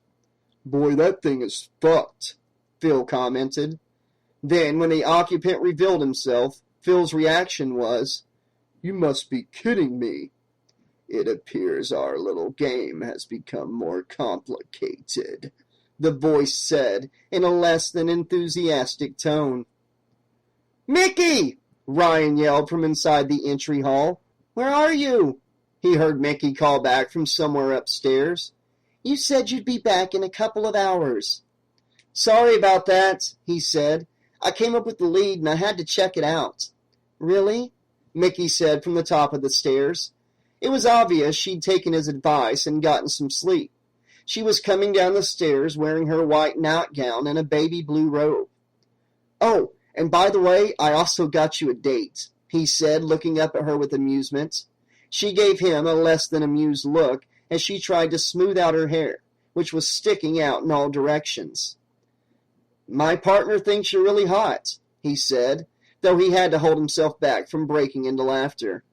And he wanted me to extend an invitation to the Winter Festival, though if I were you, I'd wear something a little less risque. Mickey gave him a dirty look. We have more important things to worry about. But she was cut off by a loud banging sound from outside the house. What the hell? Ryan said, startled. That sounded close by. Well, shouldn't you go check that out? She asked. Ryan had started for the door when he heard someone knock. Are you expecting anyone? Mickey asked. No, he said as he got to the door and put the chain on it. Then he partially opened the door and was surprised to see a familiar face on the other side. Rashid? The older gentleman in the fez smiled at him. Ryan, it is very pleasant to know you remember me. May I have the honor of entering your abode? Ryan closed the door and took off the chain. Then he opened the door again and let the immaculately dressed foreigner inside. Beside a bit of gray in his hair and beard, Rashid looked exactly the way Ryan remembered him, right down to the gray suit and red tie he wore.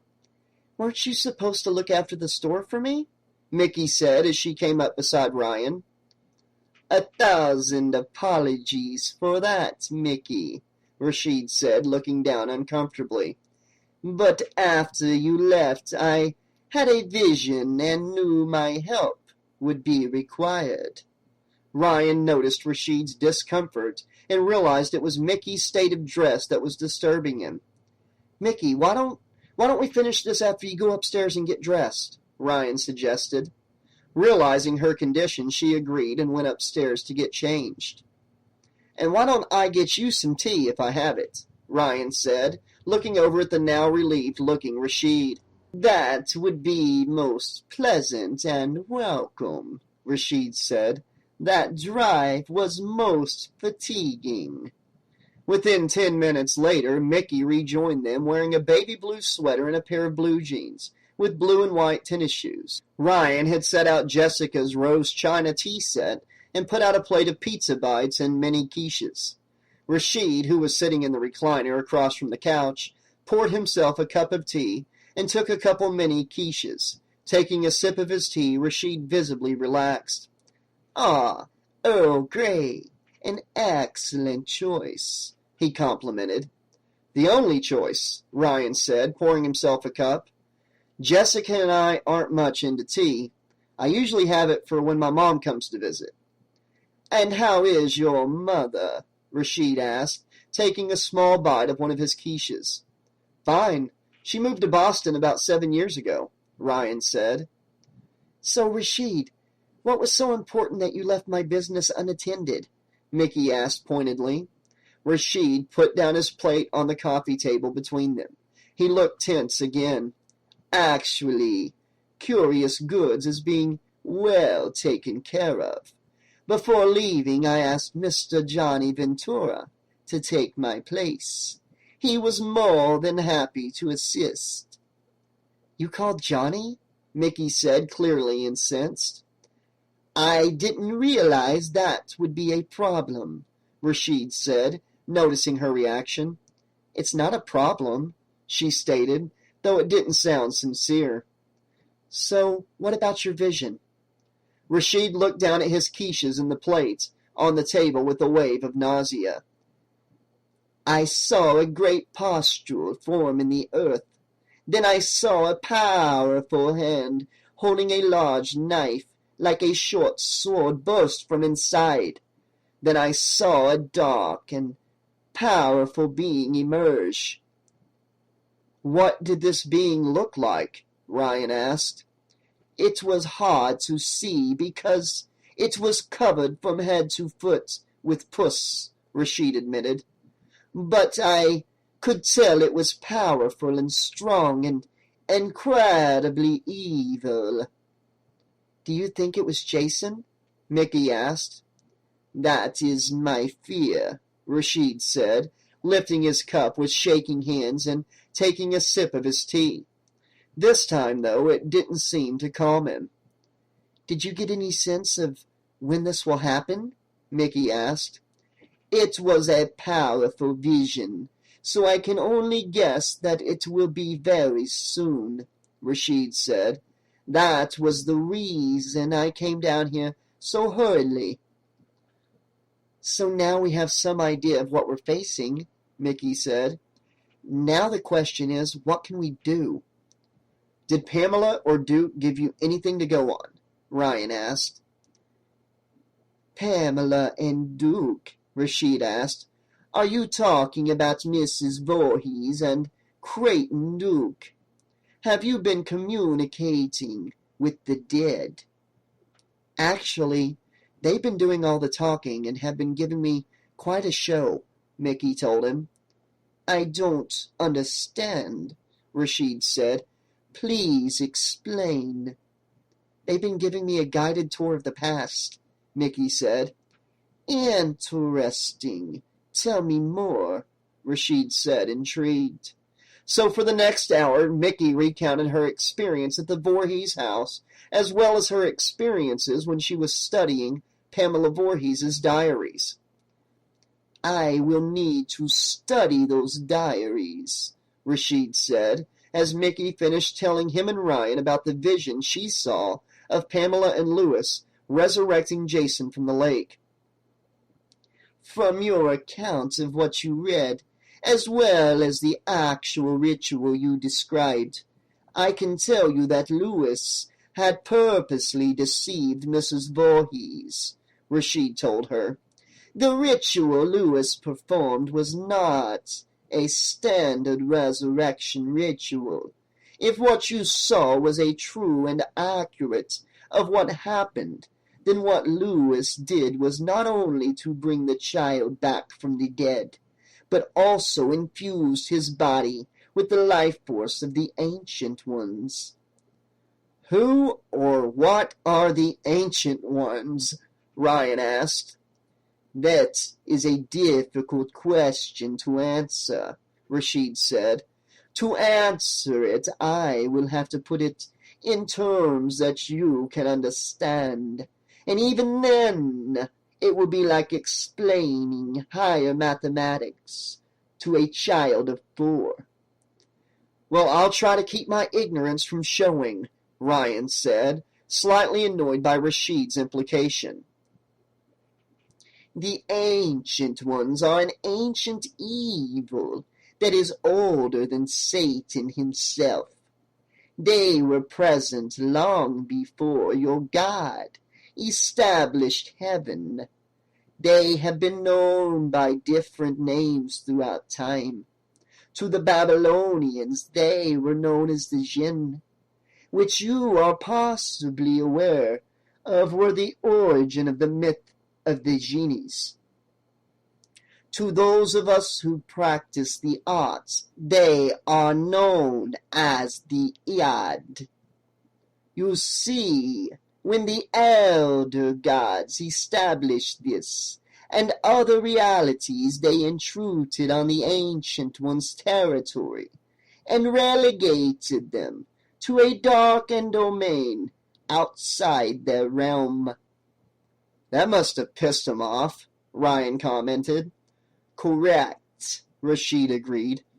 "The Ancient Ones have an intense hatred of all that the gods have created. It is their wish to undo their work and regain what they believe is theirs. To do this, they have over the ages found ways to enter the gods' realities. When they manage to get a foothold in a reality, they open the floodgates, so to speak, and devour it. One of the ways they found to enter our reality is in the form of a book known as Al-Azif, or better known as the Necronomicon, that was created by a madman named Abdul al-Hazred." "Excuse me?" Ryan said, surprised. "Wasn't that just something H.P. Lovecraft created for his books?" "And thus most of the world believes in their ignorance," Rashid said. "It is better for the world in general that they are unaware of the danger they face." "And you believe this is the book Lewis used to resurrect Jason?" Ryan asked. "I'm sure it is a copy of the Necronomicon, but I cannot be sure if it is the original book." "What you mean is there's more than one of them?" Ryan asked. "Unfortunately correct," Rashid admitted. "Over the years, other corrupt individuals have either created their own copies or did translations of the original. But these other editions, though powerful in their own rights, are not even close to being as powerful as the original book." "Is it because he was given the life force of the Ancient Ones that Jason is so disfigured?" Mickey asked. Unfortunately so, Rashid admitted. You see, one way the ancient ones invade our reality is by bonding one of their kind to a human body. There are many levels to this bonding. It can be a simple bonding of life essences, like what I believe happened in Jason's case, to a near full possession of the body. Either way, the human body is corrupted by their foul energies. Does that also account for his ability to heal so fast? Ryan asked, downing another pizza bite. Yes, it is, Rashid said. Which is very interesting, Ryan said. Then why would something as simple as a dagger be able to really hurt him? Unfortunately, even for we who know the ways of the art, there are still things that us as mere mortals are not able to understand, Rashid admitted. Well, there's one mystery we will need to solve if we're going to have any hope of ending this curse, Ryan told him. And what is this? Rashid asked, intrigued. Actually, I was going to bring this up with Mickey before you arrived. Does this have to do with that lead you mentioned earlier? Mickey asked. Yep, it sure does, Ryan said.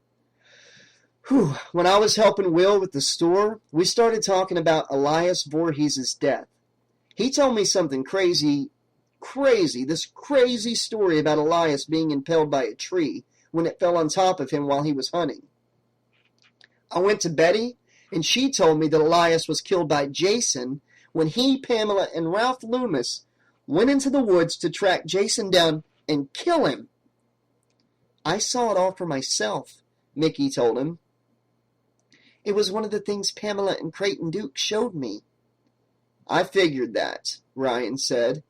The thing is that Pamela supposedly had the dagger that Jessica used to send Jason to hell with her. What I need to know, Mickey, was if she actually used it on Jason. Yes, she did, Mickey admitted, and it was because she stabbed him that Jason freaked and tried to kill her. But the dagger had no effect on him, Ryan asked pointedly. Except for royally pissing him off, Mickey said. And how can you be sure the dagger was the same one? Rashid asked. Believe me, when I tell you that dagger was one of a kind, Mickey told him. Unfortunately, since the dagger went with Jason, we will never be sure of the answer to this, Rashid admitted. So we are limited in our ways to solve this situation.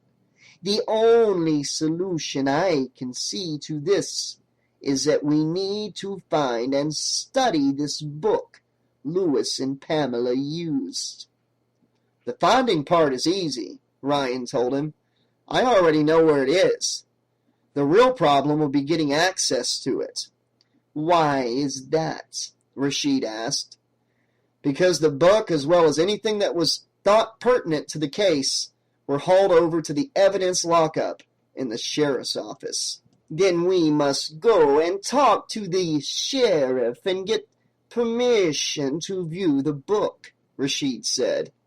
That's easier said than done, Ryan pointed out. The sheriff hasn't been too cooperative since the latest set of murders started. And the best way to get the door slammed in our faces is to mention anything about the supernatural. The sheriff has definitely closed his mind on that subject, Mickey added. This is intolerable, Rashid said, frustrated. Wait a minute, Ryan said after a few moments. There just might be a way. Excuse me? Mickey said.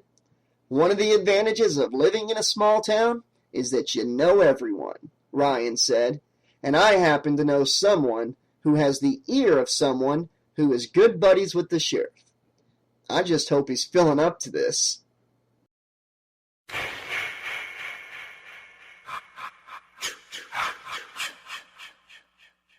Phil felt his cell phone vibrate in his jeans pocket. It had gone off several times in the past 2 days, but he'd ignored it. More than likely, it was Dr. Bob trying to get in touch with him to find out why he hadn't come to work. Fuck him, he thought. Nothing mattered to him except getting the mask. Answer the phone, the voice told him. What? Phil said, confused by the voice's order. Don't question me, fool, the voice said angrily. The Ancient One sent me a message. Now answer the goddamn thing. Phil could hear the urgency in the voice, so he quickly took the phone out of his pocket and answered it. Raymond here. Hey, Phil, he heard Stephen Freeman say on the other end of the phone. You feeling any better? Yeah, he said, surprised by the question. Good, Freeman said. You planning to see Bob later on today? Well, Phil began to say, but the voice cut him off. Tell him you will, the voice said pointedly. Yeah, I'll see him later on, Phil answered. Good, Freeman said. I need a favor. Could you ask Dr. Bob if he could pull a few strings with the sheriff and get me a couple of associates access to the items that were taken from the Voorhees house? Specifically, an odd-looking book that was taken from the living room. I remember that book, Phil said. Dr. Bob had me take samples of the binding and pages, and we sent them to Boston. The results were that both the binding and the pages were made of human flesh. Stop babbling about that damned book and agree to help him, the voice said. Yeah, sure, whatever, Phil said. Why are you so interested in that creepy thing? My cousin is planning to write a book on Pamela Voorhees. Somebody told us that the book belonged to her, Freeman said. Stop asking stupid questions, the voice said, annoyed. Then Phil felt a short, sharp pain in his skull and knew that this was a warning.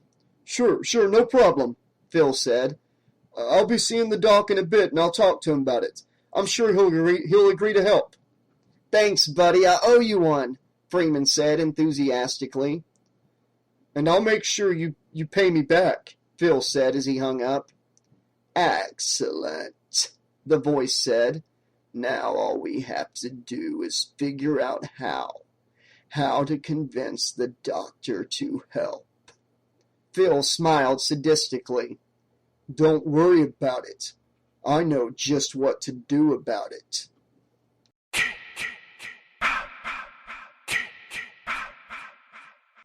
Chapter 13. Comeuppance.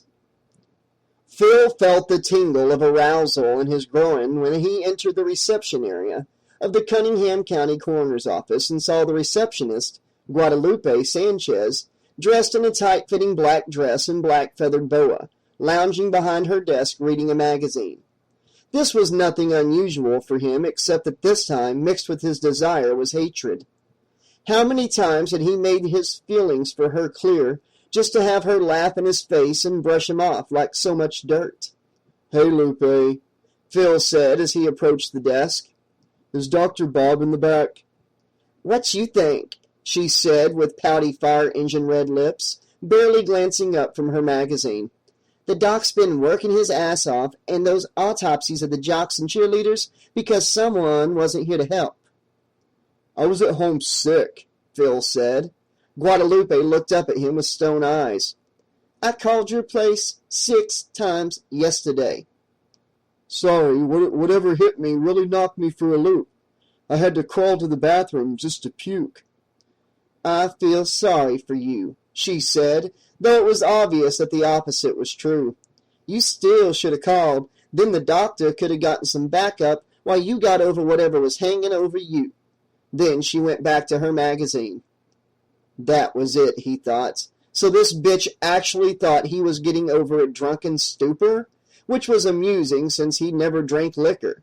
How little she really thinks of me, he thought.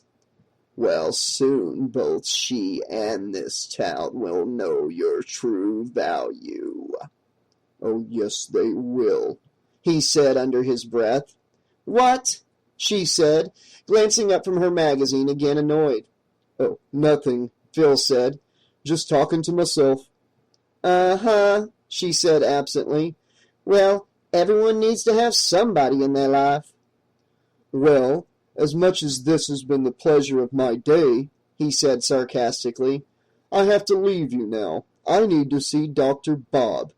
Whatever, she said, this time without looking up at him again. Heading down the hall to the examination room, Phil cursed under his breath. Fucking bitch. I see this lady has hit a chord with you, the voice said, amused. What was it? Did that lovely rose back there catch you with her thorns and draw blood? Or was it that she didn't feel you were man enough for her? That's none of your fucking business, Phil said, incensed.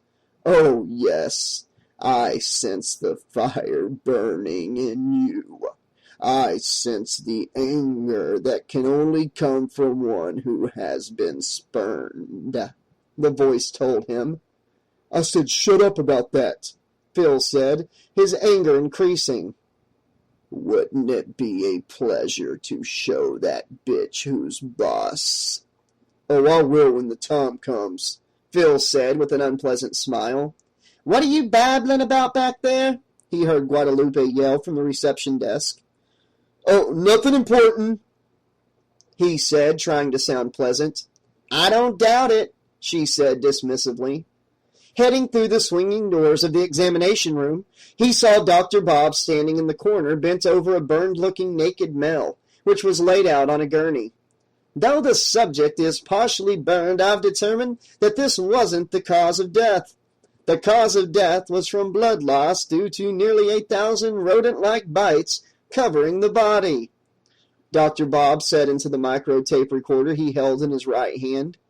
As Phil approached Dr. Bob, he must have heard him because he turned off the recorder and put it on the edge of the gurney. Then the doctor turned toward him.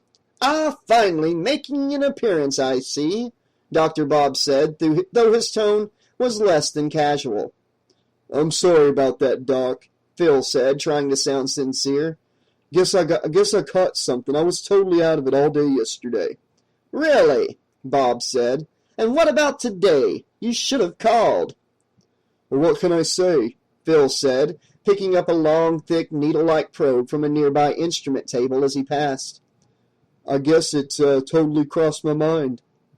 Then, before Dr. Bob knew what was happening, Phil rammed the probe into his gut. A look of shock mixed with disbelief and pain crossed Dr. Bob's face as he spasmed and jerked the probe free from Phil's grip.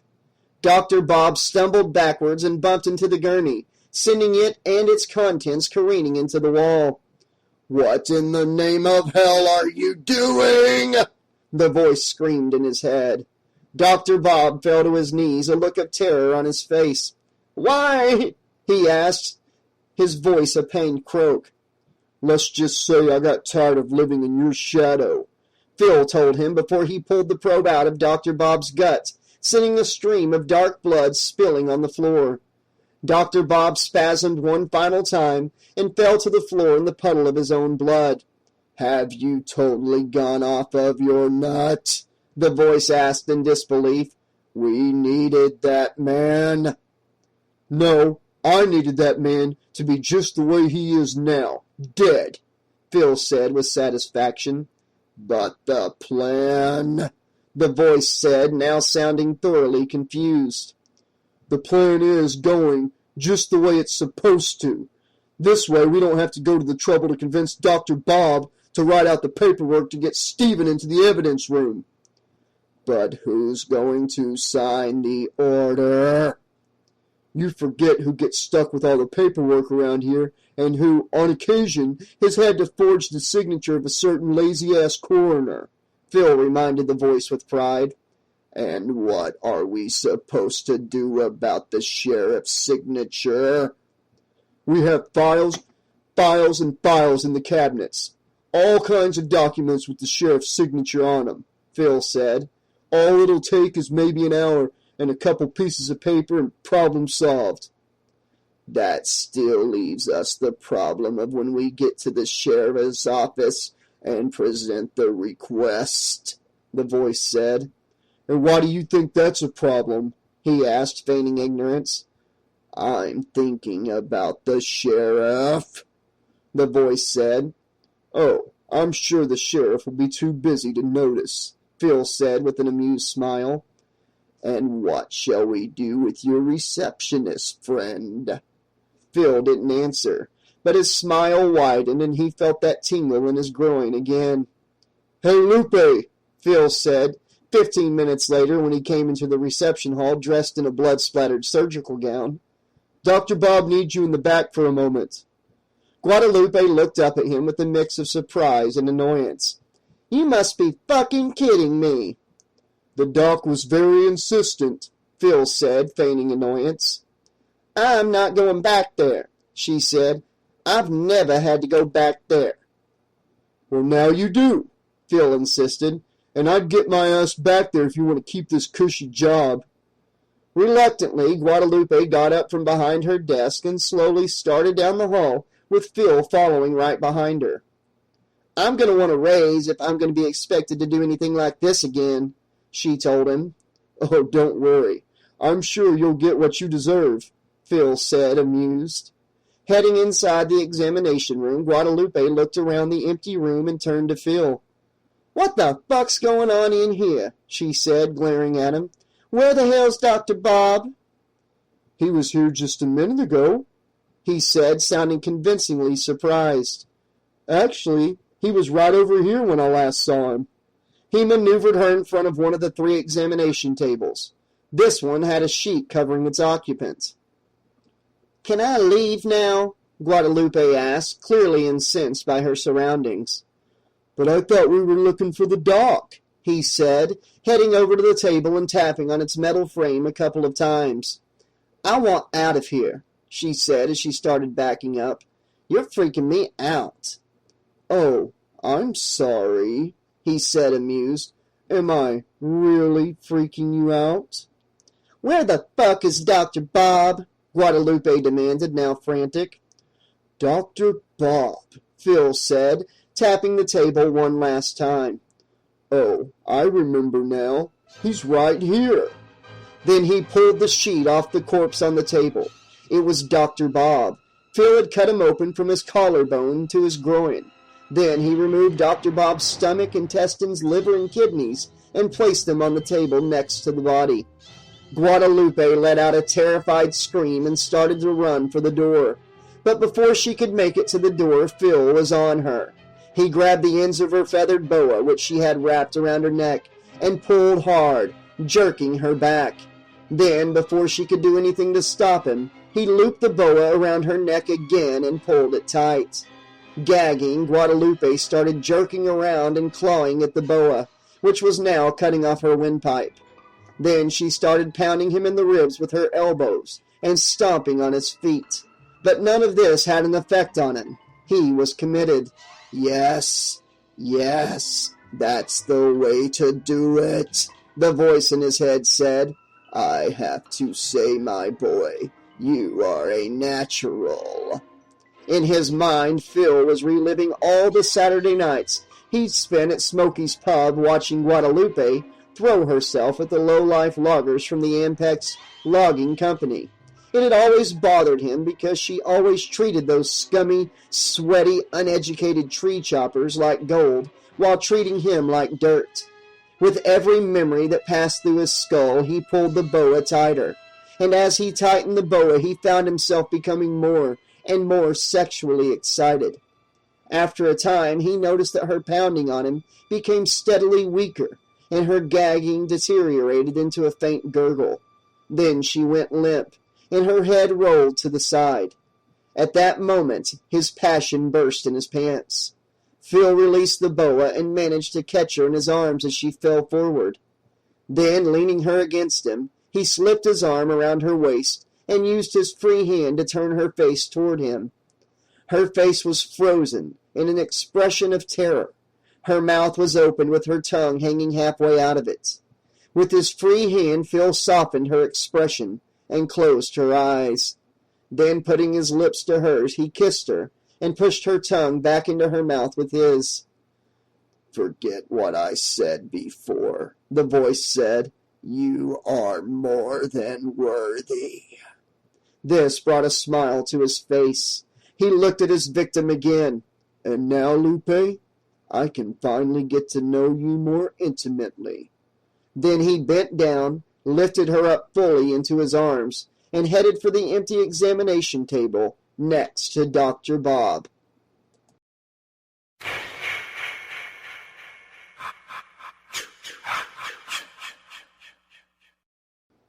Ryan sat in his reclining chair and watched as Mickey and Rashid looked over Pamela Voorhees' diaries. They had been going over the diaries together for the last 3 hours, and Ryan actually felt like a third wheel. Except for refilling the teapot with fresh boiling water and putting on a new pot of coffee, all he was able to do was watch. It was clear that over the years, Mickey and Rashid had established a routine for researching, and he wasn't included. Finally, Mickey closed the last of the books and shook her head. "How tragic," she said, looking over at Ryan. "Yes, I concur. Most unfortunate," Rashid said. "Would you two care to clue me in?" Ryan said, sitting forward in his chair. It's clear that after Jason killed Elias, the trauma drove Pamela insane," Mickey told him. "In her last entries, all she writes about is her grief over Jason's death. Yet she mentions nothing about Elias's death. It almost seems like in her mind, she'd gone back before she and Lewis resurrected Jason, and it becomes blatantly clear that when her mind erased her past, it also erased her memories of having another child. She mentions Diana as Elias's bitch child, and even goes so far as saying that she had to be the product of an affair Elias had. It seemed that no matter how strongly people insisted, Pamela just wouldn't accept the idea that Diana was actually hers. Then, of course, eventually Pamela gave Diana over to the state, because she felt she could never love another child as much as she loved Jason." "That actually explains a lot about her behavior during the murders at Camp Crystal Lake," Ryan said. "But I still can't understand why the dagger didn't work on Jason when Pamela used it on him." "I believe I can offer you an explanation on that subject," Rashid said. "Based upon my readings and upon my own knowledge of these things, I would say that the reason the dagger didn't work was because it was both Mrs. Voorhees and Lewis that resurrected Jason. Thus, for the dagger to work, both parties would have to be there. In the case of you and Jessica, you were both representative of the individual bloodlines. Thus, the requirements for the dagger to work were met." "But Lewis should have known this," Ryan said. "I'm sure he did," Mickey said. "I think he wanted Pamela to fail. I also think it was his plan for Jason to kill Pamela." "What makes you believe that, Mickey?" Rashid asked. Mickey went on to tell Rashid and Ryan about the vision of the cave on Crystal Hill and Lewis's conversation with Creighton Duke. "And Lewis said something about a plan he was having to advance, and how they wouldn't be safe around Jason after it was executed.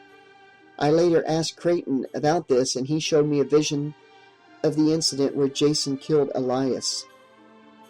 That does make sense," Rashid said, after Mickey finished. "It does sound like Lewis was trying to incite a murderous rage in Jason, a rage that would destroy the last vestiges of his humanity, and turn him into a remorseless killing monster. And the one thing that would definitely do that would be the trauma of having his own mother try to kill him," Ryan added. "What a total bastard." "So Lewis was using his own sister as a pawn," Mickey said with disgust. "You should have realized by now that Lewis never allowed anything, even family, to interfere with his ambitions," Rashid told her. "But there's still something else that's odd," Ryan said.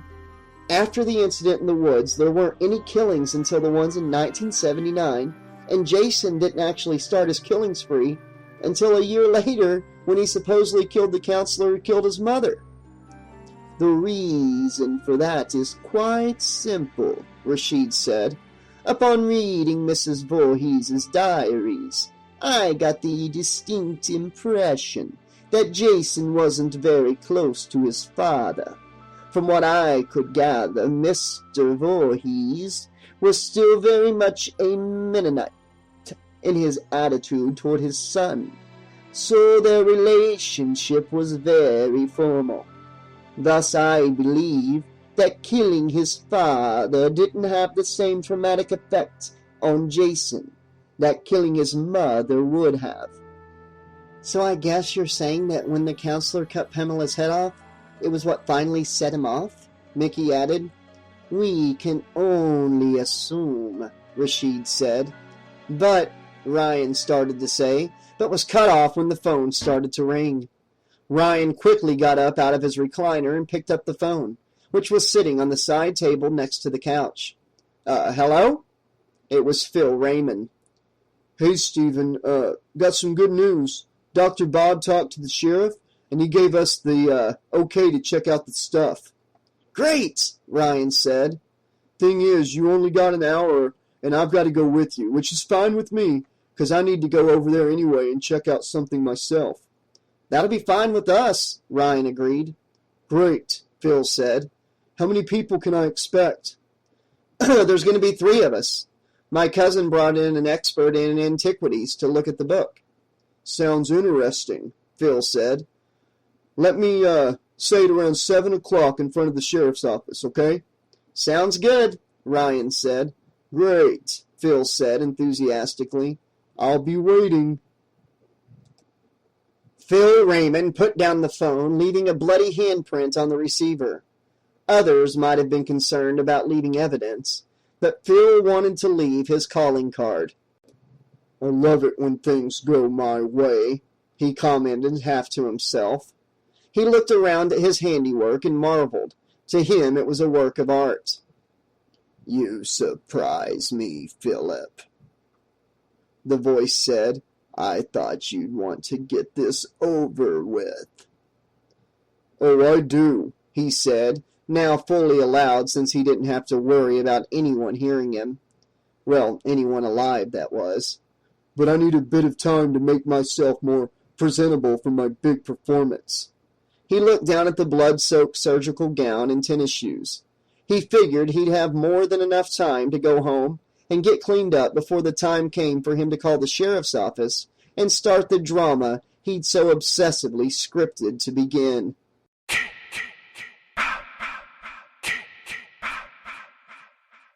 Chapter 14. The Supernatural. The shoot at Voorhees' house had gone very well, and Carol was pleased with the footage they got. She thought the material dealing with the so-called hellworms added just the right amount of creepiness. Also, she felt the dilapidated old Voorhees house made an excellent backdrop for her monologue on the information she'd gathered on Elias and Pamela Voorhees. Hell, they'd even managed to find time to shoot some fill-in footage of Sean dressed up as Jason, walking past the house and chopping through the bushes. But now it was time for the part of the shoot that would finally bring all their work together. Sean turned the green van onto the dirt road next to the old faded sign that read, Camp Crystal Lake. Welcome to Camp Blood, Sean said. The home of the oversex counselors and the axe-wielding super killer man, Jamal commented from the back of the van. The Party Town, USA. And you're forgetting our final destination before we can get out of this shithole of a town, Carol added. That is if we ever leave, Sean said ominously. Remember the legend, very few people ever leave Camp Blood. Carol shook her head. Well, it appears we're not alone, Sean said, as the van cleared the trees and approached the horseshoe of weathered cabins. In front of the first cabin was what looked like a modified hearse, with the spooky-looking Grim Reaper painted along its side. As Sean parked the van in front of the second cabin, a couple of dark-clad goth people came out of the first cabin and approached the van. Well, Dorothy, we're definitely not in Kansas anymore. How long have you two been here? Carol asked the couple as she got out of the van. A couple of hours, the female goth said. Are these two something we should know about? Sean asked, thoroughly confused. Oh, I guess I forgot, Carol said. This is Morgana. The pale goth girl smiled at him with deep red lips. And this is Julius. The tall, pale, thin male goth standing next to Morgana smiled as well, showing his glistening white fanged teeth. They're both mediums I hired to do a little seance tonight so we might contact some of Jason's victims, Carol continued, or even possibly Mrs. Voorhees herself. Actually, I'm a mental medium, so the spirits will speak through me, Morgana told him. Julius is a physical medium, so he gets images of the past from objects and can be used as a conduit for the spirits to physically interact in our world, move objects and such. Excuse my ignorance, Chief, but didn't you say earlier that you didn't believe in all this supernatural stuff? Oh, it don't matter if she do or she don't, man, Jamal said from behind Sean, startling him. It's all about the show. Well, it seems you actually have some brain cells that aren't burned out in that noggin of yours, pothead, Carol commented. Either one of you want to have a light with me and party? Jamal asked Morgana and Julius, pulling out a fresh joint from his jean jacket.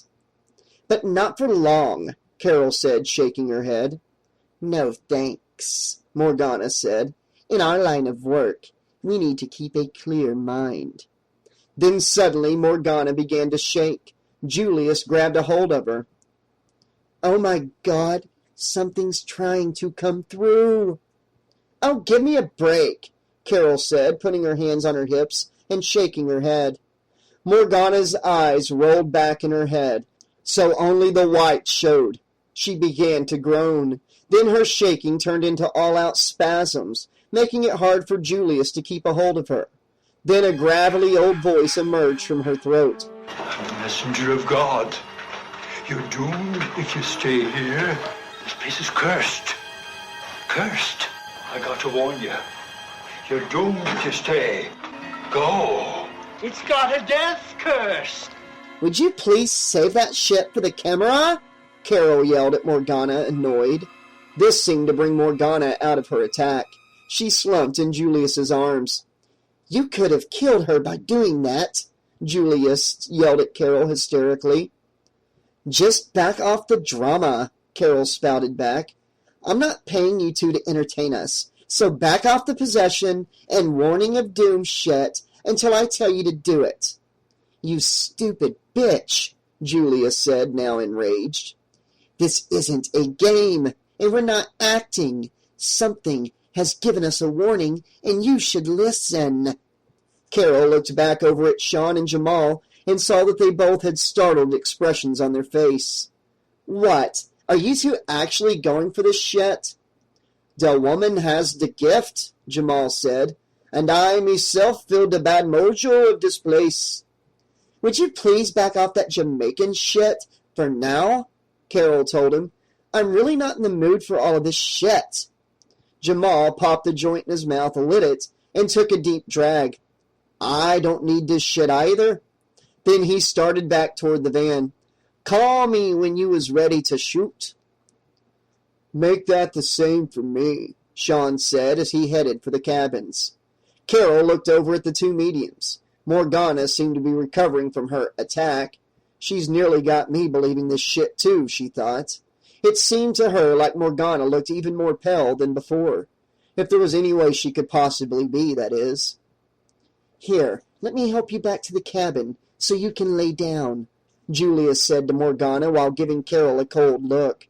I don't even know why you considered working with that bitch, Carol heard Julius say as he and Morgana disappeared inside the weathered cabin. Carol found herself standing alone in front of the horseshoe of cabins. She shook her head.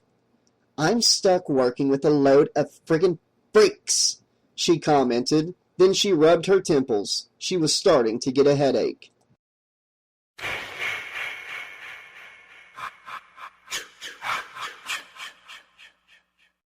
Phil got out of the shower quickly and toweled himself off. The blood from Dr. Bob's murder had soaked through his clothes and caked on his skin. Though it felt good, like a good sweat after a night of love-making, it was definitely inappropriate for the part he had to play in his little drama, so he had to clean himself up.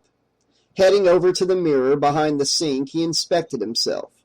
Though he definitely looked pale and had dark circles under his eyes, all it would take was a shave, hair combing, and some fresh clothes, and he'd be ready for his big performance. A few minutes later, after he'd fixed his hair and shaved, he'd headed into his bedroom where he set out his clothes. One at a time, he put on a dark pair of Ben Davis jeans, steel-toed hiking boots, dark blue knit sweater, and his favorite black London Fog full-length trench coat. He headed over to the full-length mirror in the corner and looked at himself. "Perfect," he said, nodding at his reflection with satisfaction. "Just plain old boring Phil." He laughed at himself. It was the perfect disguise. Himself. "We have no time to waste on vanity," the voice said. "Freeman and his associates will be coming to meet you soon." "I know what time it is," Phil said with slight annoyance as he fixed a stray hair. "I've got everything under control." "But what about the distraction?" the voice pushed. "The office is locked up, so no one can find my little display until I'm ready," he said confidently. "All I need is to make one phone call," he said, patting his jean pocket that held his cell phone. "Have some faith." "Pothead, keep your camera focus on me," Carol said as she straightened her hair and shook out all her nervousness. "All ready, darling," Jamal said. "Action," Carol said, and immediately assumed the calm, friendly expression she always took on when she was on camera. "Around me are the charred remains of what had once been Vince Fantara's traveling funhouse and carnival, which is right next to the main cabins of Camp Crystal Lake." She waved her hand at the remains in the distance of a blackened carousel. "This ruin, once a place of joy and frolic, became a place of horror as carny Mitch Deaver went on a rampage with his dog and murdered a large number of patrons, as well as starting a fire that destroyed this carnival." Then Carol moved closer into the camera. "Locals say that Mitch Deaver was possessed by Jason Voorhees' spirit, which took control of him when he put Jason's hockey mask on. Mitch Deaver's case is only one of 4 such incidents that have happened since Jason was supposedly sent to hell." Then she let out a breath. "Cut!" "How was that?" "Riveting, darling. Absolutely riveting," Jamal said, putting down the camera and putting on his sunglasses. "I really think the Oscars are missing something here if they don't consider your performance." "All right, kiss ass," she said. "Oh, but I agree, Chief," Sean said from his spot next to Jamal at the sound equipment. "2 kiss asses," she said. Then she looked over at Julius. "Julian, or whatever your name is, get over to the carousel and do your thing." Then she ordered Jamal and Sean to move the equipment to the carousel. Then she quickly set up. When they were finished, Carol was working the sound equipment while Sean was holding a long metal rod with a microphone on the end over Julius's head. "Action," Carol ordered. "Now, Julian." "My name is Julius," he corrected her. "Whatever," Carol said. "Anyway, Julius, after I introduce you, you touch the horse next to you and do your spiel and make it good." "It's not an act," Julius told her. "I don't even know if I'll get anything." "I don't give a shit. You're wasting my film. Now stop yammering and just do as I said," Carol said, annoyed. Then she calmed herself. "Julius Blackwell is what is known as a physical medium, which means that he can read objects past as well as supposedly allow spirits to move objects. Julius will now touch one of these horses from the carousel which was part of Fontera's traveling carnival. It is our hope that he'll be able to give us some insight into the events of that night so many months ago. Carol waved at Julius. Julius put his hand on the horse's head. Immediately a jolt went through his body. I see a blonde girl with her hair done in multiple braids walking up to me. She is wearing an orange and black cheerleader outfit, he said, his voice slightly slurred and distant. She definitely knows me. I know her. Her name is Misty. She is not afraid of me, even though I'm holding a tire iron. I start twirling the tire iron like a baton. She is amused by my clowning. She compliments me. She calls me Buzzy. What the hell is this? Carol commented, hoping it didn't get on the soundtrack. Then she starts talking to me about her boyfriend, Julius continues. She is angry at him. He left her and she got lost. I'm surprised by her actions. She hasn't commented about the mask I'm wearing. Actually, what she doesn't know is I'm wearing two masks, one inside the other. The mask on the outside is the mask I wear all the time, a bee mask with a stinger for a nose. It is the mask people laugh at. The other is the mask I found in the tree. It is an angry mask, a mask that wants to hurt. Julius went on to talk about how the person wearing the multiple mask was named Teddy, and that he had been a weakling that the football team picked on all the time. Then he talked about the angry mask and how it made Teddy big and strong. Then Misty notices I'm different. She thinks I'm someone else, someone who is trying to trick her. This freak is really good, Carol thought as she listened to him. She tried to get away, but I grab her. Then she sees my surprise. Her knitting needle sticking out of the nose of the bee mask. Julius continued, but it appeared he was getting agitated. Oh my God! I ram it into her neck. Tears began to stream down his cheeks. My God! The blood! The blood is... He screamed. Then he let loose of the horse and fell to the ground. He started shaking and curled up into a ball. What the hell did you do to him? Morgana screamed as she ran up to him. My God, Julius! Morgana dropped to her knees and scooped Julius up into her arms. Are you crazy? You should have stopped this the moment he started having trouble. Everything looked fine to me, Carol said. Morgana glared up at her. Look at him, she said angrily. Does this look fine to you? Carol shook her head. Will you get off of it? Carol said. I'm not impressed with you or your boyfriend's theatrics. Have all the fun you like in front of the camera, but when it goes off, back off this shit, okay? I don't believe in all this supernatural shit, and the two of you rolling around on the ground with foam coming out of your mouths isn't going to convince me. Tears began to well in Morgana's eyes. This isn't going to end good. I can feel it inside. We're playing with something that shouldn't be played with. I can't understand why I even got involved in this. Because you're getting paid well to do it? Carol reminded her coldly. In the end, that's all that matters, the payoff. Sean dropped the pole he was holding and went over to Morgana. Here, he said, holding out his hand. Let's get him back to the cabin. Thanks, Morgana said, thoughtfully, as they both tried to get Julius up onto his wobbly feet. Hell, why aren't you helping the prima donnas too, pothead? Carol asked dismissively.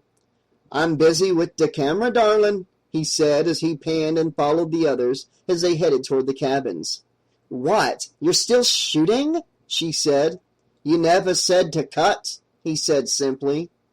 I would assume you'd get the idea when all the trouble started. I don't assume nothing, darling, he told her. I be figuring that it'd be better to waste a film than hear you bitch because you figured I jumped the gun. Point taken, Carol said. Then it's clear that I don't want any more footage shot. Yeah? Then shut off the fucking camera, she yelled at him.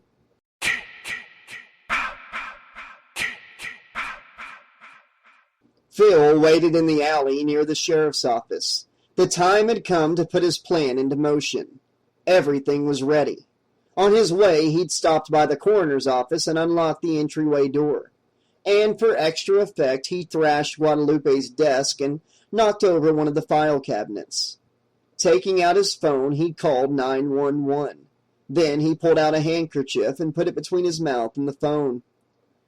911 emergency, what is your crisis? A female voice said on the other end of the phone. Oh my God, I need the sheriff right away, he yelled into the phone. What's wrong, sir? You need to tell me what's wrong, the woman said. They're dead. Oh my God, I found them. There was blood all over the place, he said, amazed at his own performance. Sir, where are you? You need to tell me where it happened, the woman told him. I just came to identify my brother. I didn't expect to find... But the woman cut him off. Sir, where did you find the bodies? The coroner's office. Oh my God, he said, raising his voice hysterically. You would actually expect to find them there, sir, the woman said. No, you stupid cow, Phil screamed into the phone. I mean the coroner and the lady from the front desk are dead. Someone cut them open. How long ago did you find them? The woman said, still amazingly composed. I just did a few minutes ago. Oh my God, he said. Get somebody over here. The killer might still be around, Phil said. Then he hung up. I must commend you on your performance, the voice said. Yeah, I must say that was Academy Award material, Phil said. Just as long as it does the job. Then he heard the wail of police sirens. And now it begins.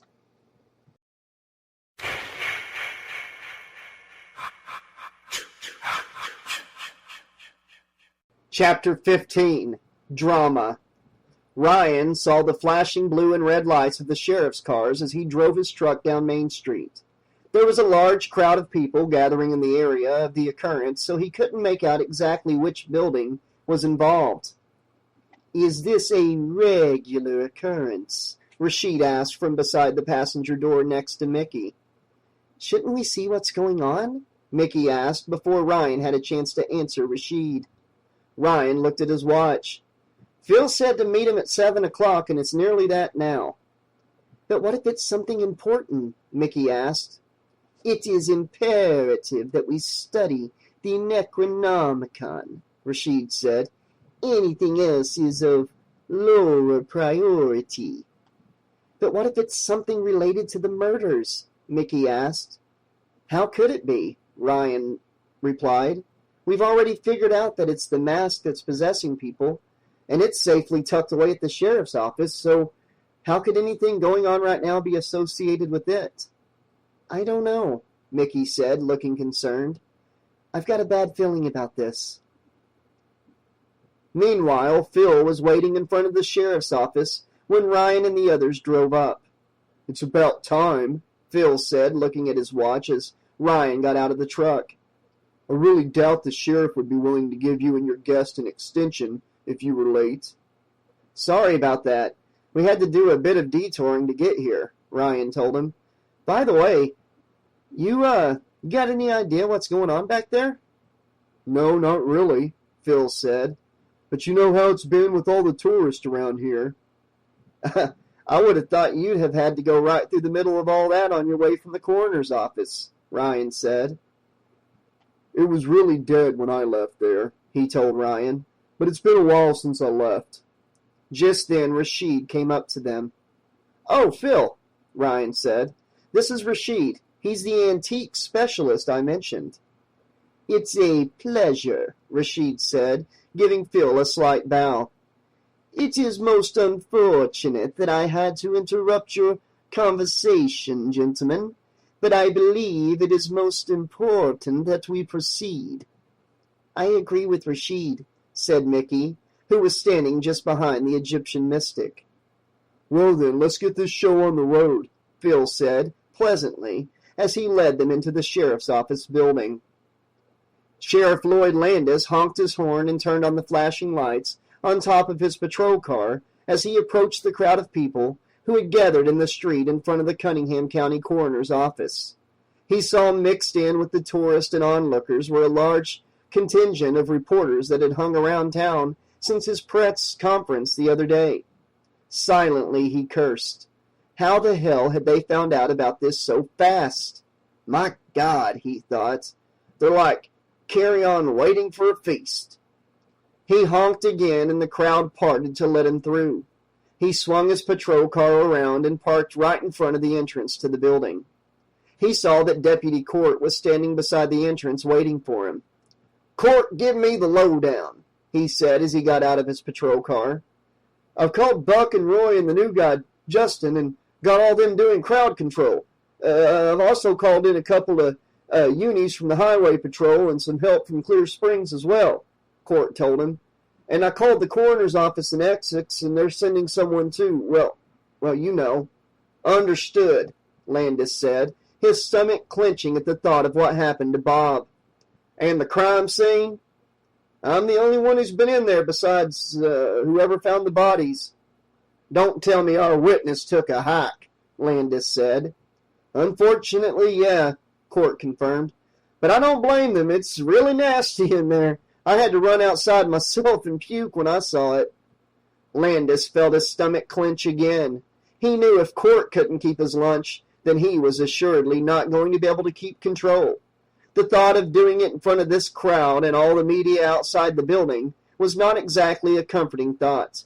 Yet he knew it was his responsibility as sheriff to look over the scene. "Would you like me to lock down the crime scene until the coroner from Wessex arrives?"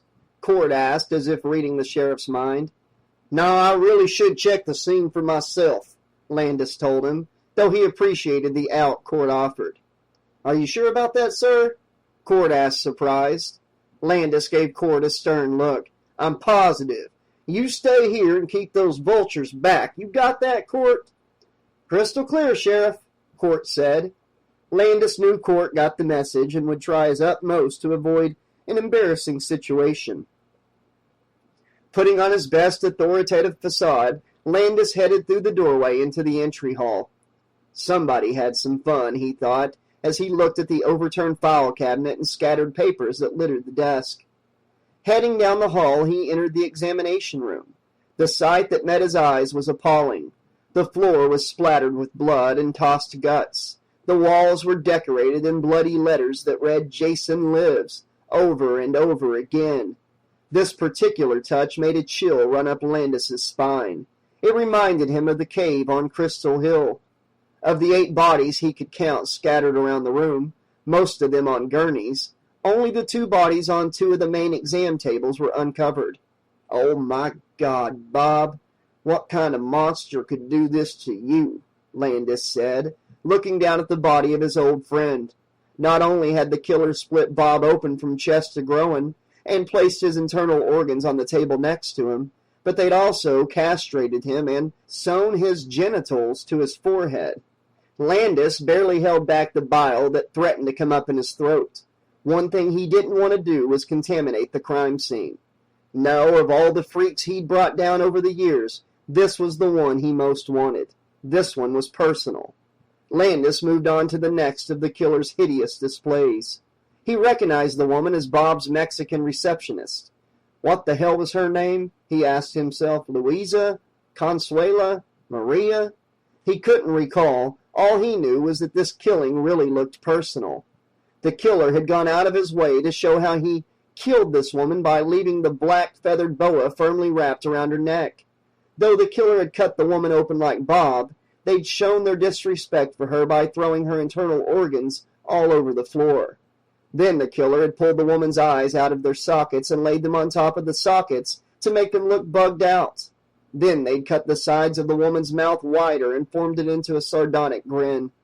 The killer finished her off by taking the woman's red lipstick and smeared it around her mouth like some sadistic clown makeup. Upon seeing this grotesque parody, Landis found he couldn't hold back any longer. Luckily, he managed to catch sight of some large specimen bags sitting on a nearby counter. He quickly grabbed the bag and got it open just in time for the upsurge of bile.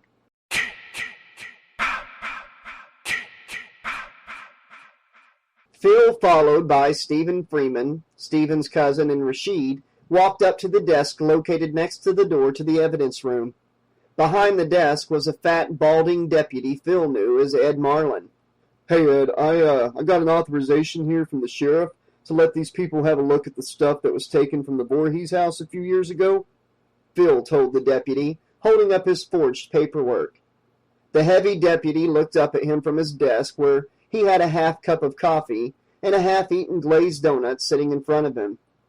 Oh, could you come back in a bit? The sheriff's on call, and we're a bit understaffed at the moment. Phil was surprised by this. Excuse me? I said the sheriff's out on a call, Deputy Marlin repeated. And that matters why? Phil asked, confused with a twinge of sarcasm. It's just that I'd feel more secure if I got the authorization straight from the sheriff, Deputy Marlin said. Well, that went well, the voice in Phil's head said. I would think of something fast if I were you. I don't give a flying, Phil blurted out, but then he calmed himself down. Look, Ed. He put the paper in front of Deputy Marlin and pointed at the signature section. The sheriff has already given his authorization. I understand that, Phil. The thing is, the sheriff and most of the staff are out of the office. I don't think he'd be too pleased if I leave the desk unattended at this time. We were told to be here at this time to view this stuff, Phil told him. I'm sorry, I really can't leave this desk unattended, and I'm certainly not going to let you people go digging around in there all alone, Deputy Marlin said, taking a bite of his donut and following it with a sip of coffee. Sir, if it is a matter of trust we're dealing with, Rashid said, I can assure you, if you had to leave us unattended at any time, we would not touch anything in the room other than that which we've come here to study, Rashid told him. Damn it, Ed, these people are all on a limited schedule, Phil said. So, couldn't you give us a break as a favor to me? I don't know.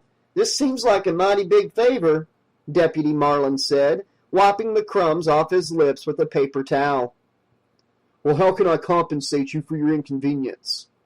Give him whatever he asked for, the voice instructed him.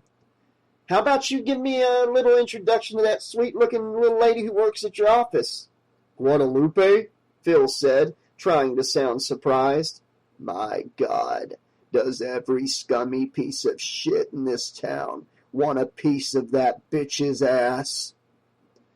I'll see what I can do, but I think her dance card is full at the moment. But you'll try?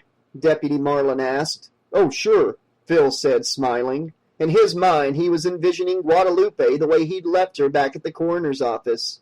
He felt a tingle in his crotch again. I'm sure she'll be really open to the idea. Good, Deputy Marlin said, smiling back at him. Meanwhile, Sheriff Landis came out of the coroner's office and headed over to Deputy Court. I'm heading back to the office, the sheriff told Court. You'll be in charge here. Contact me when the coroner from Essex arrives. And that, sir? Court asked, indicating a plastic bag full of brownish liquid the sheriff was carrying with him. Landis looked down at the bag. That isn't evidence, Landis informed him in a low tone. And you didn't see it, Court. Oh, perfectly clear, sir, Court said with a knowing expression. With that, Sheriff Landis headed back to his patrol car and got in. After starting it up, he made a wide turn, trying to avoid bumping into the crowd that had gathered in front of the coroner's office. The media people closed in on the car and started banging on it and yelling questions through the window. Landis waved them off and continued to slowly try to maneuver his car out of the crowd. Finally, the crowd opened up and let the sheriff through, though some of the media people continued to pursue him. Landis sped up his car and left the last of the media behind. All he wanted to do was get back to the secure haven of his office, have a strong cup of coffee, take an aspirin for his headache, and just simply get away from the insanity outside.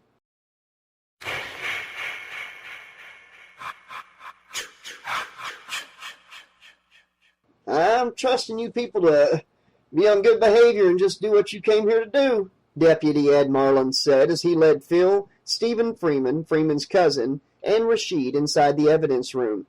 There's no need to worry, my friend, Rashid assured him.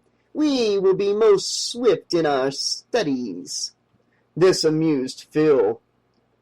Oh, yes, and I assure you I'll be swift in what I have to do, too. Swift and bloody, he thought. I have no doubt about that, my dear boy, the voice in his head said.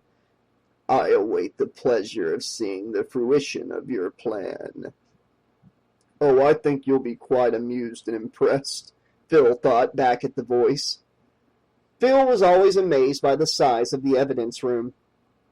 Most small-town evidence rooms were nothing more than medium-sized storage rooms with a few wall units to hold evidence boxes.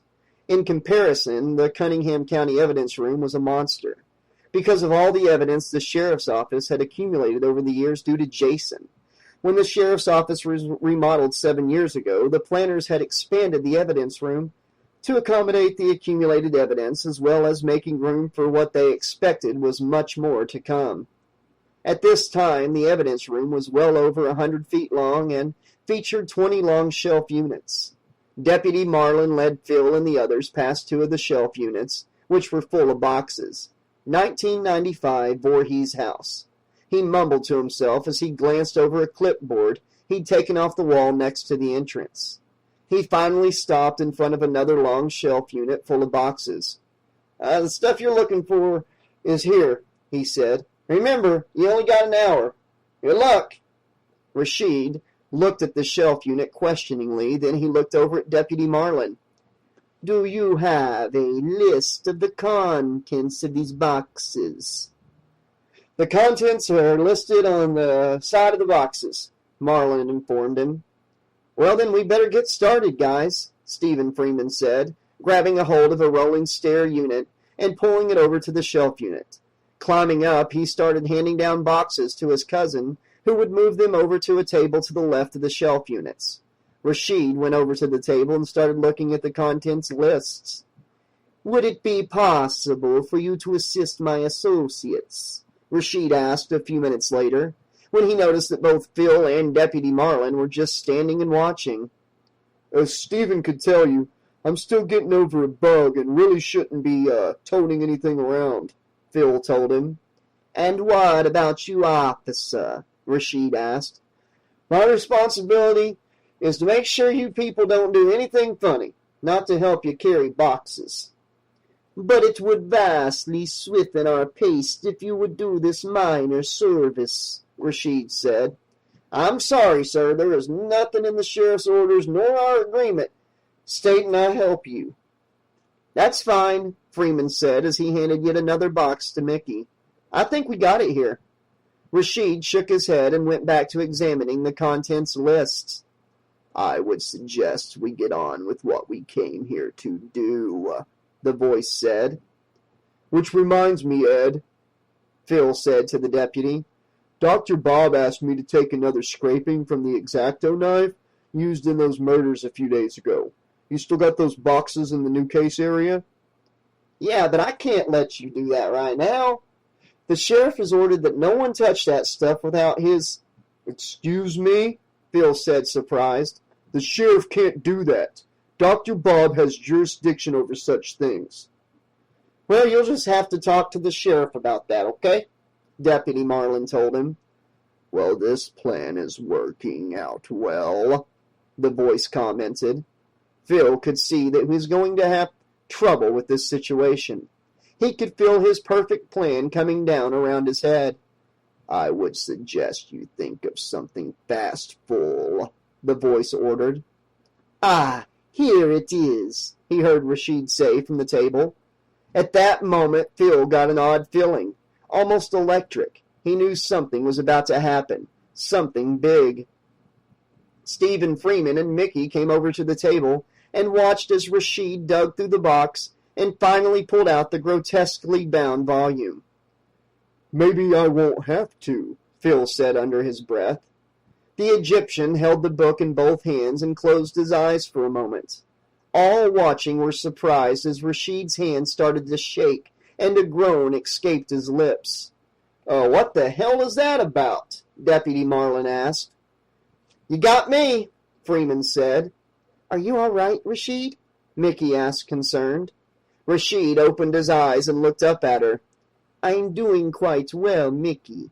This book is most definitely authentic, which makes me wonder what is locked up in the archives at Miskatonic University." "How can you tell?" Mickey asked. "Come and find out for yourself," Rashid said, holding out the book to her. Mickey took the book and immediately fell to the floor, her body spasming wildly. "Oh, dear gods, what have I done?" Rashid said, rushing around the table and bending down beside her. "Take the book away from her!" Stevens yelled at Rashid. Rashid tried to pull the book away from her, but it appeared Mickey had it in a death grip. Watching this, Phil silently thanked the Ancient Ones for the distraction. With everyone's attention focused on Mickey, his way was now open to collect his prize.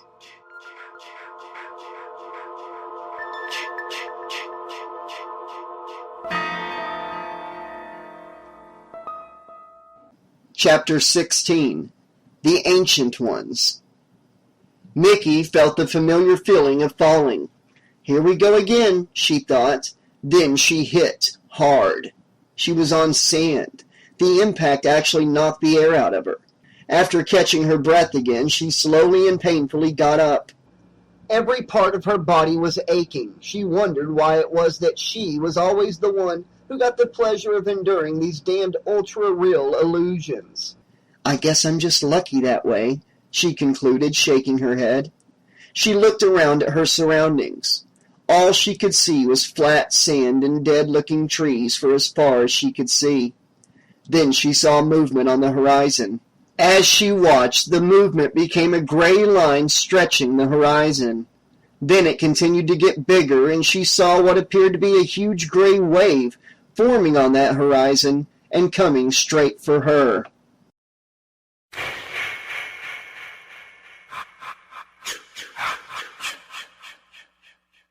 Phil slowly backed away from the others as they all focused their attention on Freeman's cousin. When he felt he was far enough away, he turned and quickly headed to the back of the room where he knew the new case area was located. When he arrived, he saw that there were 24 boxes stacked in the yellow taped-off area. He looked at the boxes, but unlike the other boxes in the evidence room, these didn't have a list of contents on them. "Oh, great," he thought, hoping the book would be able to keep its hold on Freeman's cousin until he could find the mask.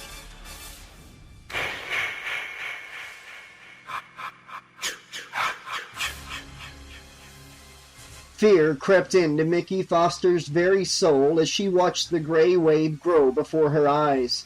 She could now make out that the wave was undulating like jelly rather than flowing like water. Questions filled her head. What was she seeing? Was it the end of the world? And what world was it? Was she even in the same plane of existence? Was she going to survive this vision and be able to tell anyone what she's seen? Now she could see that the wave wasn't a solid mass, but was made up of an inestimable number of living and crawling things.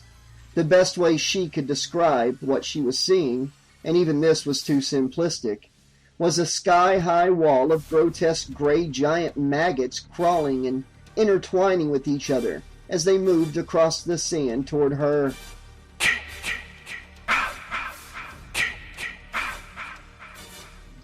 Phil looked over his shoulder at the others, who were visible between the rows of shelf units. Thankfully, their attention was still fixed on Freeman's cousin, whose mind, he gathered, was still stuck wherever the Ancient Ones had stuck it. As for him, he was still picking his way through the boxes looking for the mask. Now that he was so near to it, his hunger for it was raging.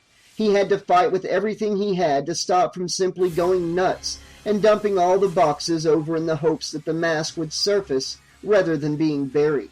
But he knew this would only tip his hand and lose him his prize.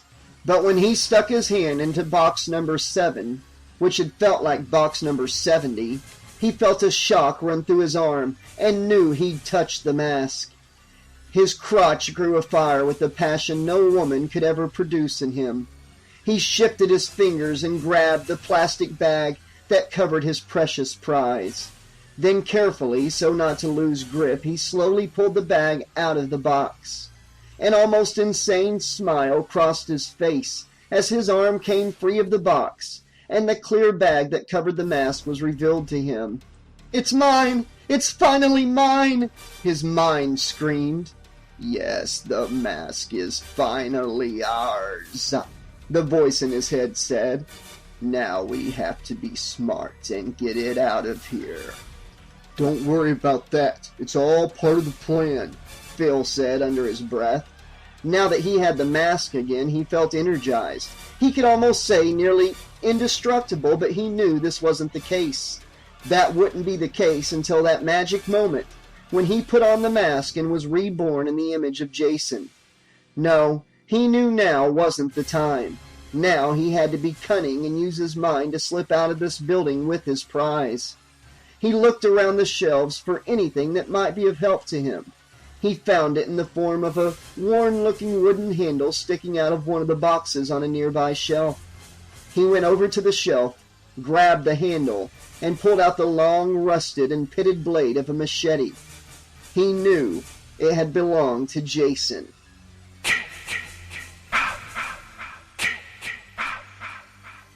Now the living wall was nearly upon Mickey. At this distance she could smell the foul odor of the creatures. The odor was fouler than the most festering sewer she'd ever smelt. And in her time dealing with Uncle Lewis's legacy, she'd been in many. Now she had to fight to keep from emptying her guts on the sands. Now she could see even more details. The maggots were clear and jelly-like.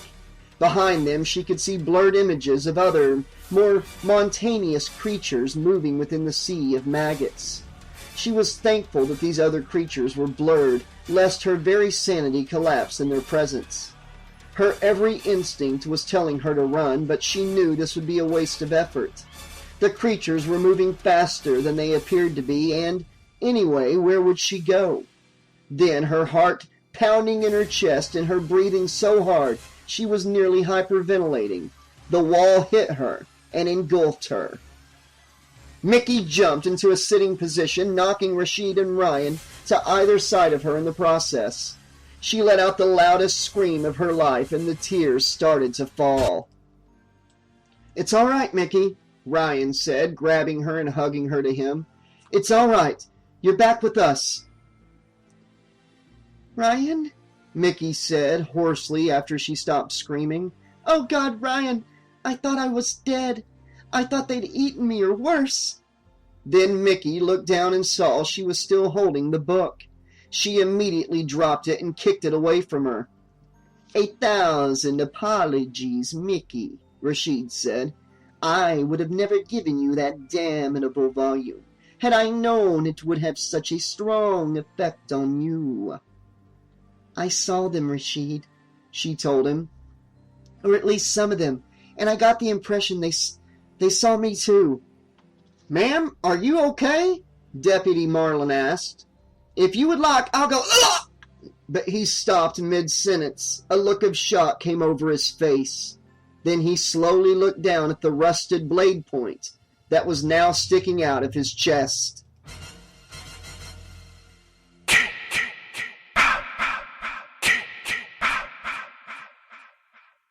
Chapter 17. Command Performance. Phil tried to pull the machete out of Deputy Marlin's back, but he found that it was stuck. How the hell could Jason do this? He wondered. A gurgling sound came from the deputy's lips as he dropped to his knees, revealing Phil standing behind him. Quickly, Phil grabbed Deputy Marlin's gun out of his holster. Then he let go of the handle of the machete, which appeared to be the only thing holding Marlin up, because he immediately tipped over. Phil looked at Stephen Freeman and the others and smiled. "Surprised?" he asked, looking around at the shocked expressions on their faces. "Oh no, you'd never think that good old friendly, reliable Phil would do something like this. No way in hell." "My God, Phil, have you gone insane?"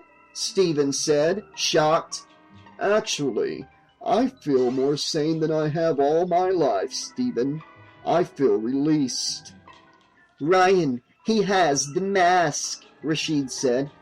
"I can sense it on him." Phil patted his coat. "Oh yes, I do believe you're right."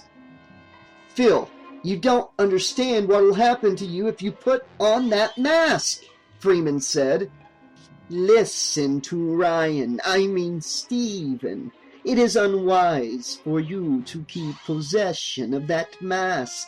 Its evil will consume you, and the only possible outcome will be your death." "Why must we sit here and listen to these fools drivel?" the voice asked. "Let's just get out of here."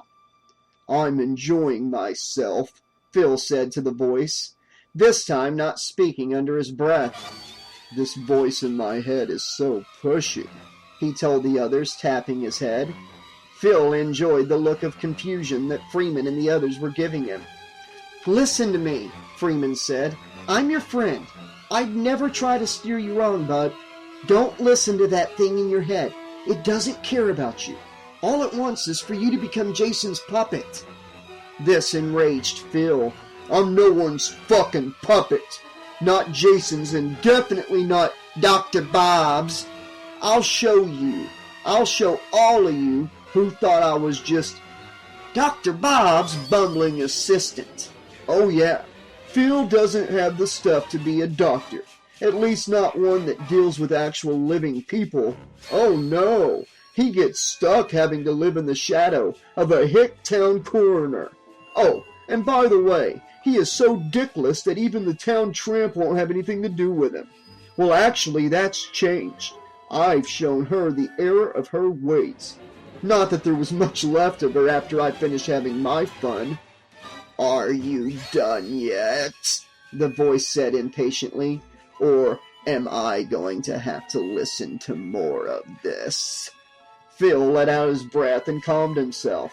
"Oh yeah, I feel better now." "So can we leave now?" the voice asked. "Yeah, I guess," Phil said. "But I need to get something from my dear friend here." He indicated the deputy's body, which was lying face down on the floor in front of him. Cautiously, while keeping his eyes and gun trained on the people in front of him, he felt around on the deputy's gun belt. Finally, he found what he was looking for, Marlin's key ring. He was just unhooking the key ring when a bloody hand grabbed down on his. "What the fuck?" Phil exclaimed as the deputy shifted on his side and glared up at him. Bloody drool was dribbling from Ed Marlin's lips. At that moment, Freeman tried to make a move toward him, but Phil immediately pointed the gun at him and shook his head. "I wouldn't try that, Stephen." Then Phil glanced down at the deputy. "You still alive down there, Ed?" Phil tried to pull his hand free, but the deputy held on. "Well, we can't have that," he said, pointing the gun at Marlin's head and pulling the trigger. The back of Ed Marlin's head exploded, sending red and pink shrapnel splattering onto the floor. Mickey screamed and grabbed hold of Ryan's arm. Then Phil pulled himself free of the dead deputy's grip. He cringed at the sight of what he'd done. "Ooh, what a mess." "You sick fuck!" Freeman exclaimed, trying to go after him, but Mickey held him back. "Hold back your anger, Ryan," Rashid said. "Aggressive action will only lead to one of us getting hurt or killed. I'd listen to your wise old friend here, Ryan, Phil said sarcastically. Oh, and you know, sometime you're going to have to tell me why the old man calls you Ryan. But for now, I have to say goodbye. Then Phil started backing toward the door.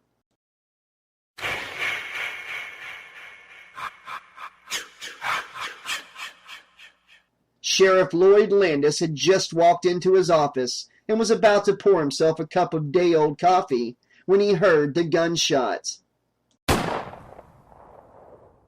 Immediately he rushed into the hall and nearly ran into the blonde female deputy from the front desk. "Where in the name of Sam Hill did that come from?" he asked, partially to himself. "It must be from the back," the slim-figured deputy, he now recalled was named Kelly Campbell, told him. "The assistant guy from the coroner's office came through here with Stephen Freeman and a couple other people after you left." "And you didn't ask what their business was?" he asked, surprised at her. "I'm sorry, Sheriff. I was on the phone at the time, and I thought it was procedure to let Dr. Bob and his assistant in." The sheriff gave her a stern look. "That doesn't include them bringing guests, young lady." Then he motioned for her to follow him, and I can guess where they went. Cautiously, they made their way down the empty hall toward the back of the building, where the evidence room was located.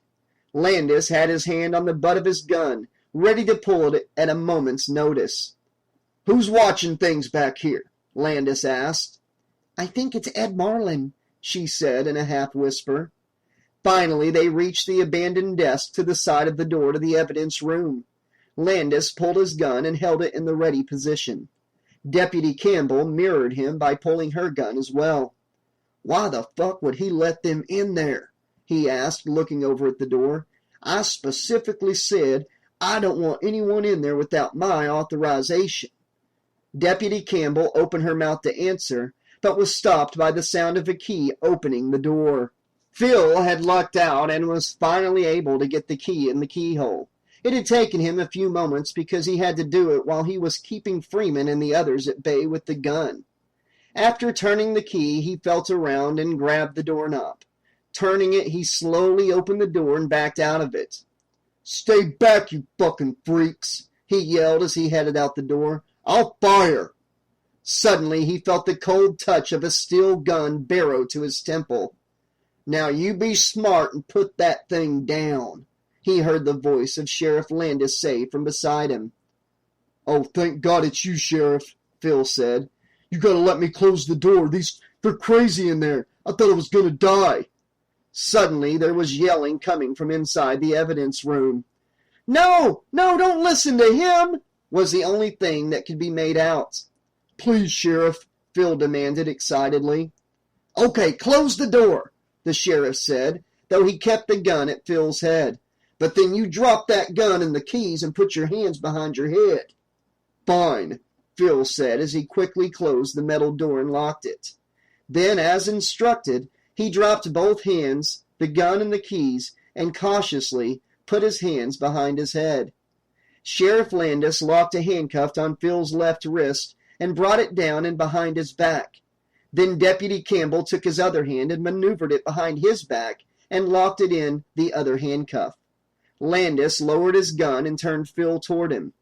"Now, boy, you better tell me what the fuck is going on and what's happened to my deputy." "Oh my God," Phil said, and managed to surprise himself by forcing some tears into his eyes. "Oh my God, I thought I was going to die in there. They forced me to help them. They're crazy. They killed Dr. Bob and Lupe. They made me forge Dr. Bob's signature and yours on papers that allowed them to go through the stuff from the murders." Phil made himself sound frantic. "Okay," Landis said. "Now calm down and tell me what happened to my deputy." Phil started shaking. Now for a command performance, he thought.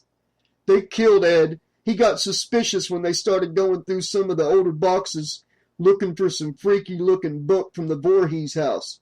So Stephen used Jason's old machete and stabbed him with it. But he was still alive, so they used his own gun to blow his head off. They were so distracted by watching this that I saw my chance and tackled Stephen and got that gun away from him." So you conveniently managed to get the gun away from Freeman and the girl and make your escape, the sheriff said, shaking his head. And there was the other one, Phil said, looking terrified. He was the one who was controlling things. Excuse me? Landis said, a slight indication of surprise in his voice. Yeah, there was three of them besides Phil, Deputy Campbell told him. He was a short, foreign-looking guy. He sort of looked like one of those guys from the old mummy movies, you know? The ones with the red hats and tassels. Yeah. He said he needed the book and the mask to bring Jason back, Phil interjected excitedly. That fucking mask, Landis said in frustration. I should have had Court torch the goddamn thing. Landis looked over at Deputy Campbell. Take him to the front and take his statement. Sheriff? Phil said, indicating his cuffed hands. Let me think about that, Landis said, and motioned for Campbell to proceed. But wait a minute, Sheriff.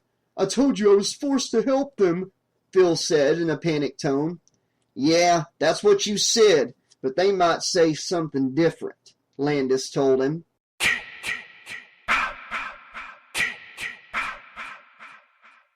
Ryan looked at the door Phil had just escaped out of and thought about giving it a swift kick. Rashid must have sensed Ryan's mood.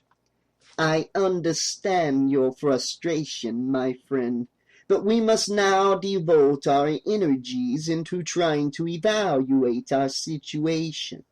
I have little doubt that soon the sheriff will be coming through that door, followed by his deputies. Therefore, we must be ready and try to keep the outcome from becoming unfortunate.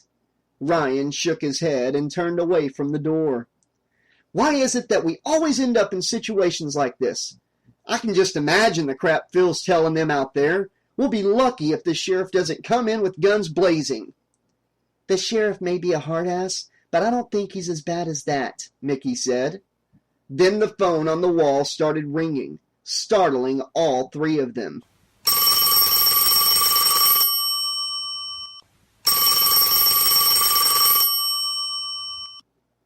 Ryan, I would suggest you answer that since you are the one who is more acquainted with the sheriff, Rashid said.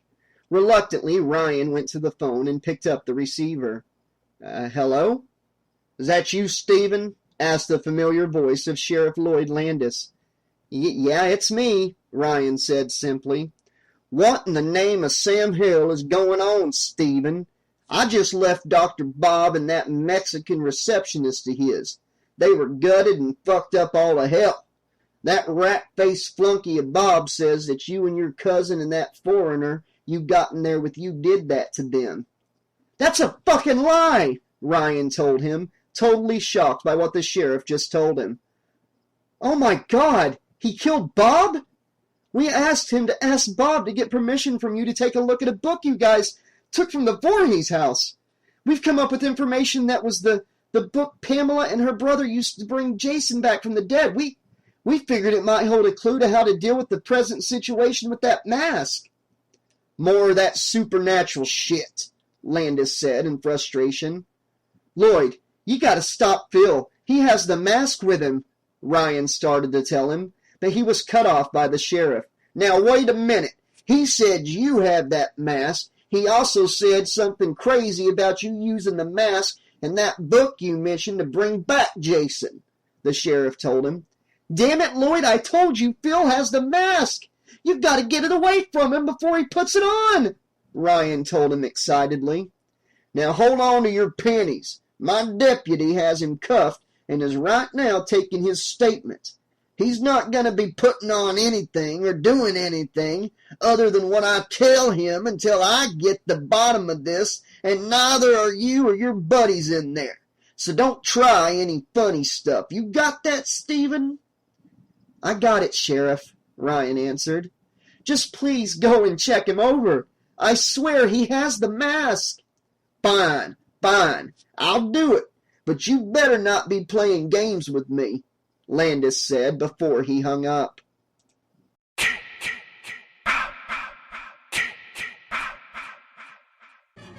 "Campbell, I called you," Sheriff Landis said as he headed up the hall toward the front desk. "What's going on up there? Has he given you any problems?" Upon entering the entry hall, Landis saw what was wrong. Phil had escaped. He'd left Deputy Kelly Campbell sitting at her desk, very much dead. She'd been stabbed through the eye with the mail spear from her desk, with the letters still attached. Phil had left a note written in the blood that was still dribbling from Campbell's eye, and left it on the chair next to her, with the abandoned handcuffs and key. On the note was simply 2 words: "Jason lives."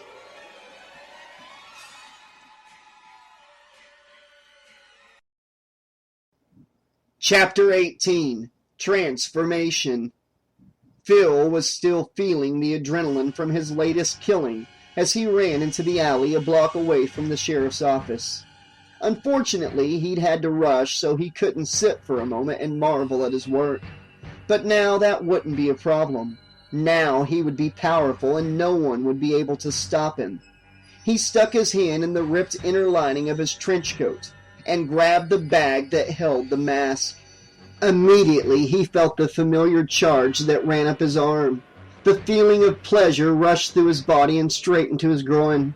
He immediately released in his pants. He took the bag out of his coat, held it up, and looked at it.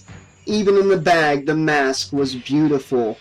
"My friend, you've worked hard for this moment," the voice said. "Now take the gift the Ancient Ones have seen fit to bestow upon you." Phil ripped open the bag and took the mask out.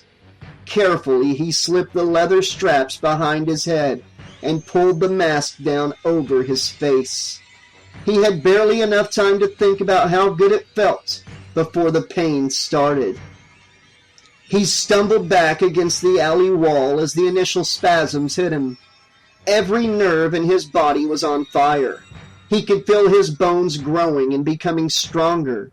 He heard his seams of his clothing ripping as his body gained bulk. He tried to scream, but all he could get out was a grunt, because he couldn't open his mouth due to the fact that the mask had bonded to his face. Then, as the pain started to subside, he saw movement with his pain-blurred vision in front of him. Then, after a few moments, the pain completely subsided, and he was amazed to see the transparent image of a man standing in front of him. For a moment, he thought the pain had driven him insane. The vision in front of him was of a balding, gray-haired, older-looking man with a mustache. The man was wearing a white button-down shirt with red suspenders and black slacks. He was also wearing an odd-looking string-like black tie around his neck. The vision reminded him of Geppetto from the story of Pinocchio. But this thing was a far cry from the friendly, loving puppet master from that story. He could sense the pure evil of this being, as well as see the cold, calculating look in his eyes. "Well, my friend," the vision said, its voice unnervingly familiar, "now we finally are able to meet face to face." Then Phil realized that the voice coming from the vision was the same one that had been in his head. He tried to speak, to ask what had happened, but he found he could barely move his lips. What came out of his mouth was nothing but indecipherable gibberish. "Oh, yes, it'll be such torture for me not to have the pleasure of having to listen to your endless drivel. And unfortunately, given our new situation, I am unable to read your thoughts anymore. So I guess we'll just have to come to some kind of, understanding," the vision said, his smile less than comforting. Then Phil felt the familiar pain in his head. "Oh yes, I also forgot to tell you, I still retain the ability to hurt you," the vision said. Then the pain increased. It felt like someone was taking a molten spike and ramming it into his brain. Finally, the pain became so intense that Phil dropped to his knees and silently begged the vision for release. Oh, I see you realize who's boss around here, the vision said, amused. Then the pain stopped. Phil fell forward and landed on the concrete. He let out the breath he hadn't realized he'd been holding. Yes, you've come full circle and become very strong, my friend, the vision said. Stronger than you think.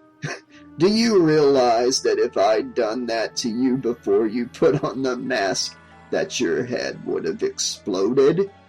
Phil had no doubt about what the vision had just said. Slowly he managed to get back on his feet. Now he waited for what his new master had in store for him. Now it's time for us to get started with our special work. The Ancient Ones have offered me my life back in exchange for a number of human lives. You, my friend, will be my tool.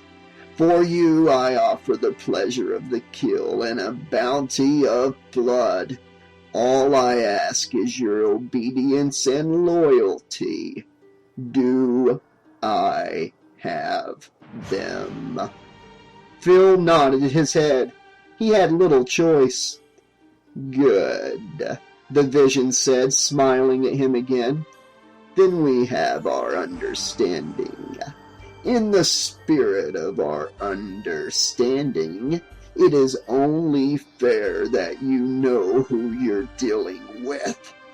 Then, with a theatrical flourish, he bowed before Phil and said, May I introduce myself?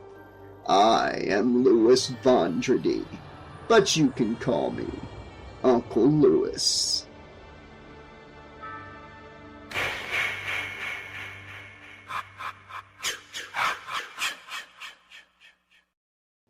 Ryan watched Rashid with amazement.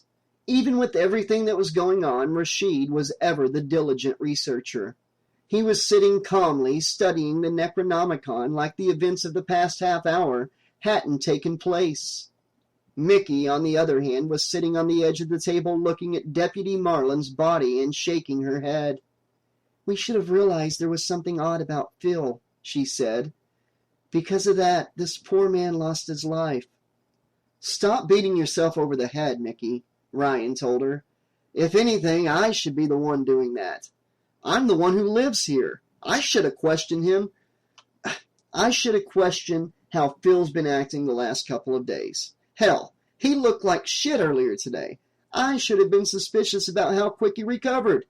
But I was too occupied with all this shit about Jason, the book, and Lewis. My friends, Rashid said, looking up from the Necronomicon, you both should not blame yourselves. It is a constant in this path of life we find ourselves in, that the innocent get caught up in our actions and end up getting hurt or killed. That is the way it is in war. And believe me when I say that this is a war.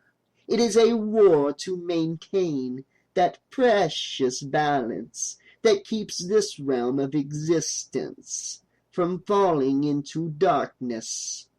But he wouldn't have had to die if we'd been more careful, Mickey told him. Yes, and next time we will definitely be more careful, Rashid said. That is why the higher ones put us here, to learn from our mistakes and to grow. Now, if you will excuse me, I will continue with my studies. Then he picked up the book and started to read again. Well, have you found out anything new? Ryan asked. Rashid looked up again. Actually, nothing that I didn't expect to find. I have confirmed that the ritual Lewis used was indeed one that bonded Jason's body to this life force of one of the Ancient Ones. In confirming this, it explains much about how this so-called curse has proceeded. If you recall, A young man several years ago supposedly killed Jason again, and Jason was actually buried. Yeah, I remember that, Ryan said. The kid's name was, Jarvis. Tommy Jarvis. I also recall that 8 years later, Jarvis tried to destroy Jason's body, but ended up bringing him back to life. Yes, I recall from a statement he wrote after the incident that a bolt of lightning struck a metal bar that he'd rammed into Jason's chest, Rashid added. I never could understand that, Mickey said. It didn't sound logical. In regard to the ancient ones, our ideas of logic are meaningless, Rashid told her. But I have a theory in regard to this incident. When Jarvis killed Jason, the damage he inflicted on Jason's body was so much that the Ancient One that was bonded to him could not handle the damage, and went to sleep until the lightning re-energized it, and provided it with the energy to reanimate Jason's body again. But the Jason I fought was a fully living being, Ryan reminded him. And if I recall, he was the same way when the FBI blew him up. I also have a theory about this as well, Rashid told him. If you recall, there was an incident 2 years before your encounter with Jason, Ryan, in which he stowed away on a ship that was carrying the graduating class of Crystal Lake High to Manhattan. Yeah, if I recall, Jason killed nearly everyone on board and ended up sinking that ship, Ryan added. The survivors escaped in a lifeboat. They managed to get to the harbor in Manhattan, but Jason somehow managed to follow them, and he supposedly killed most of their party, but 2 of them escaped into the sewers. Exactly, Rashid said. In the end, Jason was caught in the toxic flood water that is known to periodically flow through the sewers and was supposedly destroyed. But I recall that one of the survivors reported that the moment after Jason's body melted away, the body of a young boy floated to the surface of the water. That's why people around here discounted the whole story, because Jason reappeared 6 months later, Ryan told him. Yes, I understand that, Rashid said. Yet through my sources I did find out that the emergency crews investigating the survivors' claims did indeed find a naked 12-year-old boy in the sewer that was very much alive and suffering from chemical burns. It was also reported that the boy was suffering amnesia and could not be identified. Soon after his rescue, though, the boy was put in the custody of a renowned blood expert, Dr. Reinhold Wimmer. But about a month later, he somehow escaped from the hospital. Though there was a large-scale search, the boy was never found. Are you trying to say that the boy was Jason? Mickey asked. Yes, I'm saying that when Jason's body was destroyed, the Ancient One recreated it in its original form. Then it simply rebuilt him from that foundation. What you're describing sounds like some sort of virus or parasite, Ryan said. Exactly. That is exactly what we are dealing with here, Rashid agreed. It fits what I saw when I touched the book, Mickey said, sounding very uneasy. They reminded me of a giant cancer. They literally devoured everything that wasn't them and recreated it in their image. But that still doesn't explain the mask and how it's able to possess people, Ryan said. Actually, it does, Mickey replied. With Jason wearing the mask constantly, I would think that thing inside him could easily contaminate it. Yes, exactly.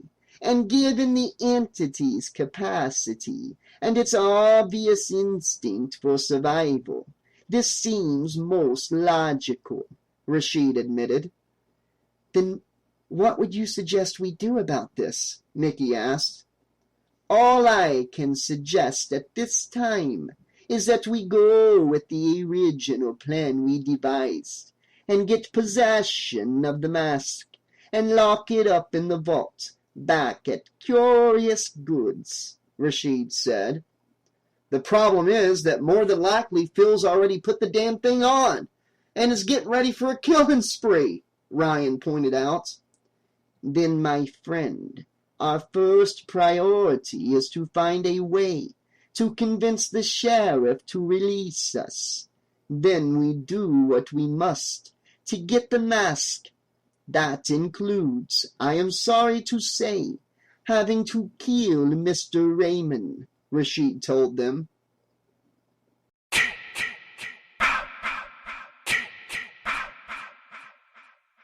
Phil followed the image of Uncle Lewis down the alleyway toward their destination, which was the Army-Navy store for what Lewis called the tools of the trade. As he walked, he clenched and unclenched his hands.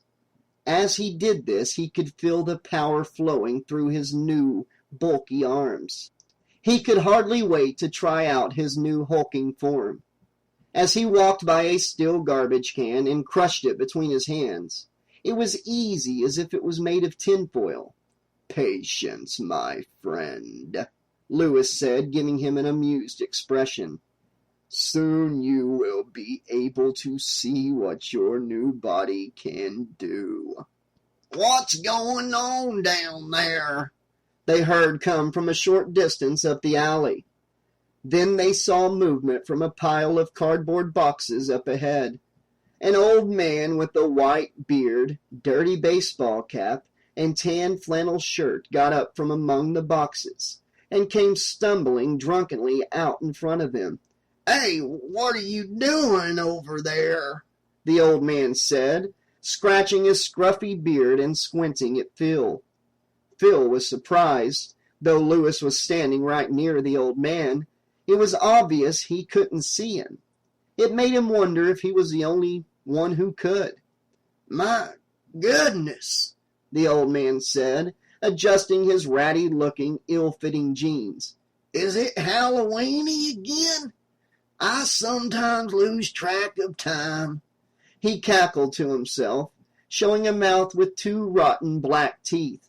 Or are you one of those fellers that dress up like Mickey Mouse and take pictures with all them thar brats?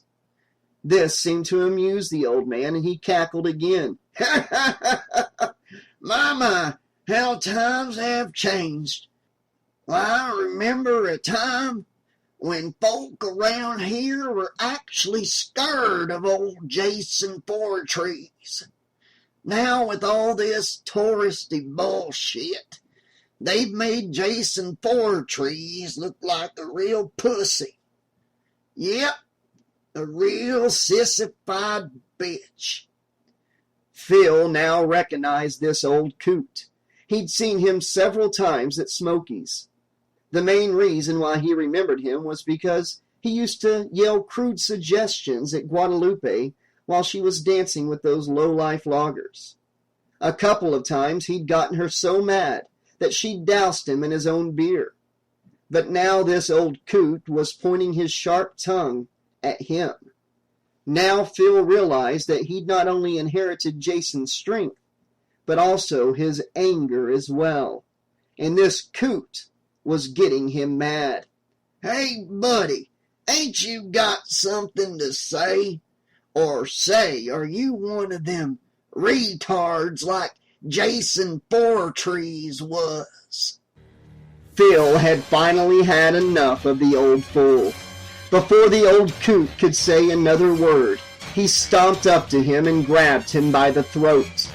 There was a sharp crunching sound as Phil's hand tightened around the old man's neck. Then the old man went limp. This frustrated Phil. The kill had been too easy. Angrily, he ripped the old man's head off and threw it against the alley wall. The head splattered like a melon, leaving bloody goo dribbling down the wall. "Don't worry, my boy," Lewis said. "There's more where he came from." "Soon these streets will flow with blood. But first, we need to get you ready." Then Lewis waved him on, and they continued down the alley.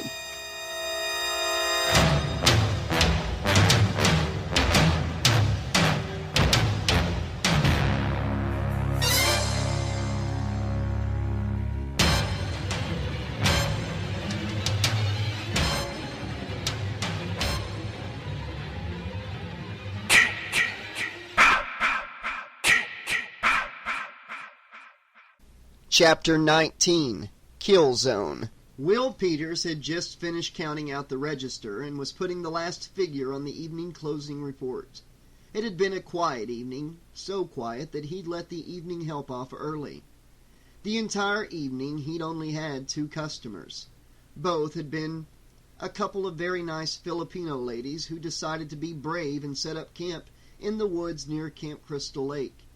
He'd given them the typical warning about Camp Blood, though he did it in a tongue-in-cheek way. This had amused the ladies, though it was obvious they, like all the other tourists, knew that Jason was no longer a threat. The women had each bought one of Stephen's all-in-one camping kits, so, though it was only 2 cells, it was a nice chunk of change for the evening. He was sure Stephen would be pleased, since he recalled from when he ran the business that typically evenings were light. He wondered if Stephen had had a chance to ask his cousin about the winter festival. He was sure if Stephen had, he'd tell him when he checked up on the business. It was just that he was a bit nervous about the answer. Catherine had been his first and only love, so it had been an eternity since he'd had to deal with the pressure of asking anyone out on a first date. And given the fact that Stephen's cousin was an extraordinarily beautiful woman, didn't help either. It all made him feel like an insecure teenager, which he wasn't sure was a good or a bad thing. He was about to ponder on this subject further when a large, hulking figure smashed through the front door of the store.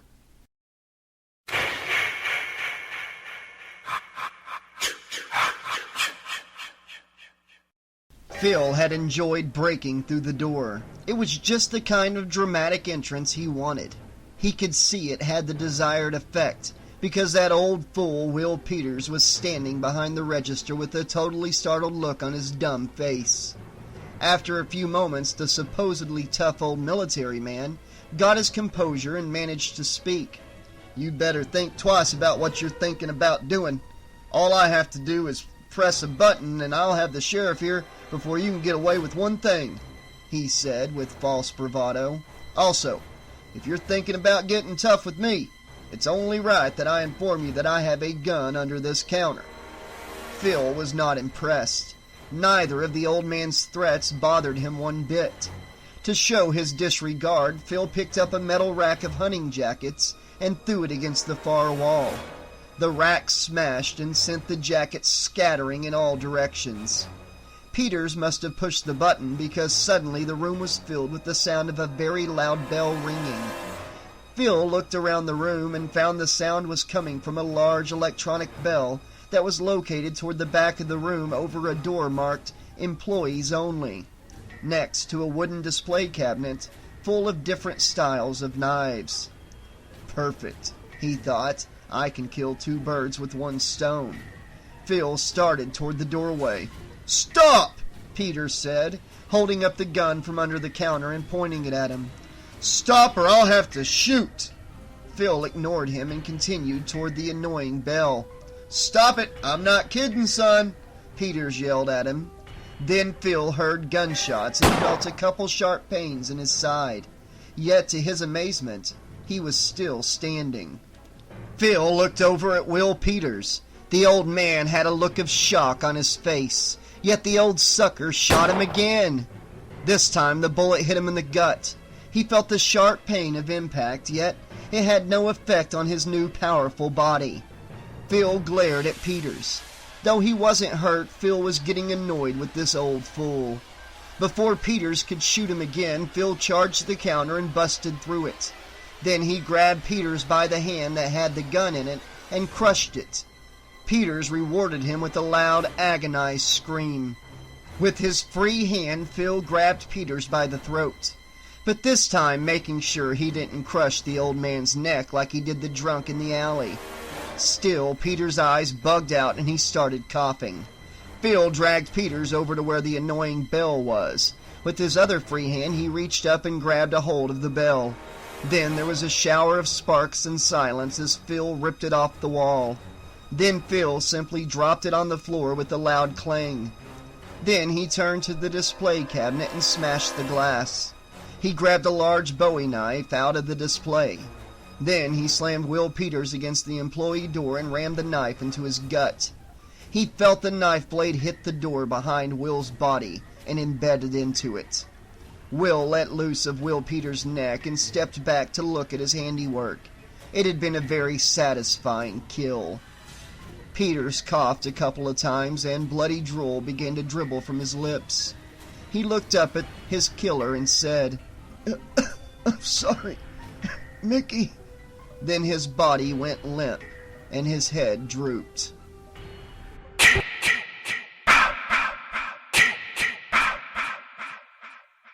Sheriff Landis felt his nausea returning as he slipped past the still-seated body of Deputy Campbell and headed over to the dispatch radio, which was on the far side of the desk. Picking up the microphone, he pressed the button and began to talk. "Sheriff Landis to Unit 014, do you copy? Come in, Court. Over." This is Court. I copy, Sheriff. Over," came the static-filled reply.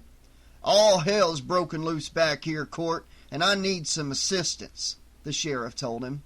"I got both deputies on duty here dead. I got 3 suspects locked up in the evidence room and 1 on the loose. Over."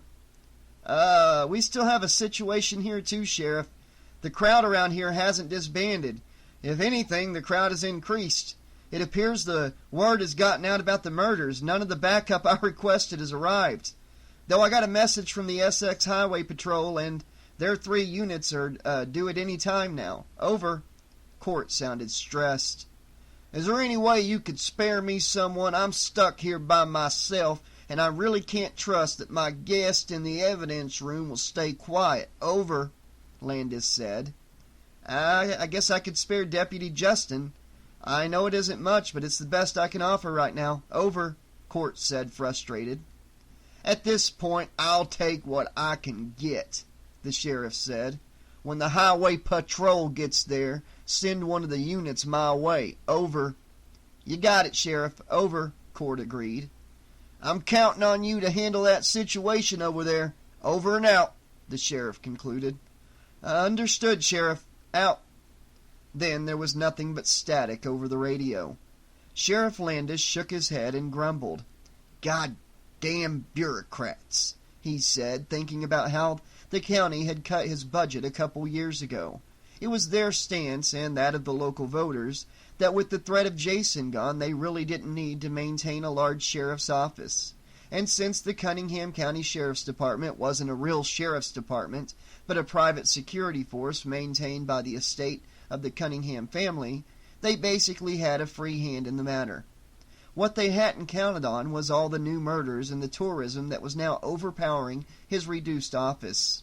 Yep, he thought, you bureaucratic buttheads really fucked the pooch this time. But of course, the people at City Hall would find a way to throw the blame on his shoulders. Well, that was fine with him. The thought of resigning and getting the fuck out of this town was looking more and more appealing. Then he heard a buzzing sound coming from a panel full of red lights that he knew was for monitoring the burglar alarms for all the shops in town. Now one of those lights was blinking and the buzzer was going off. "When it rains, it pours," he said, shaking his head and sighing in frustration.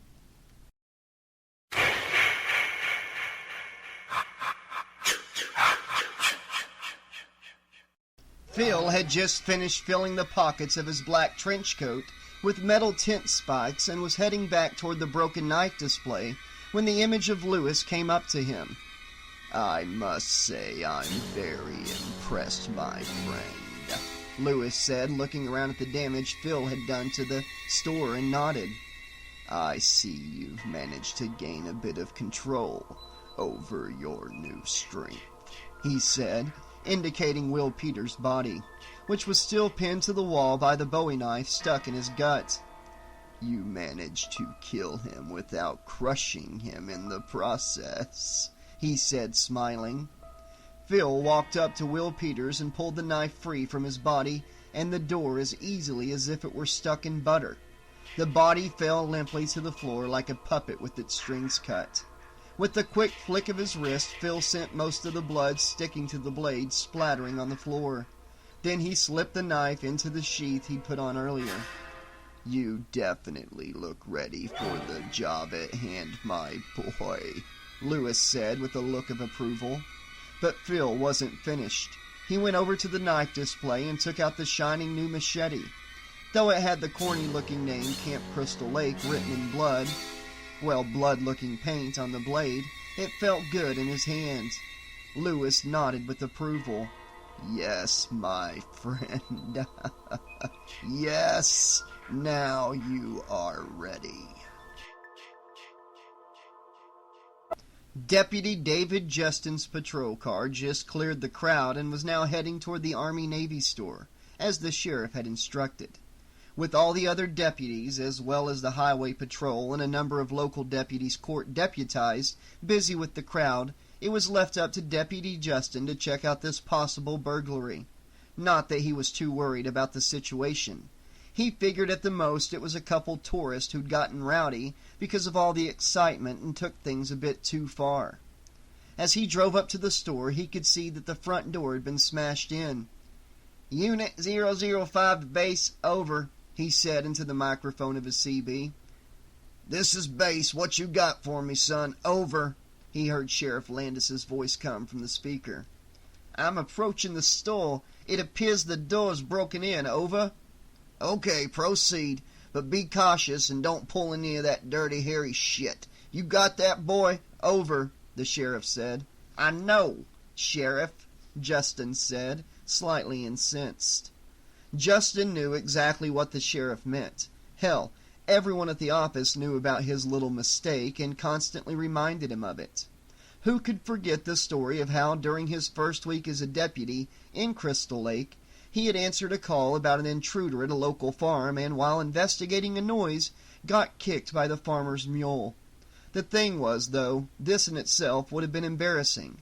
He had his gun out at the time and ended up shooting the mule in the ass in the process. Ever since, his co-workers have constantly ribbed him about being the best ass shooter in the county. Some of them have even started addressing him by the annoying nickname of Ass Blaster. Justin parked his patrol car across the street from the darkened store. Getting out, he pulled out the light he had on his belt and turned it on.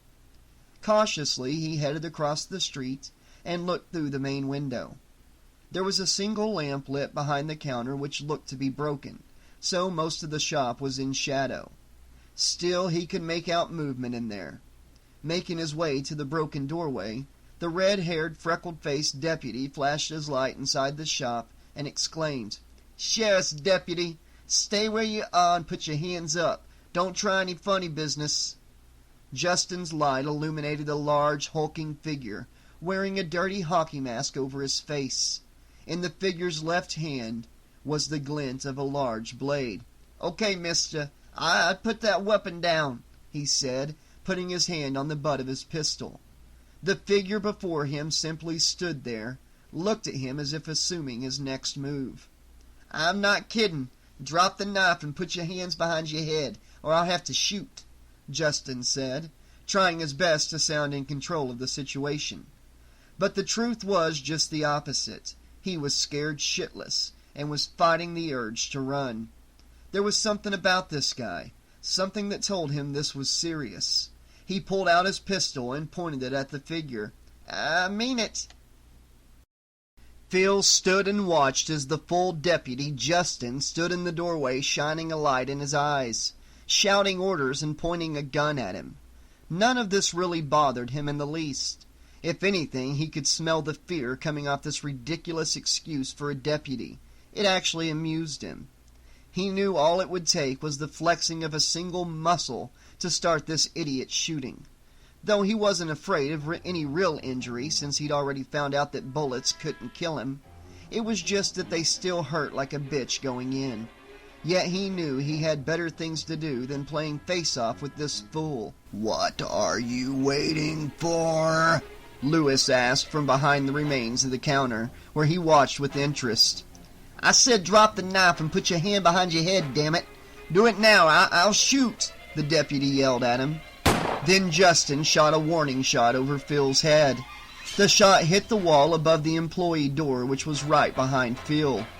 "Okay, asshole," Phil thought. Playtime is over. Now he was pissed. He charged Justin. Justin got 3 more shots off at Phil. 2 shots hit him in the chest. The third one grazed him in the shoulder. Pain seared Phil's chest, but instead of slowing him down, it fed into his rage. Phil lifted the machete over his head and clasped it with both hands. Then he brought the blade down on Justin's head. The strike was so powerful that it sent the blade cutting through Justin's hat into his skull, down through his neck, and halfway through his chest. Then Phil felt Justin's gun go off one last time. The shot was point blank and knocked him backward. He hit a rack of winter coats on his way down and sent it careening across the floor. Sitting up, Phil saw that Justin's body had split open into a V and was spraying the area around it in blood. Then Justin's knees buckled and he fell backward into the doorway. Slowly, stumbling up, Phil checked his stomach and found that, though it was slick with black blood, the hole had already closed. He had no doubt that the exit wound in the back was closed as well. "You really need to stop going out of your way to get shot," Lewis told him. "Though it may seem like you're impregnable, eventually they will take their toll on your body." At that moment, Phil had wished he could say something, because he wanted to inform Lewis it wasn't by choice that he was now an easier target to shoot at. "Still, I must say, you are really showing some panache in your killing style. I look forward to seeing what surprises you come up with next." Phil bent down and picked up his machete, which he dropped while he was falling. Then he started for the door and stepped over Justin's body, which was still continuing to drain blood all over the floor. As he headed out the door, he heard Sheriff Landis's voice coming from Justin's walkie-talkie. "Report! Unit 005, come in, over. Deputy Justin, report it."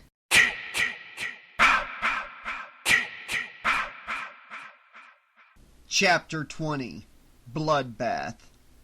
"Deputy Justin, report in immediately, over," Sheriff Landis said into the microphone.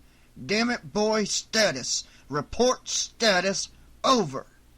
Then he released the switch on the microphone and looked over at Highway Patrol Officer Dan Marshak. "There's definitely something wrong. That deputy might not be the brightest crayon in the pack, but I've never known him to ignore a request for a callback." "All it could mean is that he's too busy to do so," Marshak suggested. "You don't know this deputy like I do. If things came even close to getting out of hand, that boy would be on the horn calling for backup. No, there's something wrong," Landis said as he turned back to the dispatch radio and switched on the microphone. "Deputy Court, this is Sheriff Landis. Come in, over." "Court here, Sheriff. Over," came the reply. "Court, I need you to meet me in front of the Army-Navy store as soon as possible. I believe we have a deputy in trouble. Over." "Deputy Justin? Over." "Correct," Landis said. "I've called him repeatedly, and he hasn't replied. Over." "Understood," Court said. "What about my present posting? Over." "Leave it to the highway patrol officers. Tell him to coordinate with Officer Marshak here at the sheriff's office until you get back. Over? Understood, Sheriff. I'm on my way. Over. Good. I'll meet you there. Over and out. Then the sheriff switched off the microphone and slowly slipped past the remains of Deputy Campbell. Oh, and while I'm gone, Marshak, would you please do something about this? He said, indicating the corpse sitting in the chair. I'll have the coroner from Essex make a trip over here as soon as he's free, Marshak promised. Good. It just makes it difficult to use the radio this way. Also, sir, I'm sorry to question you on this, but don't you think Deputy Court could handle this situation on his own? Marshak asked. That may be the way you handle things in your office. Here in this office, I consider my deputies like family, and when one of them is in a bind, I deal with it personally.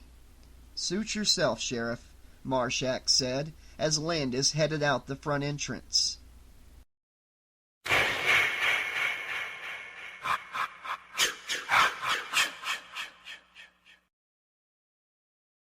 This has been part 1 of Friday the 13th, The Mask of Jason Voorhees, unabridged audiobook recording. Please see Upload Friday the 13th, The Mask of Jason Voorhees, unabridged audiobook part 2 for the conclusion of this great book, as well as an exclusive interview with the author, William Pattison, a.k.a. Eric Morse.